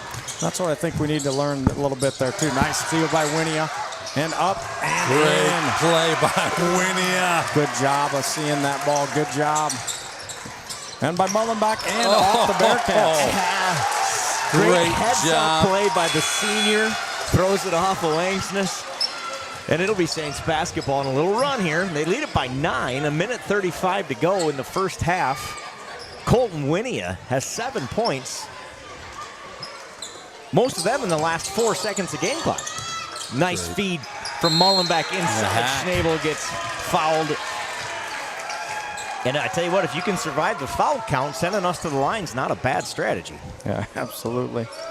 And Schroeder, I think, gets the foul there. Once again, they're going to keep Shear on the bench, I think, the rest of this. They know how important he is come second half. And we may do the same with Derek Heeman. You know, keep him right there on the bench. It might be a chess match there between you put your big guy in and I'll put mine in, but we're satisfied keeping them both out. Until then, exactly.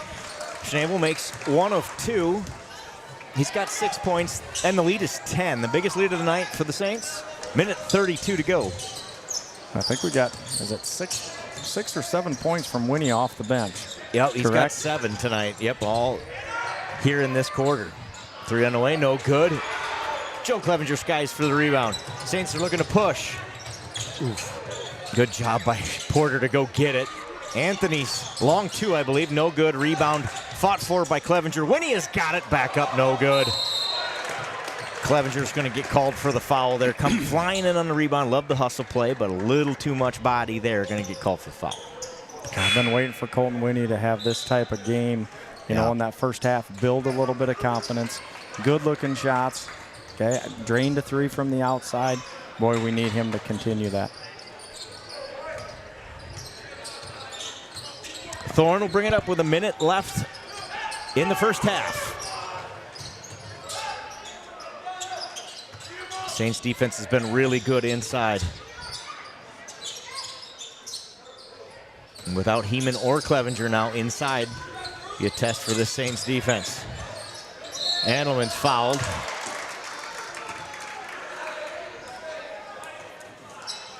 Going to give that to Vroomer.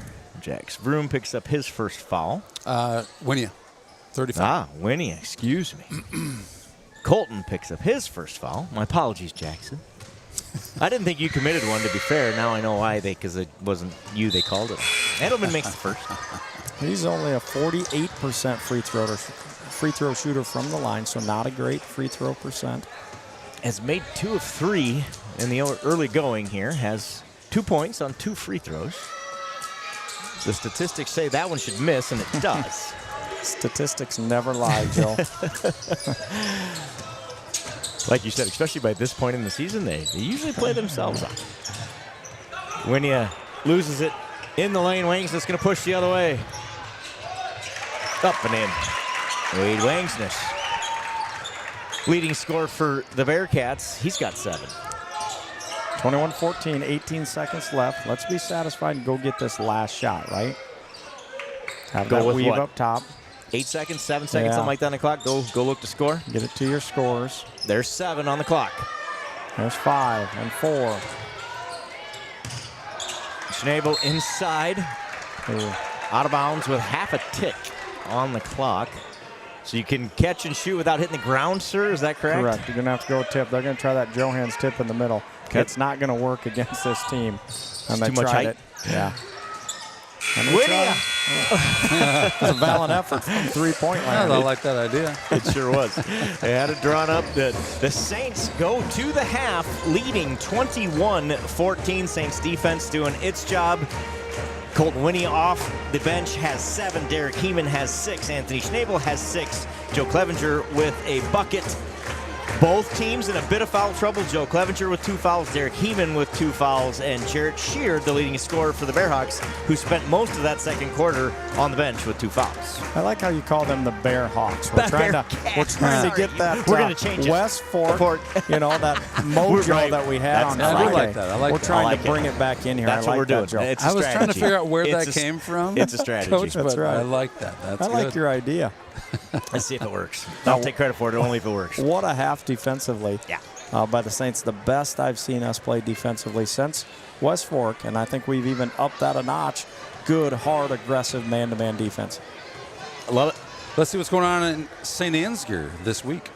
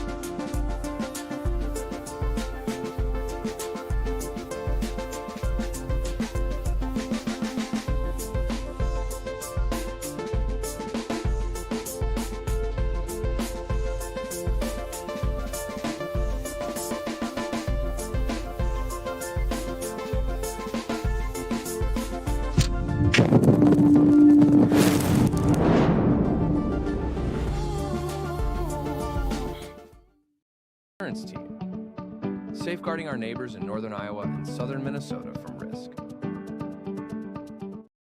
It's Saints TV's goal to bring the game to those who are unable to cheer from the stands.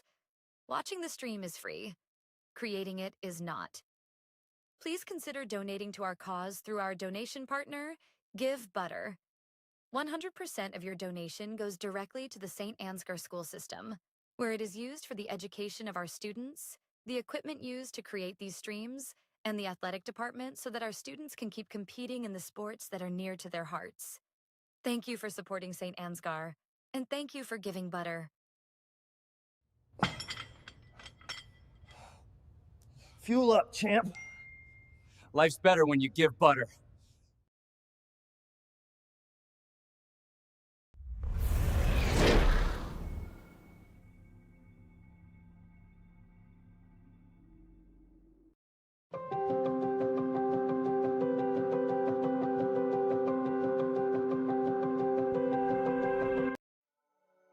Thank you, Patterson Seed in St. Ansgar, for your generous contributions to Saints TV. For more information on how Patterson Seed can help you get higher yields, contact Mike Patterson at mike@pattersonseed.com.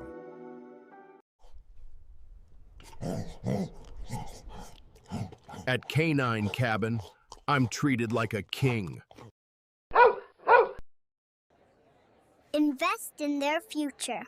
Choose St. Ansgar State Bank. And we've got a really pretty cool rock here. This is from L.R. Falk Construction.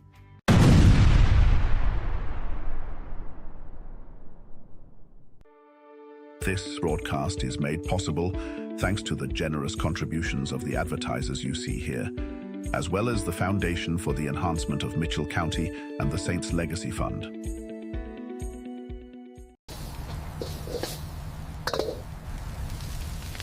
Relax. We've got a policy for that.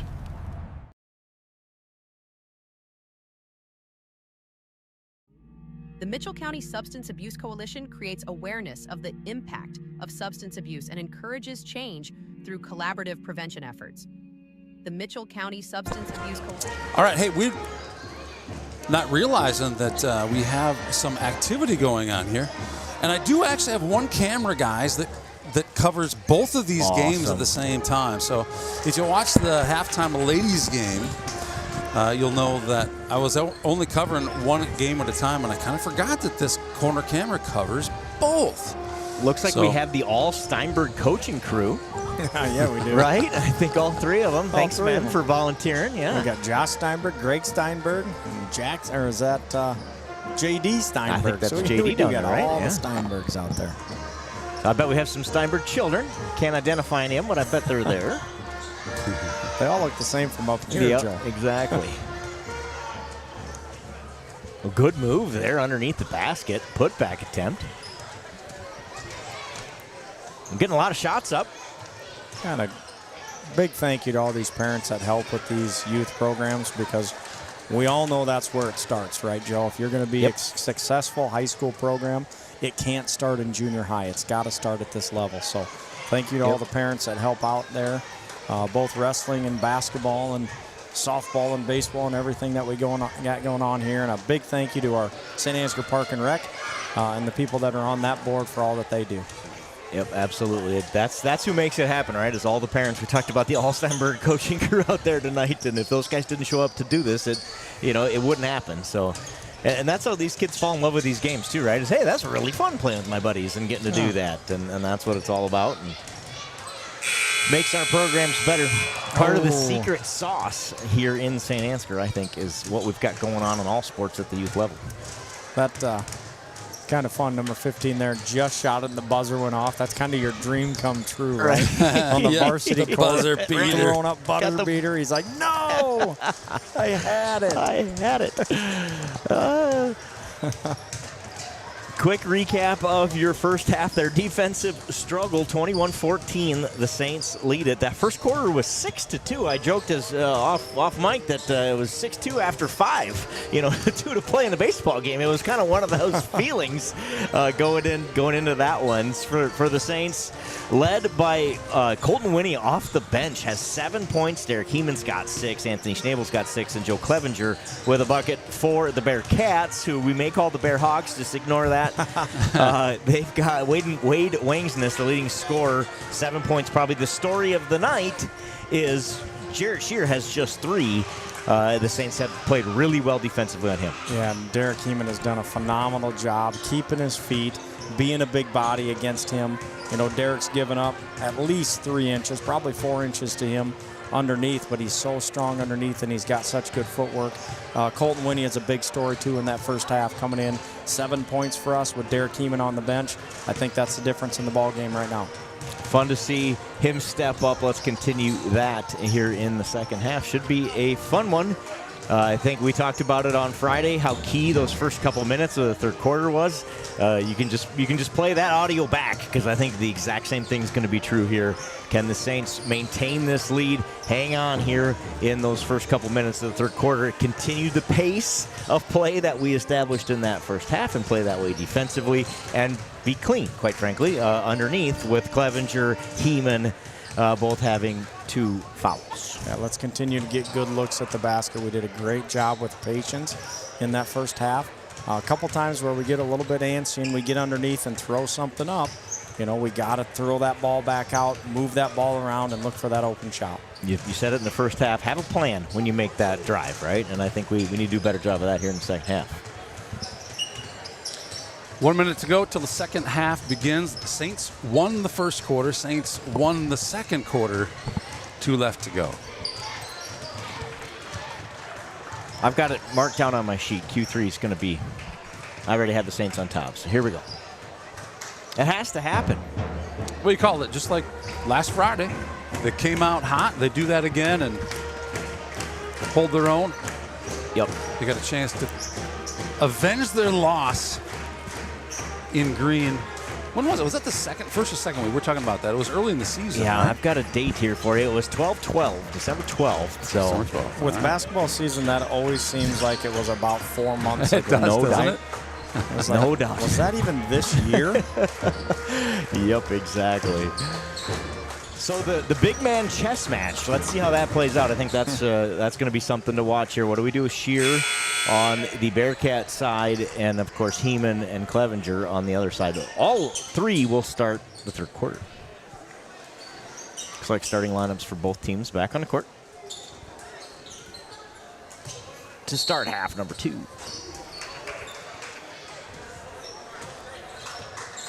Saints will start with it. Kind of a 5-out look here. Not our traditional 24, maybe a weave type look. From the free throw line, Clevenger shot's no good. Anthony Schnabel, though, there for the rebound. Gets it poked away, gets his own rebound. Back up, padding his stats. Oh, is that Shear? No, it's not. They are going to give it to Wangsness, I think, right? Yeah. Shear was staying out of the lane on that. Maybe good coaching. Yep. Do not get an early one here. So he lets Wade take that one. Schnabel go to the line to shoot 2, misses the first. Once again, Schnabel is about a 50% shooter, 53%. That's kind of where he's at tonight, right, Joe? Yep. And we missed 5. That's our 5th missed free throw. Makes 1 of 2 again. Schnabel's got 7. The lead is back to 8. The long arms of Johans almost gets that one. Wangsness, though, reels it in. Cavs got to help their weak side. Shear with the jumper, long, misses everything. Clevenger tracks down the loose basketball. See how that's kind of brought him out a little bit? He can't sit there and bang underneath just in case he gets that cheap foul. Clevenger from the free throw line got that one. What do we say about that mid-range jumper for Joe? He's got such a nice stroke. Yeah, you called for it and you got it. I'd like to see him use it. Maybe they're listening to Saints TV in the locker room. I think they are. That's his second shot this half from there. So I think they are listening. Clevenger picks up his 3rd foul. Aggressive play there. You're going to see Winnie come in the ball game here. He's going to the table. Winnie with the spark plug in that second quarter, scored 7 points. Thorne makes the first free throw, has his 3rd point of the night.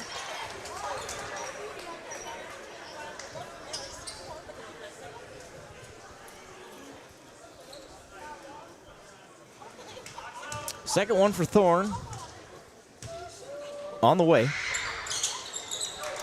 Got both. He's got 4 points. The lead is 9. Thorne's a 57% free throw shooter from the line, so.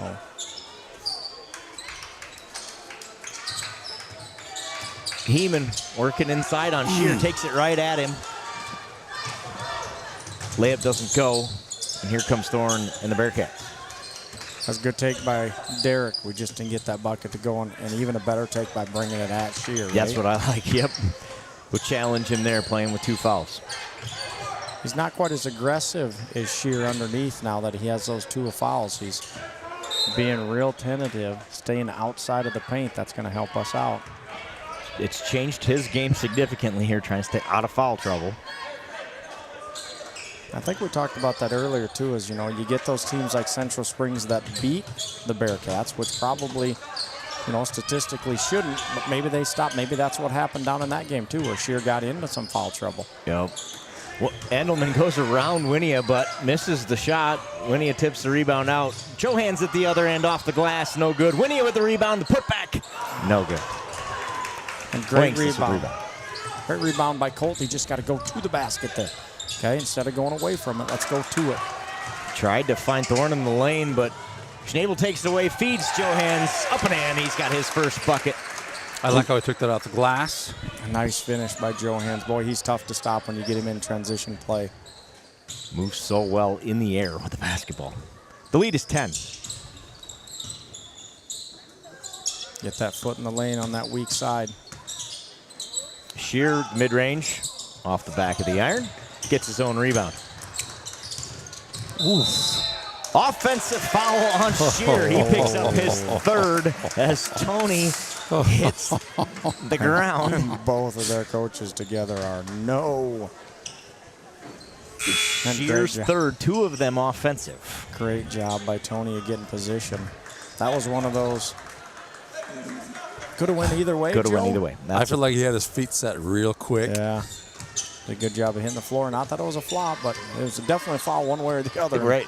We ended up getting the call there, which is big. If you keep your feet, they might call that on you. Yeah.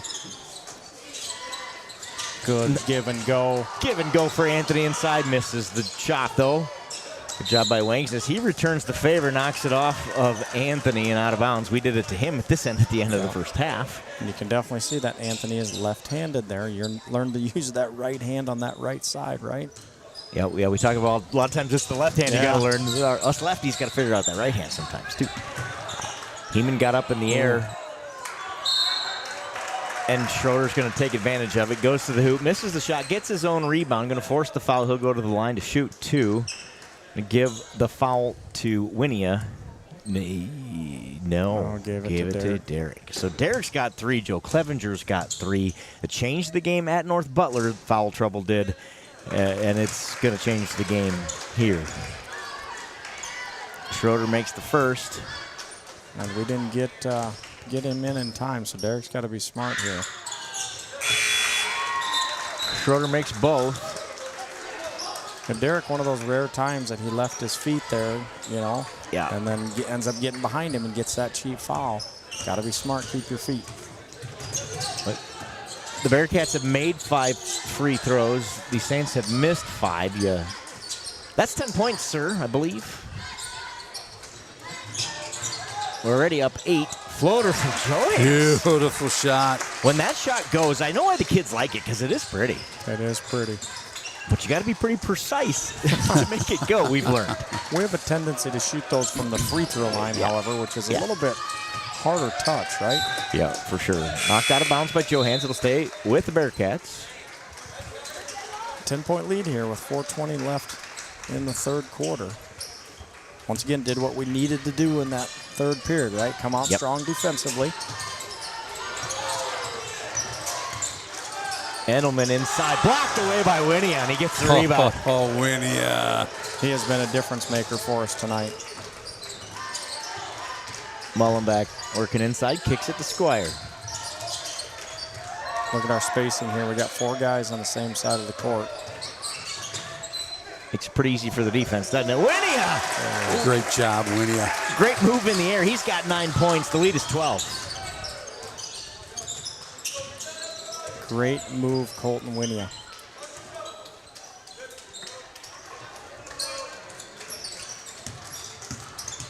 Ameline on the baseline. Inside to Endelman, the big fella working on Colton Winia. Good defense from Winia. Colton Winia again. Gets the rebound. Saints could take their biggest lead on this possession. I guarantee North Butler's looking and going, who is this Winia kid? Yeah, right. This number 35? Where's he at? Yes. He's having himself a night. We've said it the last few weeks. Needed that little bit of confidence. We knew it was in there, and boy, it's coming out tonight. Yeah, absolutely. Ill-advised pass there, taken away by Wangsness. Up and in. Boy, Wade Wangsness has saved the night for the Bearcats. He's got 9 of their 20.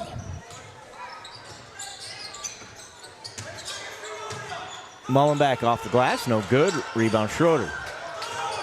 Last 2 times down the court, we didn't get good looks, right, at the bucket. Not there. Don't force it. Move that ball around. Let's get a good look at the basket. Clevenger's going to the table to check back in. Endelman.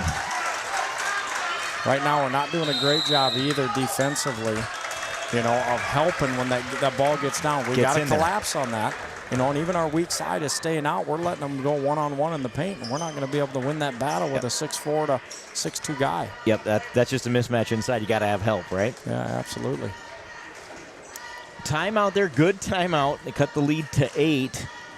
2:24 to go in the third. We got Clevenger coming back in the game, right? So we got Clevenger and Johans. And does it look like Vroom is headed in the ballgame? Vroom and Schweisow both were at the table as well. So Clevenger's back. And who is Schnabel? Yeah, Schnabel's in there as well, if that's your 5th. Shear's going to stay on the bench for the Bearcats. Maybe I should go back to calling Bear Hawks. Yeah. There, I just said it, so now I'll say it subconsciously next time. Johans finding Anthony. Anthony thought about the 3. Instead, going to find his way into the lane. Kind of forces one, but hustles, gets his own rebound, foot on the line, out of bounds, turnover Saints. So once again, that's one of those where if it's not there, settle down, pop that thing back out, and let's move the ball around. We end up getting a good shot on the backside. Okay, we sometimes want to force that shot. That's a young basketball player, right? Yep. You get inside and you think, well, geez, all I got, that only option I have is to try to shoot that ball. Yep. Find that kick out, like you said, and somebody's standing there open probably. Yeah. And it's usually that second or third pass that'll get you on that kick out. Won't be right there because the defense is out of position. Yep. Move the ball and go get that good look. Endelman inside. Joe Clevenger is going to get called for his 4th foul. I don't like that call at all. And North Butler has been doing a really good job of getting it into Edelman, and he's tough to stop one-on-one. We got to have somebody come down and double team that and see if he's going to kick it out or try to make a bad decision. Yep. Clevenger thought he had all ball, but he gets his 4th foul, and Edelman makes the free throw. Yeah, and that hurts with 1:44 left in the third. Edelman's a 48% free throw shooter. Clevenger's probably got to sit, till 4 minutes to go in the game now? Something like that? Or you take the chance, put him in the 4th, and say you just go play, and whenever you pick up your 5th, you pick up your 5th? I don't know how to. You have to weather the storm without Derek and without Joe and get Derek in there right away in the 4th quarter. Endelman has 6 points, 4 of them from the charity stripe. Take away. Schroeder, he gets fouled. Winnie is going to pick up the foul there. I thought that was well contested, by Winia. They end up getting the foul call there, but. Second foul on Winia. And the Bearcats have cut into this lead with the clock stopped here with a bunch of free throws at the end of the third. And that's just lazy passing offensively, that one-hand pass, rather than getting a good cut and getting open. Goes back to fundamentals so many times, doesn't it? It does. 1 of 2, Winnie skies for the rebound. The Saints need a good look this possession. Thanks, Captain Obvious. Inside, Schnabel gets bailed out with the foul call. And once again, I don't think that's not a good look for us, right? I mean, he did a good job of driving, but that's a very contested shot. With just 8 seconds off the shot clock. Yeah, correct. Yep. We've had, 3 of those possessions last where we've tried to do that and force something up. Yep. And not get a good look at the basket. It comes down to, those fundamentals. Set that up offensively, move the ball around, get that good look. Thorne picks up his first foul. Anthony misses the first. Second one on the way. And that one rattles in. I think he is exactly 50% tonight. I think he is. He's made 4. Yeah. And missed 4. I think you're right. Schroeder travels. When this old blind wrestler can see that, you know, it's a travel. Because about half the time I'm like, I don't see it. I don't know what that is. But that one even I got. In comes Maddie Clev with a little more length for us. I like this combination with Matt and Porter on the court who played a bunch together.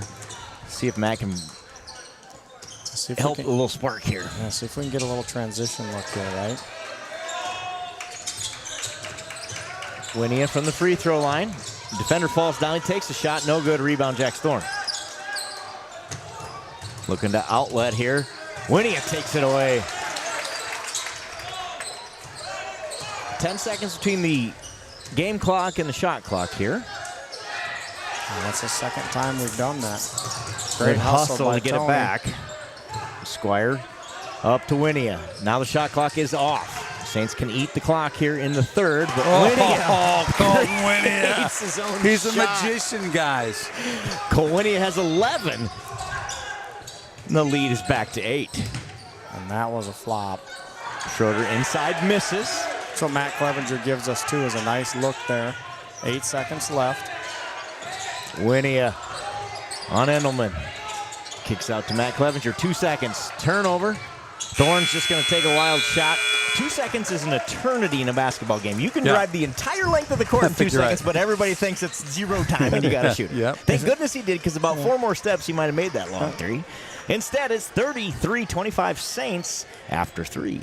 It feels like you've entered a wormhole, which is 2 black holes put together, and time slows down. Right. When it gets under 2 seconds, it's like you said, it feels like you could go in. And good teams do that. They somehow find a way to. How did he get from the free throw line to the 3-point line in 0.9 seconds and get a shot off? Right.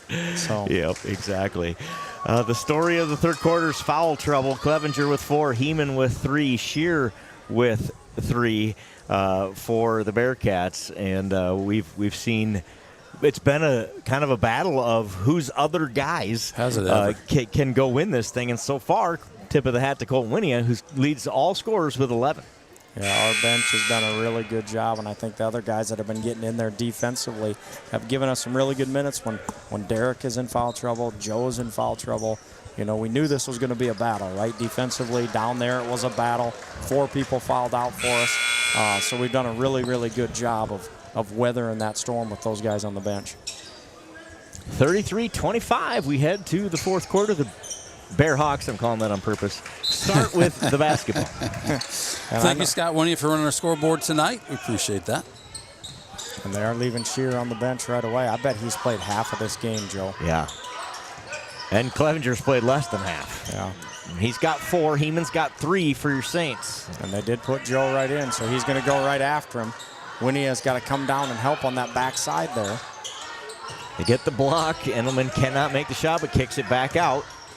This is Thorne, tries to get it back inside, taken away by the Saints. That's good hands. That double team that we talked about. They try to get it to Edelman, and we got 2 guys that collapse. We end up getting a turnover.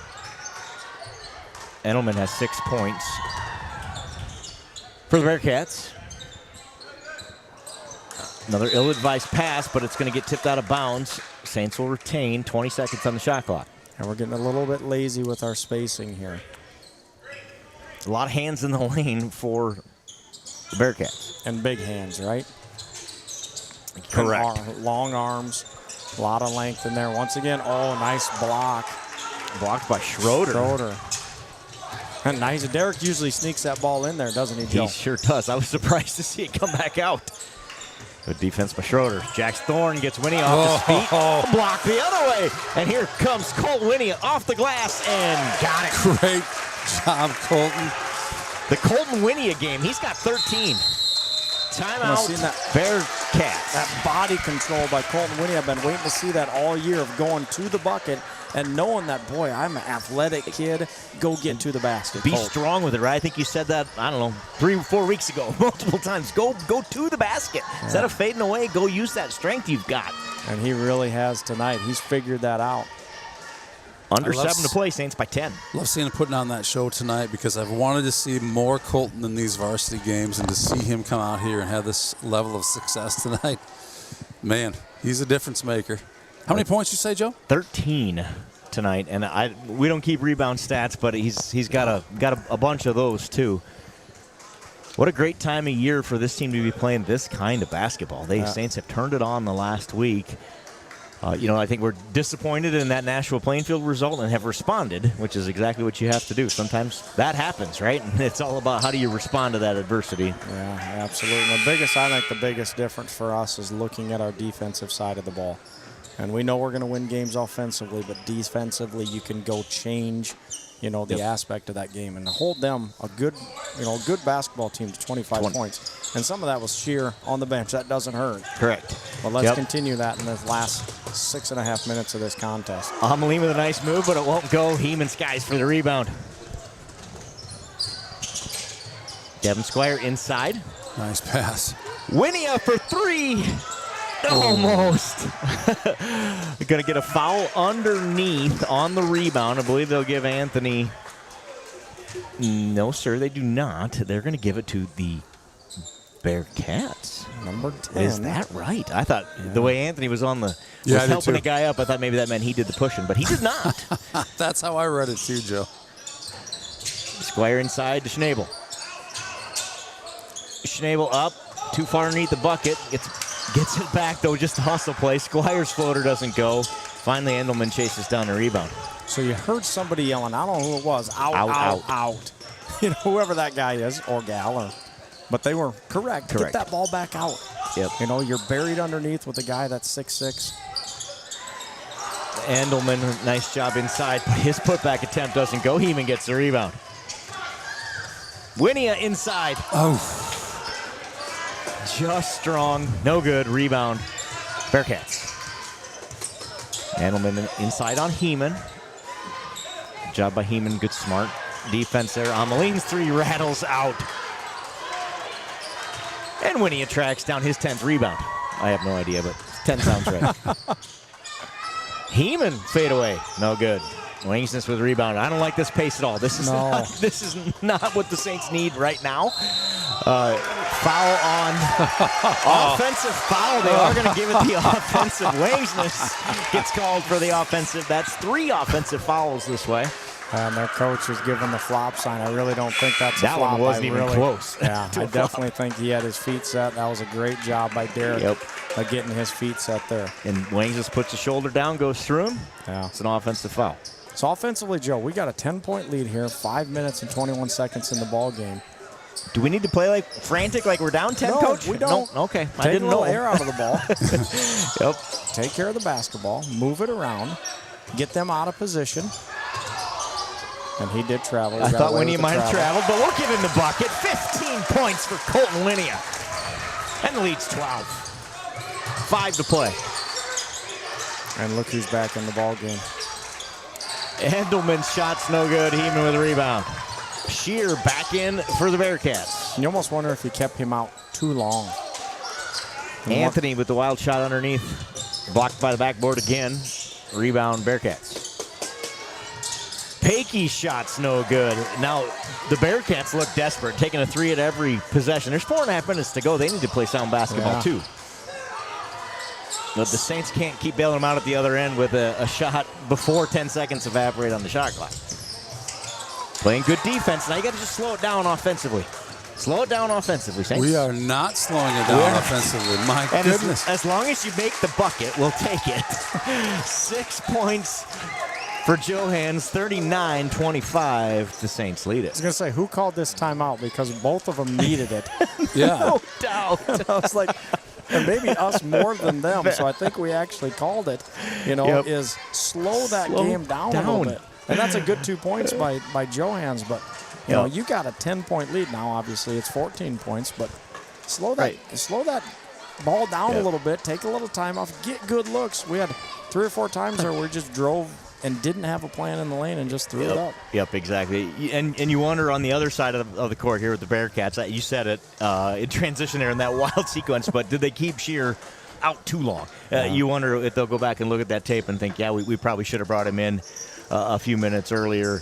And shot selection, I'm sure, is what's going on in their huddle right now. Hey, we don't have to shoot a quick three on every possession. We need to go play the game. 4 minutes and 15 seconds is an eternity in a basketball game. We saw that Friday night. Yeah. So just, go be fundamental if you're the Bearcats. For the Saints, it's keep doing what you're doing defensively and slow it down just a touch offensively. And I'm sure their coach talked about, let's go get one stop at a time. Let's get a good look here and go get one stop at a time. Thorne into the lane, blocked by Heeman. Derek Heeman. What a play. Clevenger back in for the Saints. He's playing with 4. Heeman's playing with 3. And Shear has 4 for the Bearcats. Winia inside for his 17th. Wow. The Colton Winia game, as we're officially calling this one. We'll put it in the description on YouTube. Thorne at the other end with a bucket. He's got 6 points. Turnover Saints. 3.5 minutes to go. Saints lead by 14. Just got to relax here. You saw Joe look at Derek there and just say, hey, we're all right. We're all right. Good play, bad play. We're on to that next one. That's that senior leadership for you. Young kids would get a little razzled, and one thing would lead to another, and now you got points coming off the board. And some discussion about where to do the inbound from here. And I know that's all about where it's last touched, right? Yeah. That's how so the Bearcats wanted it underneath the basket. Instead, they're going to get it out of half court.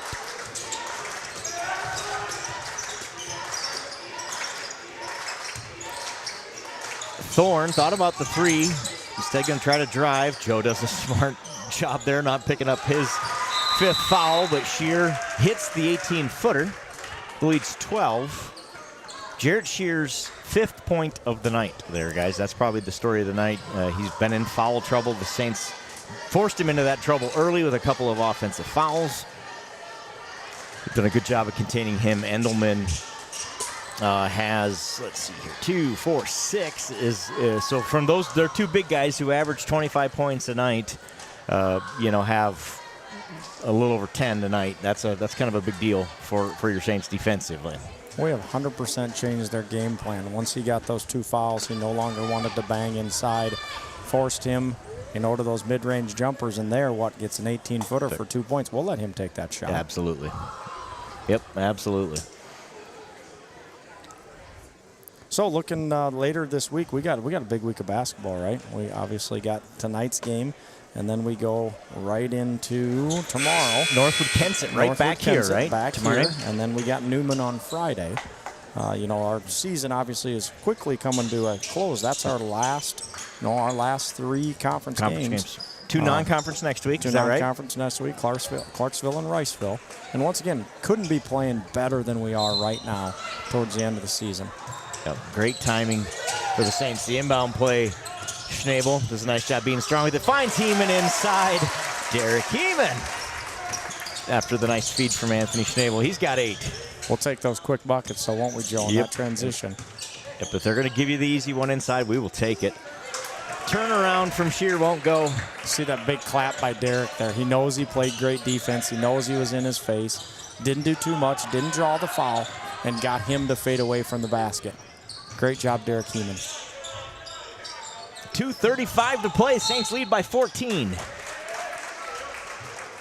Foul called away from the basket there. Let's see, they get Ameline, I believe. Yes, they did. His first. I thought they were going to give that to Derek on an illegal screen. So I held my breath for a second as well. What do we call him there? It'll be the Saints basketball. Fresh shot clock. Ameline has it, but he's out of bounds, so it'll be the Saints ball. Going to inbound again. 34 on the shot clock, 2:31 on the game clock. How about a bucket and burn 30 seconds here? Well, that would be ideal. Clevenger must have been near the floor because we need to get the sweat mop out. That perspiration is receipts for his hustle, right? That's okay. You sweat a lot when you work as hard as he does. Yes, you do. So once again, North Butler is 11-4, Joe. This would be if we can finish this thing off, our second win against teams above 500. Yeah, probably your best win of the season here, right? If they can close this thing out. Absolutely. So what a time to get it. Yeah. Even if we, take 20 more seconds off this clock, and that's been a good possession for us. Yep. Yeah, burning the clock's probably more important than a bucket on this possession. If you have to take one, you'll take the full shot clock. Yeah, they got to think about, they have 3 fouls. They have 2 more to give to get us in the shoot. We got 3-2. And not a bad possession. Not a bad possession. Under 2 minutes. Now go play good defense here. Get us a good box out. Thorne underneath. Good defense by the Saints. Endelman with the 3. The Saints will take that shot as well. He misses. Schnabel gets the rebound. Under 1:45 to play. Yeah, they got to consider fouling here. And like I said, they got to give a couple before they even send us to the line here. Minute and a half left to go in the game here. Saints leading by 14. Johansson's runner lips out. And it almost feels like to me that they've conceded a 14-point game here with a minute and a half left. It does appear that way. We'll take it. For sure. Yeah, they're moving the ball around. Burned half the shot clock themselves, but did make the bucket there. Ameline gets his first basket of the night. 1:07 to play. The Saints lead is 12. Timeout on the floor. So if you're the Saints, what are you setting up here, Coach? You know what they're going to try to do defensively, right? They're obviously going to press here. So what's your plan? Yeah, they're going to do a man-to-man press. I like that. We talked about this last time against West Fork. Is do not throw it into the corner and allow them to get that trap on you. Because they're going to be covering up the middle there. Is have some play where you have Johans or one of your athletes do a back screen and you're going deep to get it down the court. And then instead of going to take that layup, hold it out. Make them foul you. Take a little time off the clock. So that is that man-to-man press. They are putting somebody over top of the ball. And unlike West Fork, they don't do a great job of double teaming that. They do right there. Come up double team. Thorne's going to get called for the foul. Anthony just about had a push off there, didn't he? It was close. The crowd must have had a pretty good view of it on that other side because they were calling for it. They were requesting it. It does go on Thorne. Fresh shot clock. Saints will inbound. 1:01 to play. Up 12. Johans and get fouled by Wangsness. Wade says, I'm trying to foul him. What do I got to do? His third. I think tonight is the night that Trey steps up, figures this out, relaxes, and puts these free throws in. Go put a couple in for us here, young man.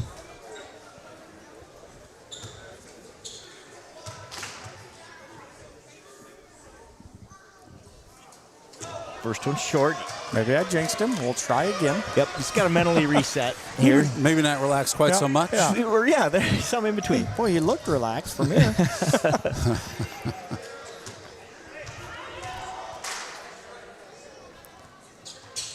Second one just out. Winnie is there. Gets the rebound. And he'll go to the line to shoot 2. Can add to his career night here. Colton Winnie has 17. Colton Winnie have a game. Okay, when the Saints need it the most this time of year, start figuring out those guys that are going to go put the ball in the bucket for you, get a lot of rebounds, right? His athleticism has really showed tonight. And he makes the first free throw. Brad Mulford chimes in. What a game for Winia. Now, he's only shot 18 free throws on the year, 56% from the line. One more on the way for junior Colton Winnie. That one's good as well. He's got 19 on the night. The Saints lead by 14 under a minute to play. Just why we're so surprised here. Colt averages 4.25 points a game. Right? Yep, and like I said, we knew that was in there. So fun to see it come out tonight. But we haven't seen him get this many minutes in a game, right? Right. No. Correct. Right. You're exactly right. And that was kind of forced with some of the foul trouble that we have in Derek Heeman and Joe Clevenger. Yep. So for him to get that opportunity and then step up and make the most of it. Shear got the rebound there, but his foot was on the line. So Saints basketball here. Ameline, picks up his second foul. Squire will go to the line to shoot 2 free throws here. Squire scoreless on the night.